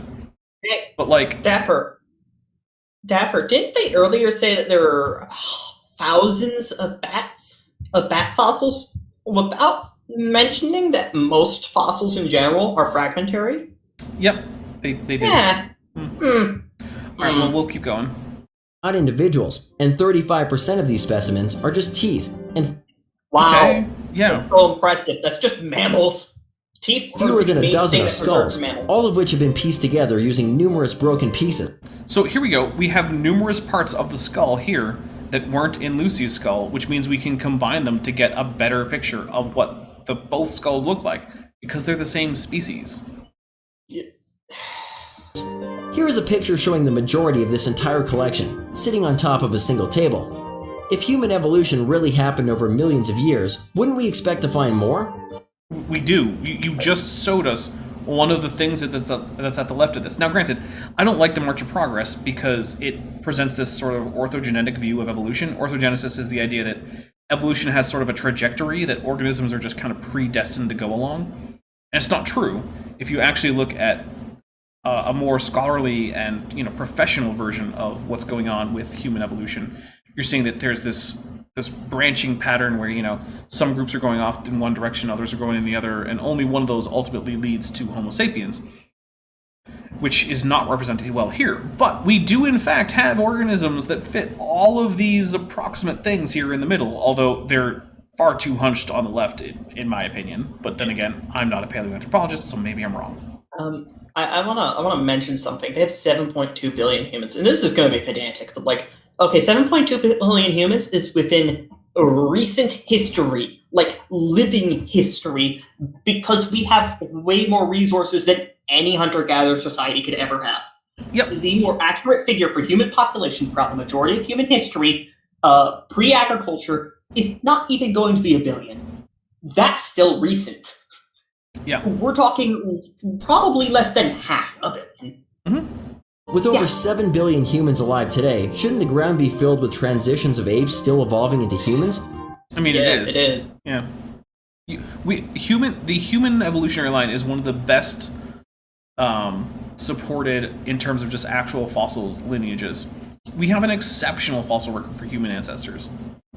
Even Darwin realized that this was a problem by stating, "As by my theory, innumerable transitional forms must have existed. Why do we not find them embedded in countless numbers in the crust of the Earth?" So, just what was Lucy? The answer is straightforward. Lucy and other Australopithecines are extinct apes, just like many other ape species that have gone extinct. I agree with you. They are extinct I apes. agree. So She what? walked on all fours, ate the foods that apes eat, and lived among other. Well, she did eat the food that apes eat because she was an ape. Humans eat the food that apes eat. Right. I mean, look, even chimpanzees and bonobos, who are definitely not human but are the closest relatives, have a diet that's broadly similar to the human diet. They mostly eat fruits and vegetables, but they also take in meat. Now, modern humans living in, the first world eat probably too much meat, and okay, fair enough. But the kinds of food ultimately that they're eating are the same ones. The biggest difference in the diet between humans and other apes is humans have evolved to eat cooked food, which basically pre-digests food for you.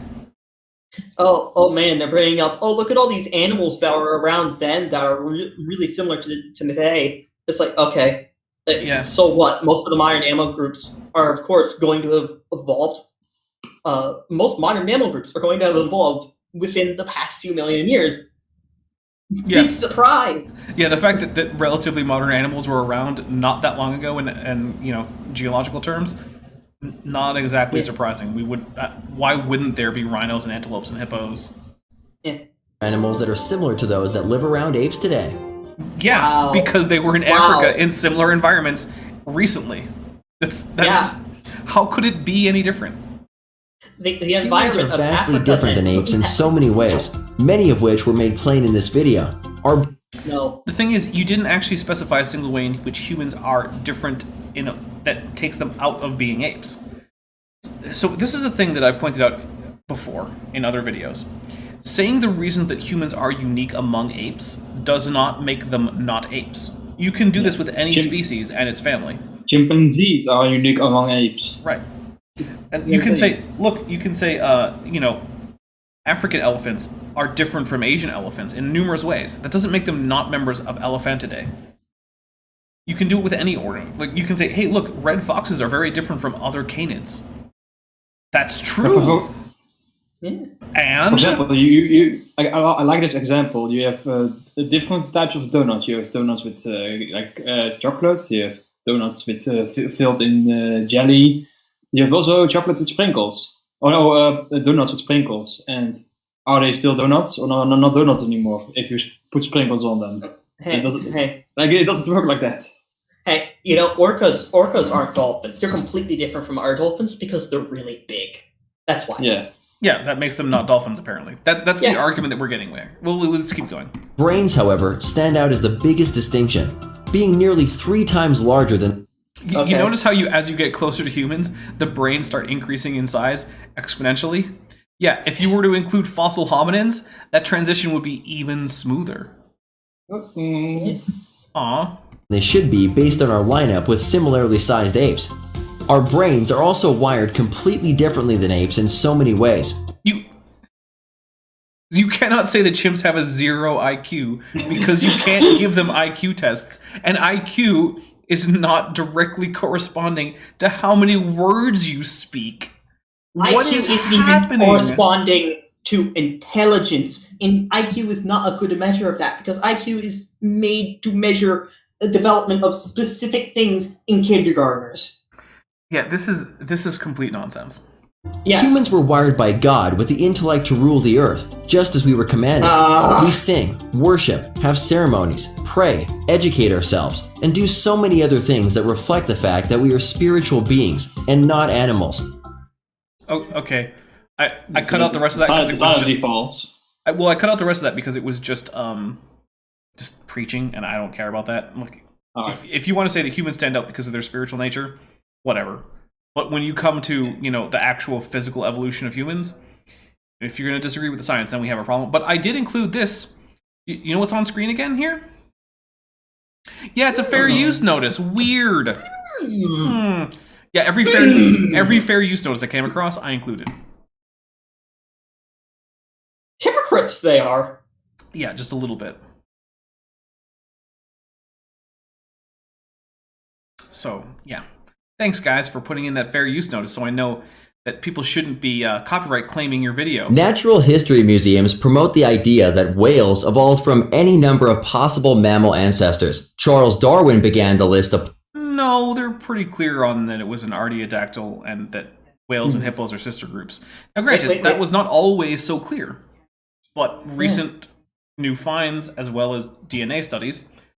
Scientists changed their minds when they learned more. Right. Interesting.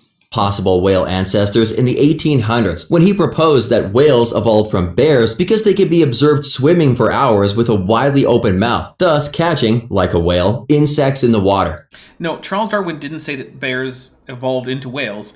He said that he saw no reason why, over the course of time, a bear doing this could not transform into a creature as monstrous as a whale if it continued to adapt to being in the water.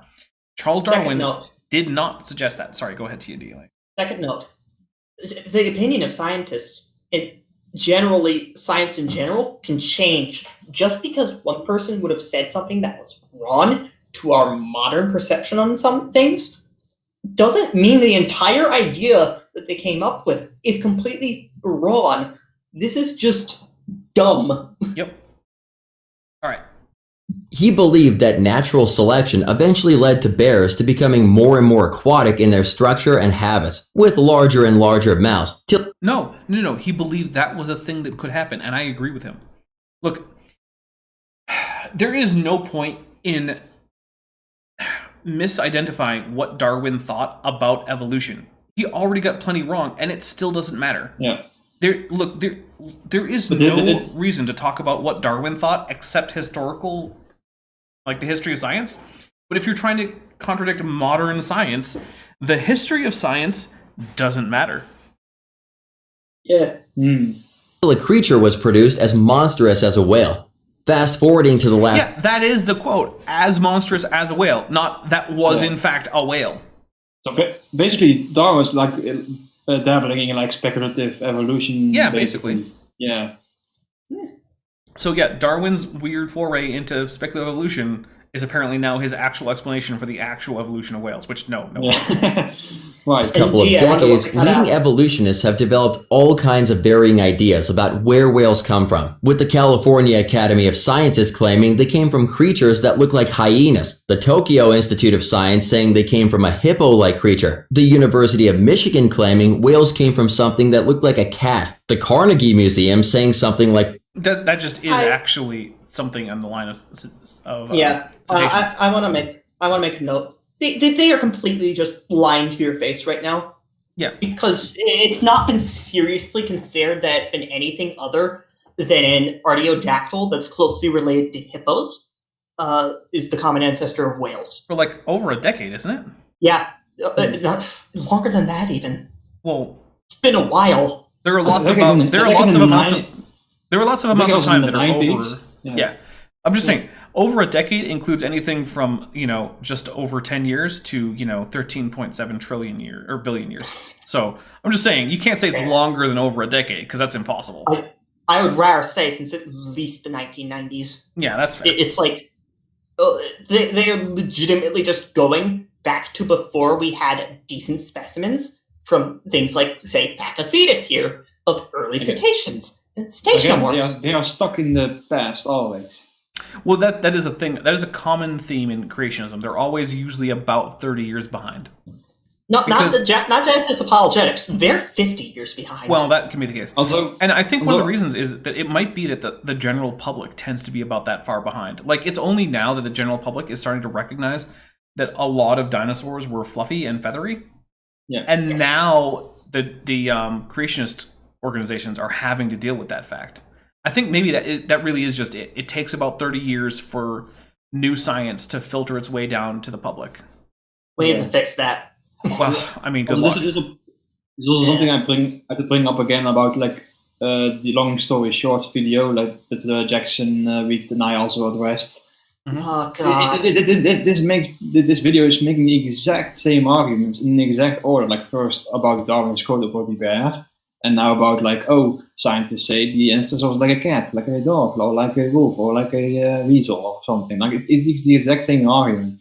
Should we just say go watch Jackson Wheat's videos on whales? So misunderstanding transitional fossils. It's the video. Yes. Hey, if either of you want to link some of Jackson Wheat's whale videos, feel free. No, I'll go grab it. Okay. A wolf, a deer at the Melbourne Museum. Again, actual cetaceomorph, I think. But Indohyus and Pachycetus are actual transitional forms between earlier artiodactyls and cetaceans. You can't just say that this is a completely different story than the previous one was telling you, when they're both actually on the evolutionary lineage that's on the cetacean side as opposed to the hippo side of Artiodactyla.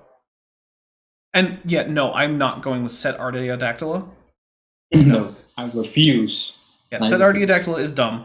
We didn't call it like Avatheropoda when we discovered that birds were theropods. So we're not going to call it set Artiodactyla when we discovered that cetaceans were part of Artiodactyla. Sorry.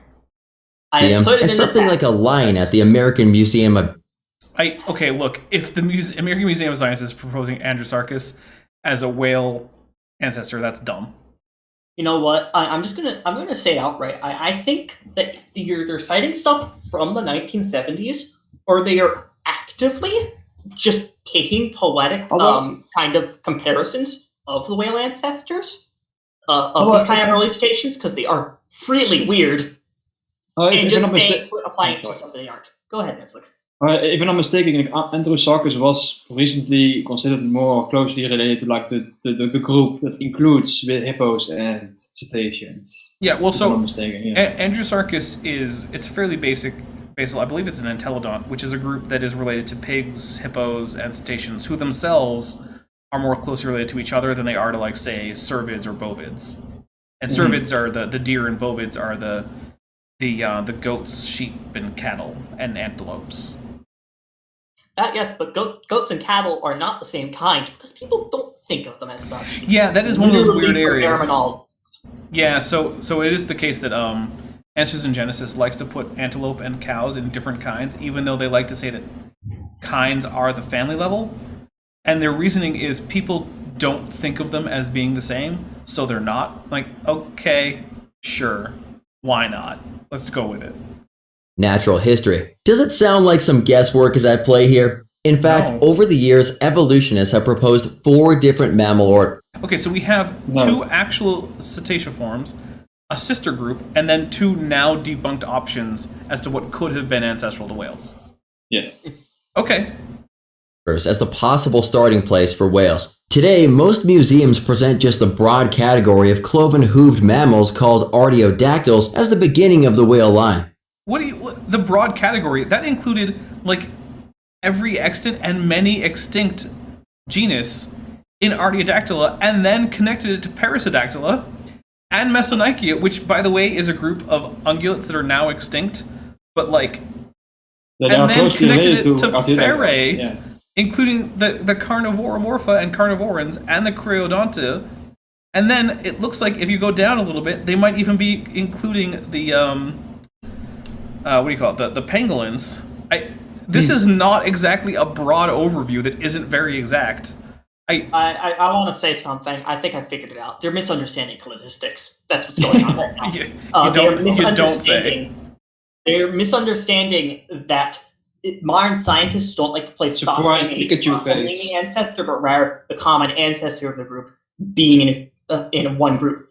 Which Archaeopteryx isn't correct. It's Whippomorpha. So the earliest cetacean, the earliest ancestor of the whales that isn't the common ancestor of something else is going to be in Whippomorpha. Yeah, which is part of our. That's where it will be. That is the beginning of the whales. Yeah. This exempts them from having to choose a specific animal because this order includes cattle, deer, camels, pigs, goats, giraffes, antelopes, and sheep. But no modern animal can be the ancestor of modern whales. That's not how this works. That's like saying that your great-great-grandfather is the same person as your first cousin. If whales came from goats, why are they still goats? Well, yeah, and the thing is, they didn't. But how reasonable is this theory? I mean, let's think about this for a minute. This theory claims that some unknown land mammal evolved into the dozens of whale varieties we see today. Well, yeah, because you're unlikely to ever actually find the literal ancestor, but we still know what the morphology would have been like, and we have all the forms in between. And sorry, Ness, what were you going to say? I was just saying that this is basically, this right here, this frame is basically just an argument from incredulity, like, oh, I just don't believe this because I don't understand it. Like it's an appeal to incredulity, basically. Yeah. Here we go. All the way from small Maui dolphins to 100-foot-long blue whales weighing over 400,000 pounds. This whale has a tongue the size and weight of an African elephant and a heart the size of a small car that pumps over 2,000 gallons of... That's a really small car. But I get it. It's a big heart. I agree. Blood. It can swim 30 miles per hour and dive to depths of 1,500 feet while holding its breath. And it does this with an uncanny efficiency that baffles scientists today. Yep, whales are cool. Not a thing that contradicts evolution, but true. Whales are cool. Gee-whiz. Yeah, this is a genius argument. This is long-winded, irreducible complexity, basically. Yeah. So it's not an actual argument. It doesn't work. It's just saying it's complexity. We like to lump creationist arguments into a few different broad categories, and one of them is the one that was created by, named, I suppose, by R.J. Downard, who was here briefly, but whose connection was extremely bad. And he calls it the gee whiz argument, which basically just says, oh, hey, this thing is really cool, therefore no evolution. Which doesn't follow, in case you were wondering. But here we go. Does it really make sense that such an ocean-fit creature evolved from a land-dwelling mammal? I mean, to go from a land mammal to a giant blue whale, some serious changes would need to take place. Like growing from 5 to 6 feet long to 100, weighing less than 150 pounds to over 400,000 pounds, diving less than 8 feet underwater to over... Yep. Please, tell me why a whale having to need to go to the surface of the ocean to breathe is a good design choice for an ocean-going animal. Well, actually, I could go with the fact that there's much more partial pressure for oxygen in the air. So you actually do get more oxygen per unit volume of your body if you breathe air. So I am actually going to say that I can see an intelligent design reason to have air-breathing aquatic animals. But it still leaves the question. Why couldn't they also just give them also gills as an extra? Right, that's the real question. That's longer. An intelligent designer could give them both, and then it would extend their dive times. Yes. So 1,500 feet and special collapsing lungs to be able to do this. Changing from teeth to... Special collapsing lungs? I was going to say, look, it is the case that whales have cool adaptations in their lungs, but everybody's lung can collapse. That's just a thing. I've got a prediction here. They're about to say that teeth change to baleen while completely ignoring the entire set of toothed whales. And also the fact that we normal. now have fossils of toothed baleen whales. Yes. Yeah. Oh, and baleen whales have genes for teeth. Yep. Yeah. Okay, here we go. Figure. Lean filters, going from a tubular tail to a wide fluke for propulsion by means of a ball vertebra, so it can move up and down instead of side to side, along with a new package of muscles and new chevron bones to connect them to, going from front legs for running to flippers for steering, and losing the back legs altogether, moving the nasal passages from the tip of the snout to the top of the head, intaking fresh... Okay, so here's the thing, right? Nice animation right there. Not only do we have the transitional fossils doing this, but the same bones that make up the borders of the nostrils in modern, relatively basal artiodactyls, like we're seeing here with this cervid, it's the same bones that are making up the margins of the nares in modern cetaceans, which means that you haven't actually changed fundamentally where the nostrils are.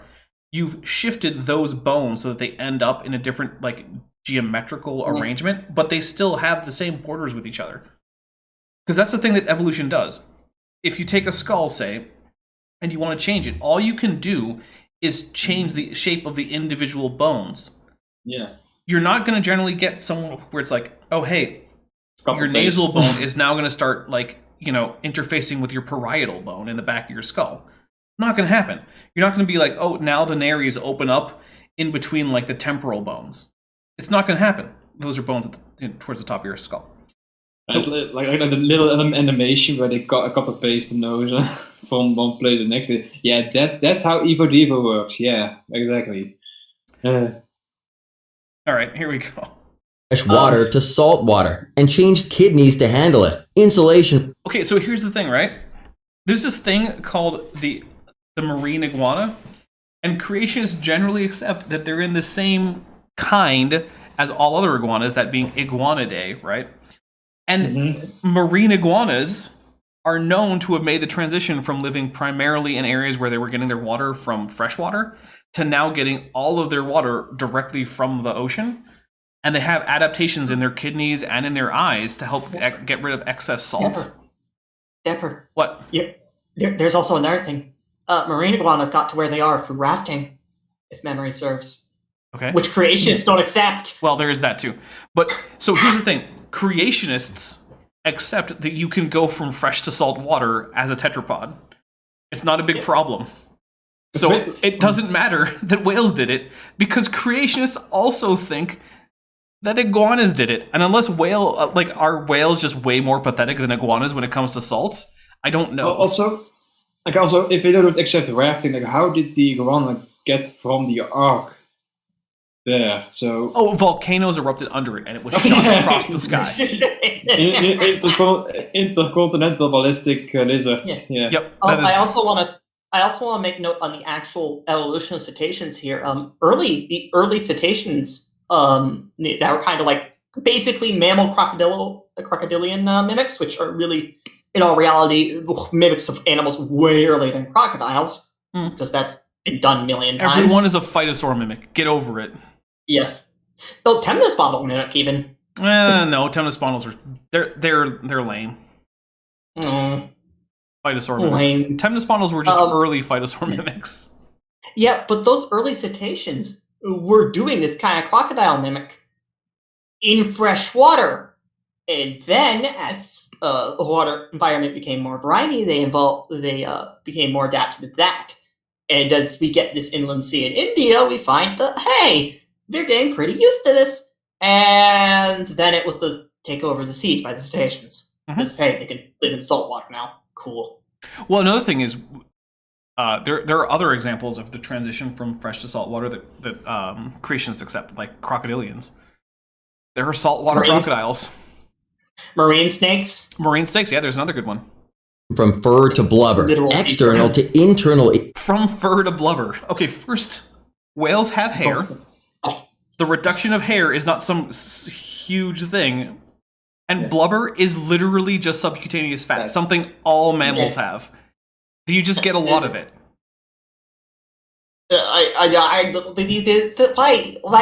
Blubber isn't a special thing. It's just what we call lots of subcutaneous fat. I turned thinking of the Porky the Pig there for a minute. Ears capable of hearing mates 500 miles away. And you don't want to mention that. The reason that began in Pachycetus. The reason that whale ears are so good at hearing from distance is because sound is better at transmitting underwater. Yeah, that's it. And how? I wonder how are those early ancestor cetaceans, or rather relatives to cetaceans, identified? Could it perhaps be by the unique ear structure? That is a big part of it. It is. Yep. this is just a starter list. Let's check out a short clip by Illustra Media titled Living Waters, Intelligent Design in the Ocean of the Earth that used under fair use, guys. That's what's happening right here. Genesis Apologetics is using a fair use clip. It clearly demonstrates how a land creature turning into a whale is impossible, even relying on evolutionary models. The Darwinian narrative of whale evolution is familiar. A four-legged terrestrial mammal, the size of a wolf or sheep, undergoes a series of gradual biological changes over millions of years. It should be noted that these are not ancestral to each other. No, they are. Yeah. They represent the morphology that we would expect of the ancestral forms, which is really all we expect to see in the false record. The standard textbook account I take to be artistic. There's a bit of a gap at the bottom there that has since been filled, but okay. License. When you look at the problem of being a land mammal that finds itself, speaking loosely, in an aquatic environment, and you've got to conduct your... When did that happen? We have increasingly aquatic animals, and they would have had increasingly aquatic lifestyle. So if we start all the way back at the beginning, over like Pachycetus, it probably wasn't spending very much time in the water compared to, whales at all. It was still living primarily on land, but going into the water to hunt, which is a thing that we can see happening with modern mammals, like we pointed out earlier with bears, but it also happens with wolves. But then as we go... Otters, sure. The otters are even more aquatic. Beavers too. Pinnipeds are even more aquatic than that. This isn't... Also, I don't get the point. Sorry, go ahead, Nestler. I was just saying that this guy claimed to have counted up like 50,000 differences between whales and cows, and if this is the case, then he would have had to sit down like for 7 days, 24 hours to count up all the changes he claimed to have counted up. It's really ridiculous. Yeah, it also doesn't matter whatsoever. Let's see what happens. Everything there, including reproduction, you have to have the coming together of a number of adaptations. Yep. And that is unfathomably complicated. Why? Gee whiz. Gee whiz. Yeah, this is just a gee whiz argument. And we have all of the adaptations represented in transitional forms. It's complex, therefore no evolution. Wow. The scale of these adaptations would have to be massive, including a remodel of the skull and muscles. Only kind of, just pushing the bones around a little bit plastically, which is a thing that we know mutations can do. We literally know what genes control how bones are structured. Mm-hmm.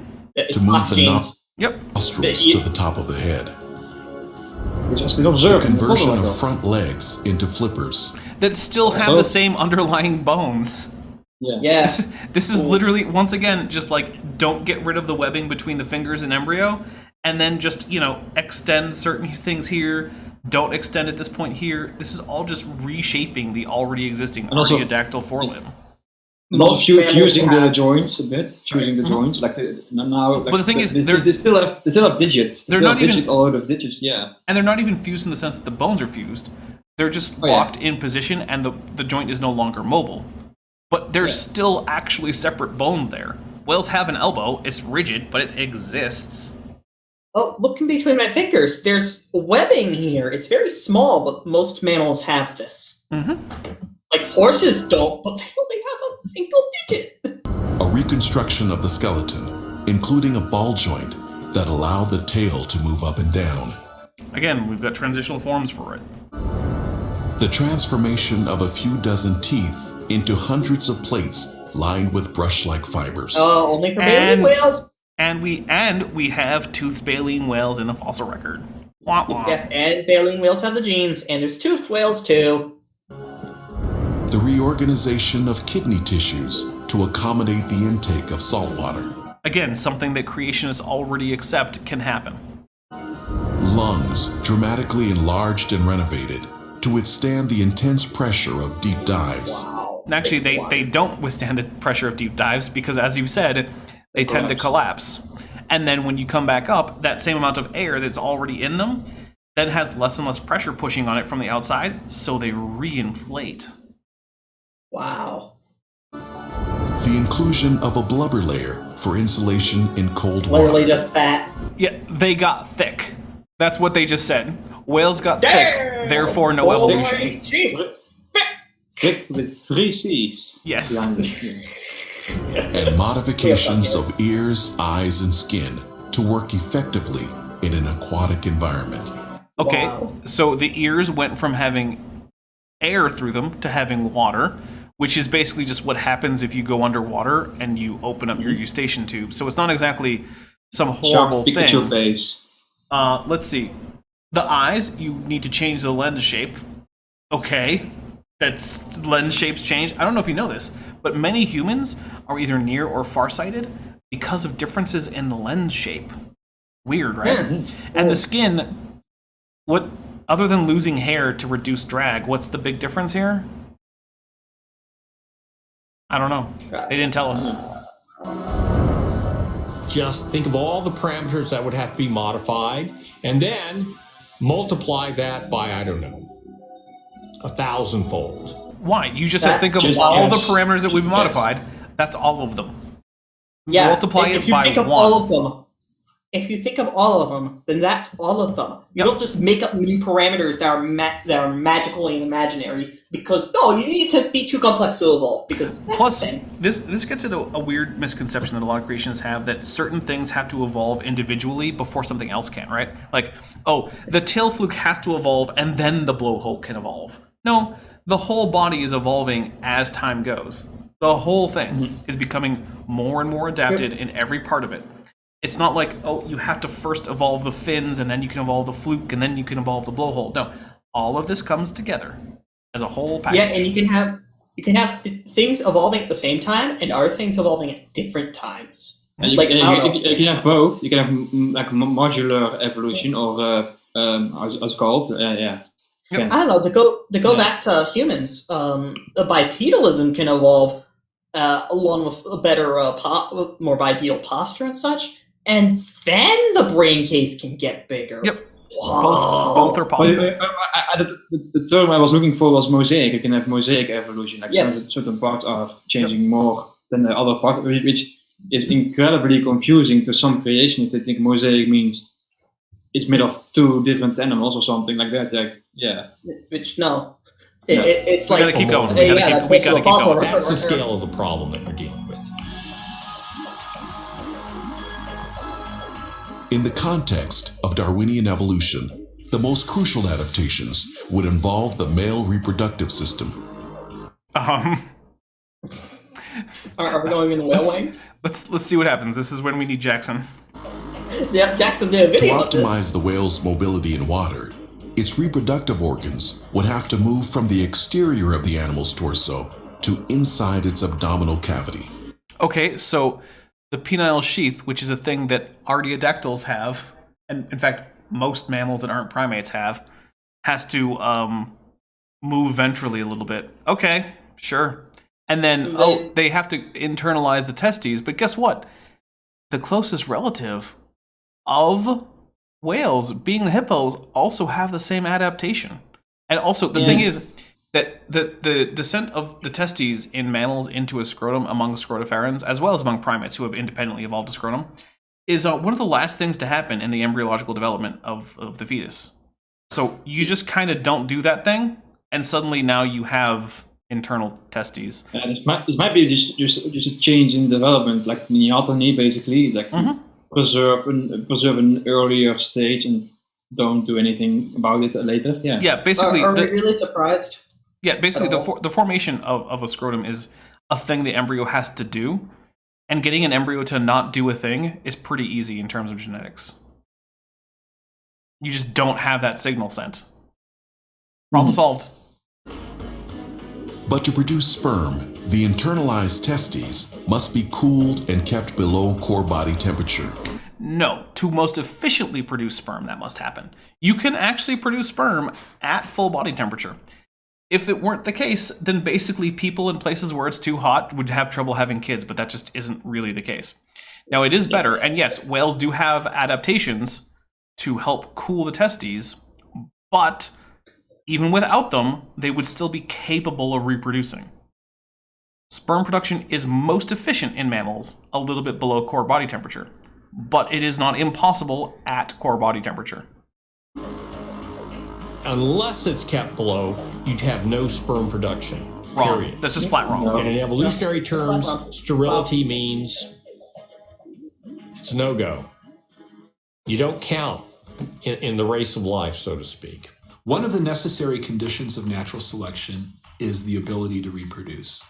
You can't have natural selection if you don't have reproductive capability. You can't make the sperm, you can't have reproduction, you can't get natural selection operating. So, well, it's a good thing at no point was sperm production precluded.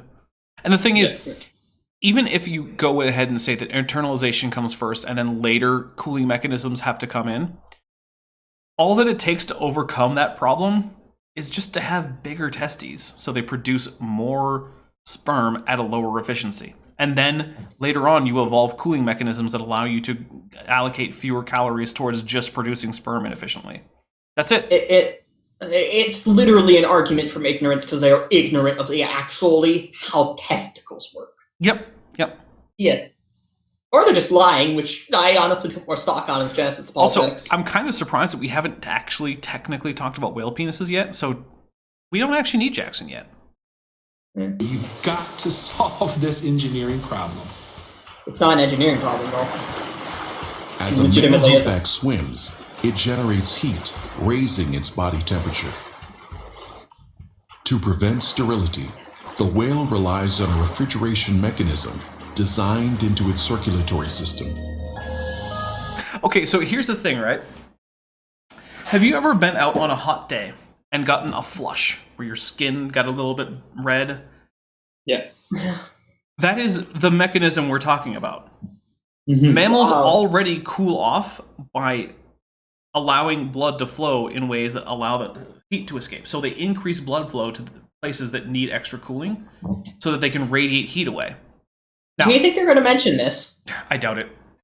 So that's already, in fact, it already happens in the reproductive system of male mammals, specifically because cooler temperatures are conducive to sperm formation. The fact that whales got better at it isn't exactly super surprising, because they were already doing it, because that's how generally, vertebrates work, but especially mammals, who are very good at temperature regulation.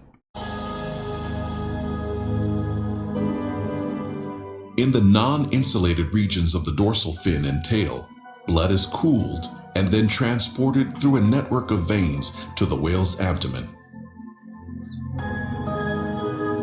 Here, beneath a layer of muscles, a web of veins and arteries surround the testes.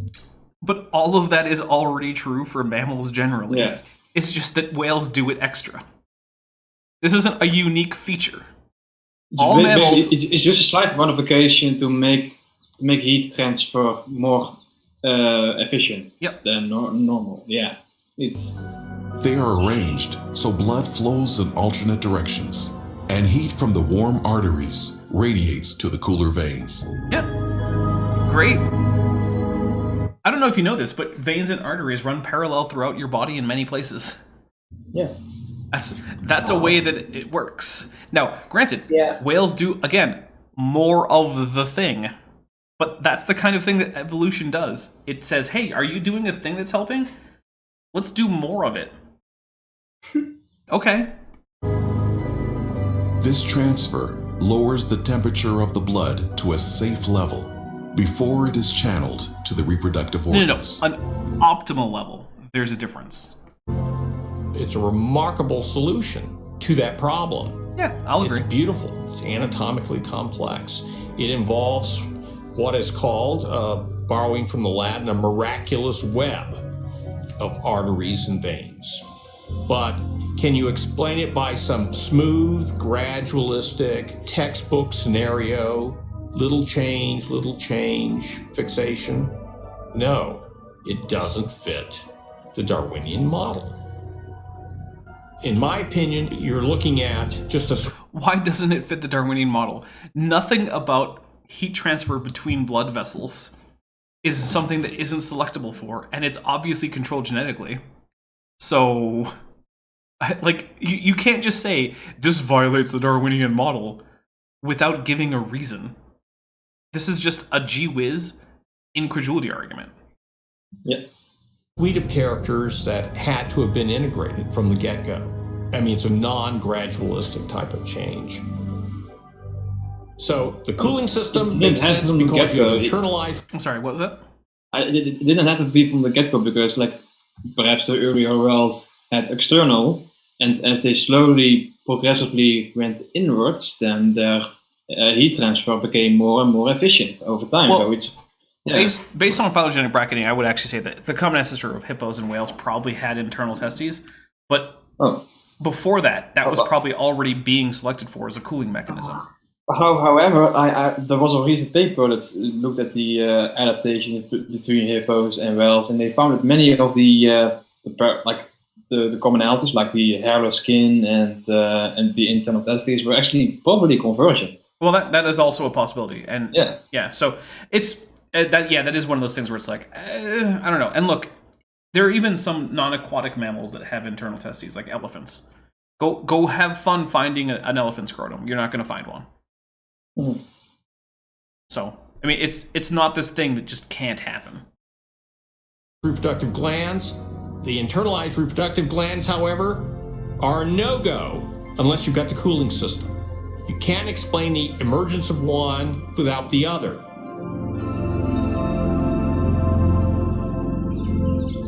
Yes, features co-evolve. Okay. Since 2001, biologist Richard Sternberg has used widely accepted data on mutation rates and population genetics to study the Darwinian model for whale evolution. Sternberg has focused his research on natural selection and the probability of coordinated mutations, the genetic errors in a DNA molecule required for macroevolutionary change. I mean, I say it's a numbers game. You have to explain it in terms of a number of coincident mutations that just happened to arise and be put into right combinations to reshape the vertebral column, to reshape the musculature, the nervous system, the eyes, the ears, and on and on and on. But we know that mutations do those things. And unless you're going to argue that there's some special reason why these particular mutations are vanishingly unlikely to occur in a large reproducing population, this isn't an argument that works. Yeah, this is actually also... go ahead, sorry. No, go ahead. This is actually also a point that we, like Jackson, we also addressed in the video about like the probability or the waiting time of mutations happening in the well lineage, and this is also addressed in the video. So it's they basically make the mistake of like saying like, oh, if you pick one pre-specified mutation, the probability is low, but when you say like, oh, what are the odds of any mutation to arise, and it's really high. So it's like the difference between one specific person winning the lottery and just any person winning the lottery. Like, see, that's the same difference. It's highly likely, in fact, almost guaranteed that at least one person will win the lottery. Yeah. It's really difficult to say that a single specific person will win the lottery. Because they don't like that, chance has a role to play in evolution. Oh no.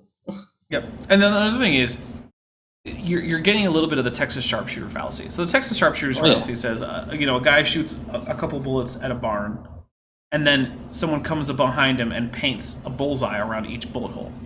The fact is that there are numerous ways that animals can adapt to being aquatic. That's why we've seen different kinds of adaptation in things like ichthyosaurs, mosasaurs, plesiosaurs, sea turtles, pinnipeds, etc., right? So the fact that this particular group of mutations are what happened in cetaceans, it is the case that those particular mutations aren't terribly likely, but they're not unusually unlikely. Yeah. But if you say that, oh, these are the only mutations that could have resulted in aquatic adaptation, you're engaging the Texas sharpshooter fallacy. The fact that we just happened... Yeah, so we'll keep going. But wait, before we got to keep going. We got to keep going. So let's imagine that the transformation you wish to achieve is transforming a leg from a terrestrial mammal into the flipper of a fully aquatic mammal like a dolphin or a whale. Which is still just a leg with the same bones. Okay. Now, we look at our set of mutations that are required. Let's say we've got A that's going to affect the bones. But you think about your own limb, it's not just bones. There are muscles and tendons and nerves and associated behaviors. Yep. So you look at our list of They're all controlled by the same genes. Well, let's let him finish. It's all hot genes. Let's let him finish. I've got A starting my transformation, but I need B, C, D, E, and F as well. What? You don't though. You don't know. Yeah. Because it's just Hox genes. Yeah. It is literally one Hox gene for your limb. So the way the developmental genes tend to work is they set up gradients and they signal for a certain amount of time, right? So there's a Hox gene that will basically express a gradient of a particular hormone down the length of a limb, right? And while it's expressing, that hormone will say things like keep extending out distally. And then when it stops expressing, it'll stop growing out. And all of the things like tendons and ligaments and skin and fat and whatever else are all drawn by the same hormone to go all the way down the limb.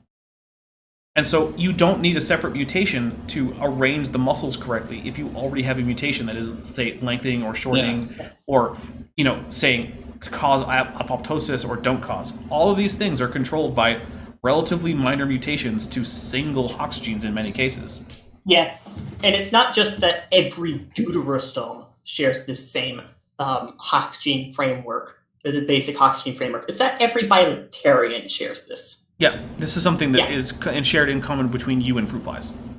And what you see is the more divergent you get, then you get more Hox genes. And arthropods have new Hox genes that are unique to arthropods, while tetrapods have unique Hox genes to them. Mm-hmm. It's almost like there's a phylogenetic tree you could draw. Yeah, there is. Go ahead. Okay. So the challenge of cooperative mutations is to have these events occur in space and time in such a way that they can jointly work together, cooperate, to bring about the transformation that you need. But you know what? Those mutations, they're accidents in the genetic material. They just happen. Yes, but you have a lot of individuals having mutations, and there's more than one mutation that can be advantageous for essentially the same reason, like turning a arm into a flipper. That's one of the reasons why we have different kinds of flippers throughout aquatic tetrapods. That's why, sea turtle flippers are not the same as plesiosaur flippers, are not the same as ichthyosaur flippers, are not the same as mosasaur flippers, are not the same as whale flippers, are not the same as seal flippers. Yeah. I also want to make a note here. This slot machine is a really bad analogy because a slot machine in general is a bad analogy. But you keep mutations even if they don't do anything because we see that there are neutral mutations that have no effect. Also, on your chance to live. They didn't do any beveling on their 3D model, and that's a no-no. Always bevel your 3D models, guys. Well, if you're doing hard surface modeling. So you're essentially relying on luck. And odds are you're going to miss the target by a mile. But there are multiple targets. Mutations that you want. Yeah, there are multiple targets, and anytime the mutation is helpful, you get to hold on to it. So, or if neutral, even. Yeah, even if it's neutral. Well, if it's neutral, you might hold on to it. So. But there's this thing they are assuming, like, if, for example, if for whatever reason my arm becomes longer, they will say like, oh, but you need a mutation that adds more blood vessels to it. Otherwise, you have you do not. Yeah. No, yeah, you don't. They're literally just this entire analogy an argument is wrong from the get-go. So, go. All right, guys, we're Hawksgene. still almost on pace. We gotta keep going. In 2008, researchers at Cornell University calculated the time required to generate randomly Oh no, this is the single paper. pair of Oh no! This is the paper that we addressed in Jackson's video. Let's get to the end of the claim, and then Nestle, I'll let you go into it, and then we'll keep going. Mutations in a population of large mammals. Richard Sternberg applied these calculations to his ongoing analysis. And they came to the conclusion that, sure, you can get these 2 coordinated mutations, but it is a problem. It's a problem because you need, as far as we know, on the order of well over 100 million years to give you the coordinated mutations that would, just 2, that would give you some beneficial modification. All right, Nestle, go ahead, and then we're going to keep going. But the full explanation is given by Jackson Reed's video, Misunderstanding Transitional Fossils, and also the following subsequent responses, part 2 and such. But the basic synopsis is, the paper is not about any 2 beneficial mutations. It's about 2 specific loci. And when you calculate those, then yeah, you get a very low probability. And that's why, because you have the long waiting time, as I said. But when this guy, what's his name again? This guy on the screen. I don't remember his name. I don't know. When we can call him this guy. Yeah. When this guy says, "Oh, we need just 2 beneficial mutations," he's not saying the full story. It's 2 specific loci. And also, that's a big deal. Didn't it assume like a population size of 1 or something, or am I thinking of a different paper? I don't know. Okay, I don't know. But yeah, so it's not any 2 coordinated mutations that happen to go together. It's 2 specific ones. So basically, we're now doing the inverse. So we're saying, okay, what are the chances of us getting the sharpshooter shot? When in fact you're still again doing the sharpshooter fallacy. You don't need 2 specific predetermined mutations. Any mutation that helps. You can also use the lottery analogy again. Like, what are the odds of one specific person winning versus any one person winning? Right. It's the same. Yeah. Okay. And by my reckoning, to account for the transformation that you'd see, you need far more than 2 mutations. I mean, yeah, I would agree there. Ooh, it's a whale. Whale. If 2 cooperative mutations are established in a population of mammals only once in 1,000,000 centuries, then a significant challenge to the Darwinian model rises from the dust of the earth. Yes, that is true. But you started that sentence with an if, and the fact is the answer is no. That if thing is not the case. Yeah. So that's all we need to say. According to the most generous interpretations of the fossil record, the longest possible time frame for the theorized evolution of a land-dwelling animal into a whale is 9 million years. Okay, so the longest possible time frame. Okay, just making sure we get it. I mean, it's plenty of time, but... That's a fraction of the 100 million years required to produce a single pair of cooperative mutations. That are pre-selected. Pre-selected specifically, not any 2. Right, which is going to be orders of magnitude lower, which is in line with the fact that we have orders of magnitude less time available. Weird how that kind of works out. And just one of the countless anatomical changes necessary for natural selection to succeed. So when you just plug in the math, and there are various ways, I mean, what you've done is you've exceeded the time that Oh, by the way, can you pause it, please? Because I need to correct something. I thought that their minimum time, their minimum time or maximum time for cetacean evolution is wrong. Yeah, it's on the order of like 15 million years at least. They were off considerably. They will use the time frame from like Pachycetus to like the first fully aquatic whale, like Basilosaurus or something like that. Yeah. Which, like, okay. cool, I guess. All right. Painful. Well, here's what we're going to do. We are now going to take what is hopefully going to be our last quick intermission. I'm going to get myself my last beverage, hopefully until I stop the stream and go make dinner. And then we have, let's see, I think we've got about 10 minutes left on this. So what we're going to do is we're going to press hard. We're going to keep our responses pithy and short. TD Lane, Nestlig, Impossible. pithy and short. Impossible. Yeah. Remember, no more than 2 no's in a row. And then we're going to close up Genesis Apologetics, and I am planning on not addressing them again for at least a few months, maybe even a year, because I am tired of Genesis Apologetics and their nonsense. And then we'll do some quick channel news. I'll tell you guys what I have on the in the works, what's coming up in the next few days, stuff like that. So stick with me through one intermission, and actually I'm going to play the end credits after the intermission video, just so that everyone gets a chance to see those. But yeah, then we will be right back. So intermission video, and we are out. I'll be right back.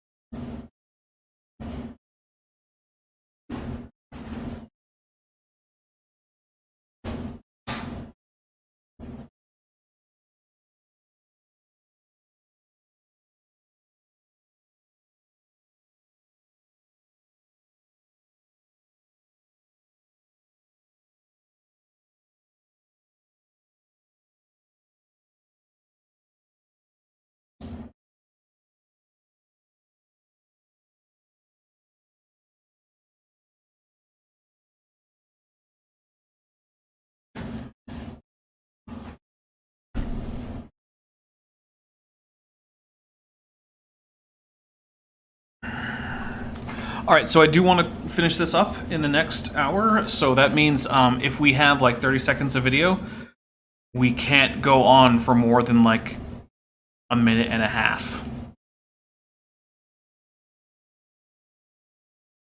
So yeah, because I'm tired of Genesis Apologetics. Oh, okay. That might be the end of the video. I want to take a little time to thank my channel members and patrons, especially those pledging $20 or more. Oh, Bob Knob, Bent Hovend, Ian Chen, Chris Love, Sphincter of Doom, The Venerable Bede, Patrick Dennis, and Res Instance. YouTube is a very volatile platform, what with fraudulent copyright claims, demonetization, and the ever-decreasing share of ad revenue on the platform. It is very hard to rely on YouTube. My members and patrons help keep this channel going, and without them, the channel wouldn't exist. If you'd like to join my Patreon, the link is in the description, and if you'd like to become a channel member, that link is below the video. It's the join button here on YouTube. Either way, you'll get access to early videos, an exclusive Discord server, and if you pledge enough, 3D assets you can use in your own projects. Alright, we are coming back, guys. So I may not have been as muted as I thought I was, but that's okay. Hot mic. I didn't say anything terrible. You guys know, after almost, well, we're at 4 hours now. After 4 hours, yeah. I get a little bit tired of this nonsense. At least you didn't went full like what's the name of it? We do it live. Fuck it, we do it live. Like you didn't go full. Well, I didn't pull an Anthony Riley. O'Reilly. Yeah. O'Reilly. Yeah. I mean, for one thing, if I went to go pee, my bathroom is far enough away that even if I'm not muted, you're not going to hear it anyway. Yeah. So, you know. It wouldn't be a Dapper Dino stream without some tech issues. Look, that's not a Dapper Dino stream. That's basically almost every YouTube stream. Unless you have a professional producer, you're going to have tech issues with your stream, especially over the course of 4 hours. So, I'm trying... I'm surprised it took this long. I know, right? All right, here we go. And then you start saying, okay, now I'm going to rely on these coordinated changes, and... It's kind of game over. Okay. We don't care. You don't have to have a PhD in mathematics or population genetics to see where this is heading. I just want, real quick, it's funny that the people who do have PhDs in mathematics and population genetics don't have a problem with whale evolution in general. Yeah. But, you know. Even if I grant you millions and millions of years, 5, 10, 50, 100 million years to bring about this transformation, you still face these very real limits of population size, mutation rate, generation time, and the number of features that have to be modified. Okay. If the process in question which aren't actual barriers, it's not going to happen, and it really doesn't matter how much time you have. So have all the time you want. If this transition occurred, it did not occur by an undirected Darwinian process. I agree, because Darwinian processes are not the only processes, and they're not undirected. Problem solved. These are the same, yeah. These are the same people who will say that, like, after the flood, like, you have like elephants radiating really fast into mammoths and mastodons and Asian and African elephants, like, and like a slow evolution over millions of years. No, this is very unlikely, but like really rapid in like a century or two. Yeah, sure, why not? That simply is not possible biologically.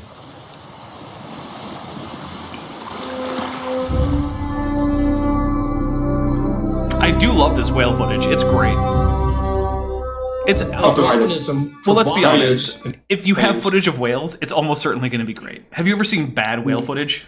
Really? Not really, no. Exactly. An explanation for the appearance of design, and argued that there is no designer, or, if you will, the designer's natural selection. If that's out of the way, if that just does not explain the evidence, well, it does. Then the flip side of that is, well, things appear designed because they are designed. But what about the fossil record? Does it reflect a clear lineup progression that moves from land mammals to whales? Let's hear from famous evolutionist Richard Dawkins as he reviews how he thinks the fossils Hey guys, this is more fair use footage. Line up to support the evolutionary view. People often say, where are the intermediate fossils? Show us your intermediate fossils. There are plenty of intermediate fossils, and one of the best examples is whales. The modern whales are up there. Here's a series of fossils. Back in time, Dorodon about 36 million years ago, Rhodocetus about 47.5 million years, Pachycetus about 48.5 million years. And you can see they form a lovely series of intermediates. As you go quickly point something out? Yeah. Is it about the fact that they're showing these as direct ancestors? Yeah.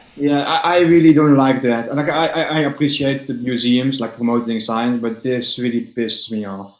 Yeah, I do agree. There should be nodes between all of these animals, and the animals should be on their own branches. Yeah. I understand why they're not, but yeah, it bugs me too.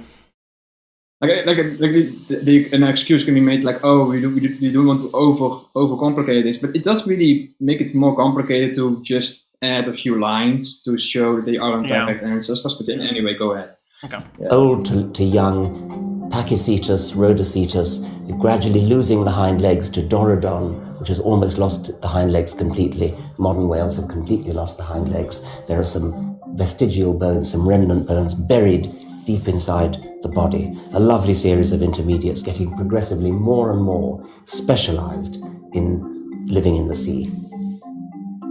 When it comes to Dawkins' first icon, Archaeodactyl, remember that this is just a wide category of even-toed animals, including... But we have the particular branch on Archaeodactyl that we know that cetaceans come in.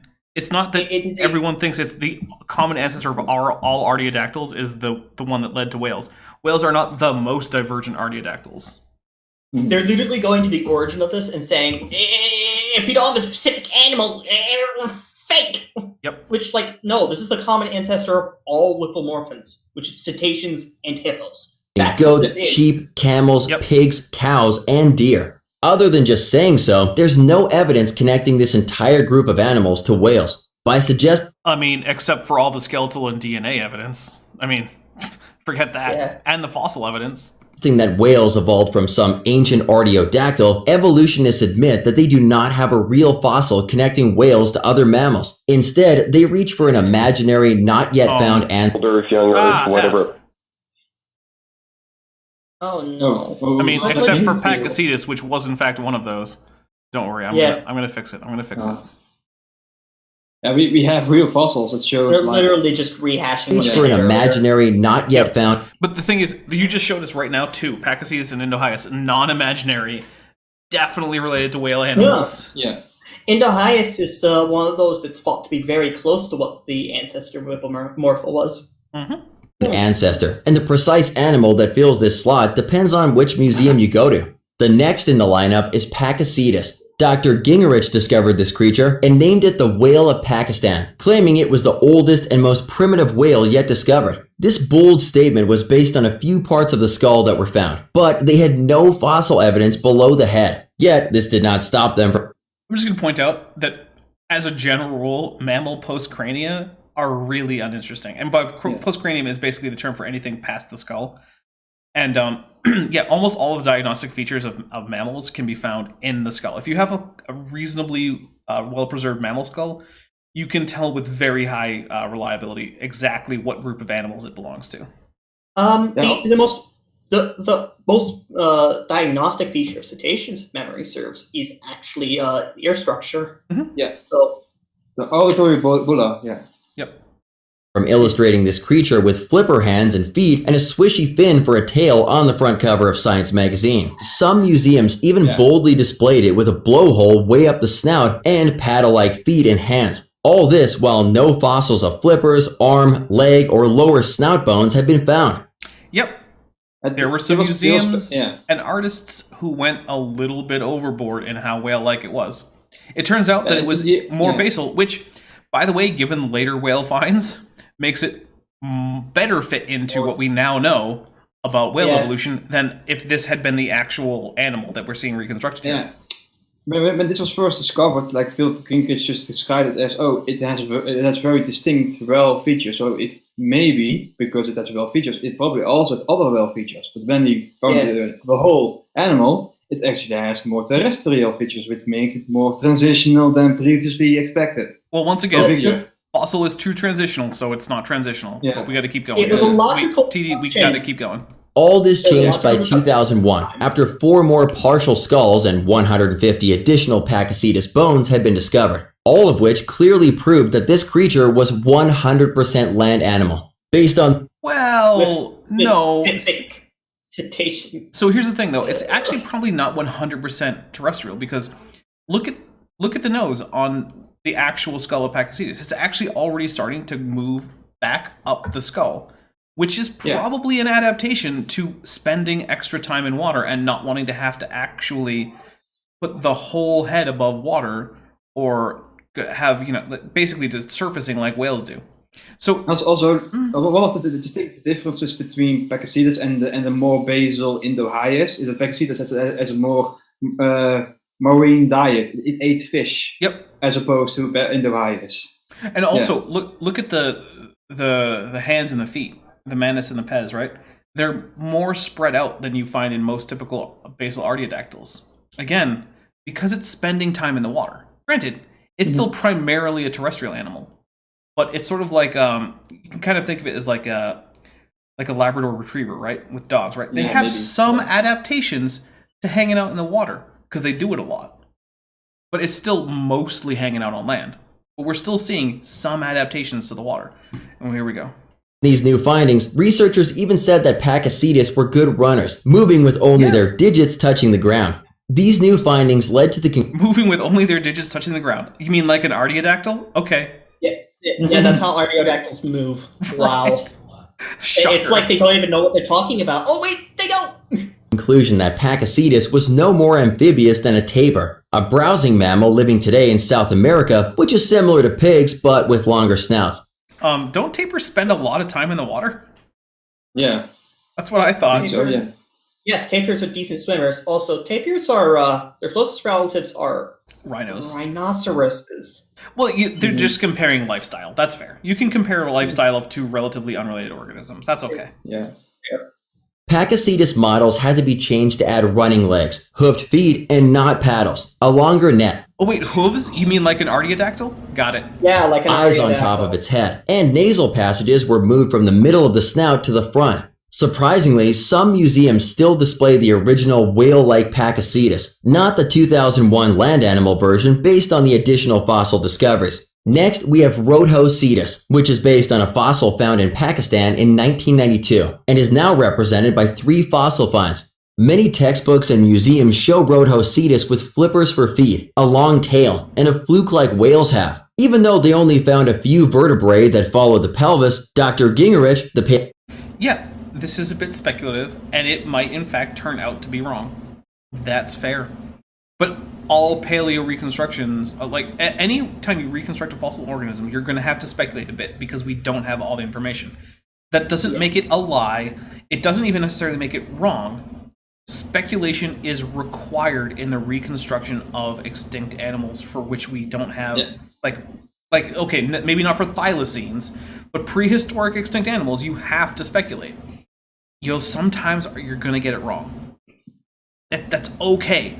New data creates new reconstructions, and Nestle will go to you, and then we'll be out of here.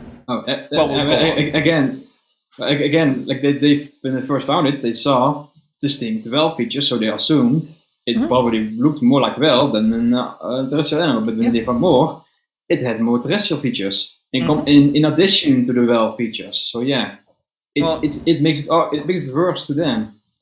Yeah. All right, here we go. I need to correct you on something, Dapper. There's still a significant amount of speculation with thylacines, because while we have footage and pictures of them, they weren't well studied or documented at the time. Oh, yeah, but I mean, like, if you draw a thylacine, you can get it right. Yeah. Like, we know what the external anatomy of a thylacine looked like. It's not as bad as the dodo, at least. No. Paleontologist most responsible for the reconstruction and presentation of Rhodhocetus added a prominent long tail complete with a whale fluke and flipper feet to the Rhodhocetus display at the Natural History Museum at the University of Michigan. When interviewed about these 3 whale-like features Dr. Gingerich included on Rhodhocetus, you won't believe what he admitted. When this I probably will believe it. Video series was being filmed on location at the University of Michigan in Ann Arbor, the executive producer noticed a discrepancy between museum drawings of Rhodhocetus and the fossils. The reconstruction of Rhodhocetus had a whale fluke, but there were no fossils of the tail to confirm this. Dr. Phil Gingerich, the scientist responsible for the discovery and reconstruction of Rhodhocetus, was questioned how he knew there was a whale fluke on Rhodhocetus, since that part of the fossil was missing. Well, my prediction, he said, I don't know, it's speculative. Yeah. What was the reasoning that the scientists think there was a fluke on Rhodocetus based on the other pieces of anatomy? Well, I told you we don't have the tail in Rhodocetus, so we don't know for sure whether it had a ball vertebra indicating a fluke or not. So I just want to point out. Wow, so he's being honest. Yeah, not only is he being honest, but his phrasing is, I'm already frustrated because you guys are already being morons. As I told you. That means they're harping on stupid crap that he's already explained. And it annoys me that that's what they're doing to him. I love how at the beginning of the clip, he was visibly cringing. Yep. He's had to deal with this before, clearly. So I speculated it might have had a fluke. Scientist Gingrich also acknowledged that the flippers were drawn on the diagram without these fossils. Yeah. Now, he does not believe this animal had flippers. Again, his answer was surprising, since the museum diagrams had flippers on Rhodocetus. Shocker. Museums don't update their findings their displays every time a new finding comes out, because they literally can't. Displays cost a lot of money to make. Like, for a museum budget, that is often like they're pinching pennies kind of budget. They can't change displays every time things change. Also, that Ambulocetus up top is super cursed.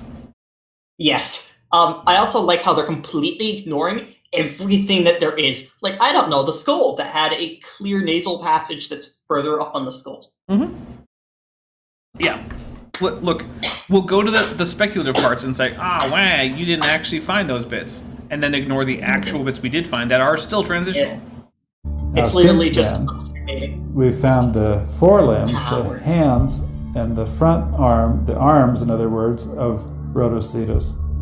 And we understand that it doesn't have the kind of arms that can be spread out like flippers are on a whale. And if you don't have flippers, I don't think you can have a fluke tail and really powered swimming.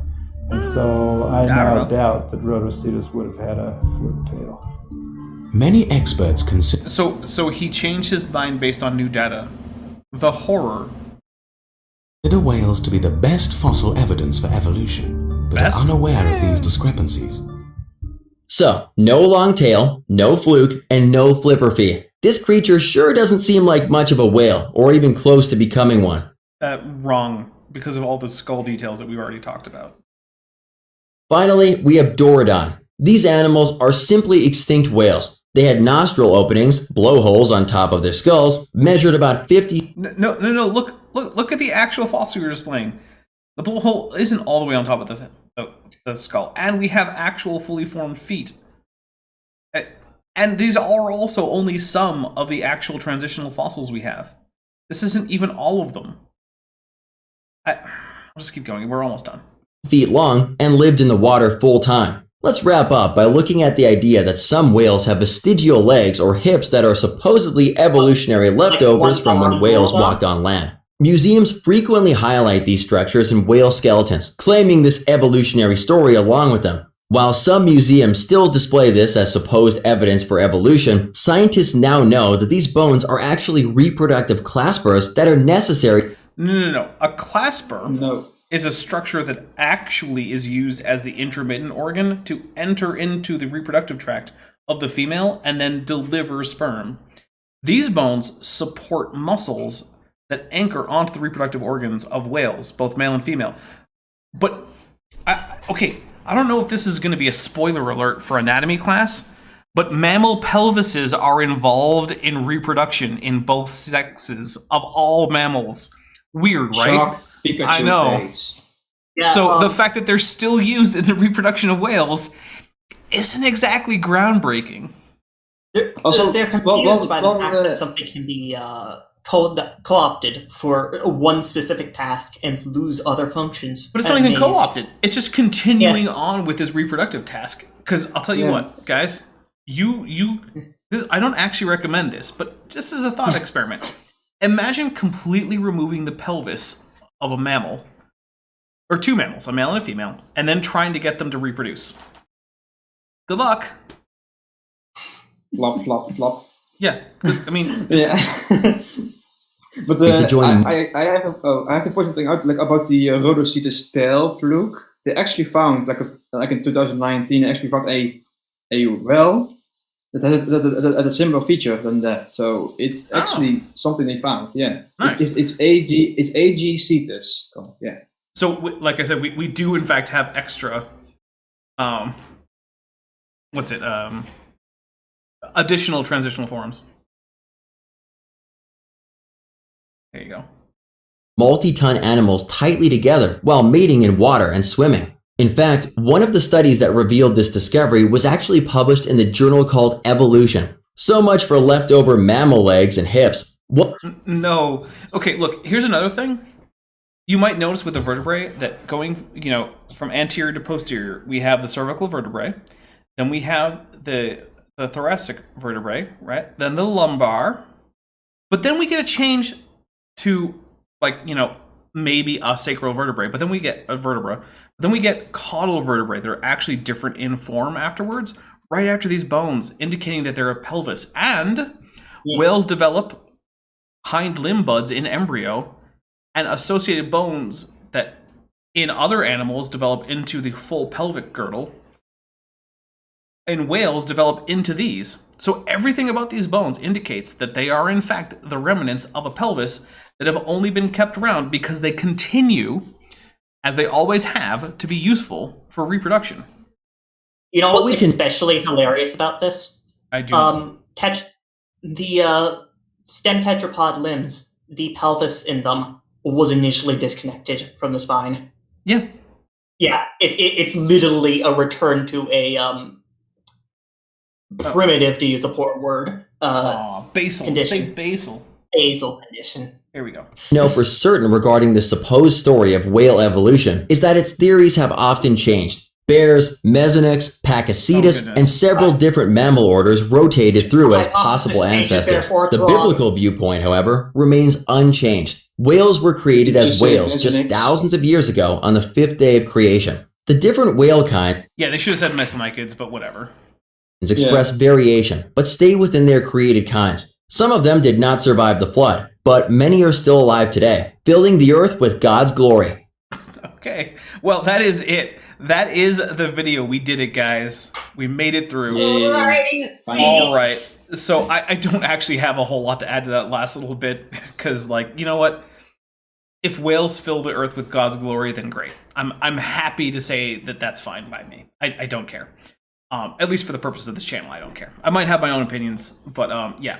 So, T. Lane, why don't you say your departing words and then get out of here? Triangles have 180 degrees. Okay. Nestlig, why don't you say your final words and then get out of here? All right. This was fun again, but not fun to do it often. So I'm happy to be here for this. Thank you. All right. So, guys, I hope that you are all having a great time. When it comes to update stuff, let's see. We got Eric with Erica on Tuesday, like I said. I don't know exactly what's coming out Thursday, but I do have some more videos in the back burner doing some creation.com stuff. And also, I'm thinking about doing some videos covering spirit science. So there's that. And also, wonderfully, apparently, this stream might have some copyright audio problems, which is odd because all of the audio that I use is either mine, or it's fair use, or it's copyright free. So we'll see what happens with that. But anyway, I hope all of you have a wonderful weekend, and I will talk to you later, and we'll play the end credits just for funsies. I want to take a little time to thank my channel members and patrons, especially those pledging $20 or more. Bob Knob, Bent Hovind, Ian Chen, Chris Love, Sphincter of Doom, The Venerable Bede, Patrick Dennis, and Res Instance.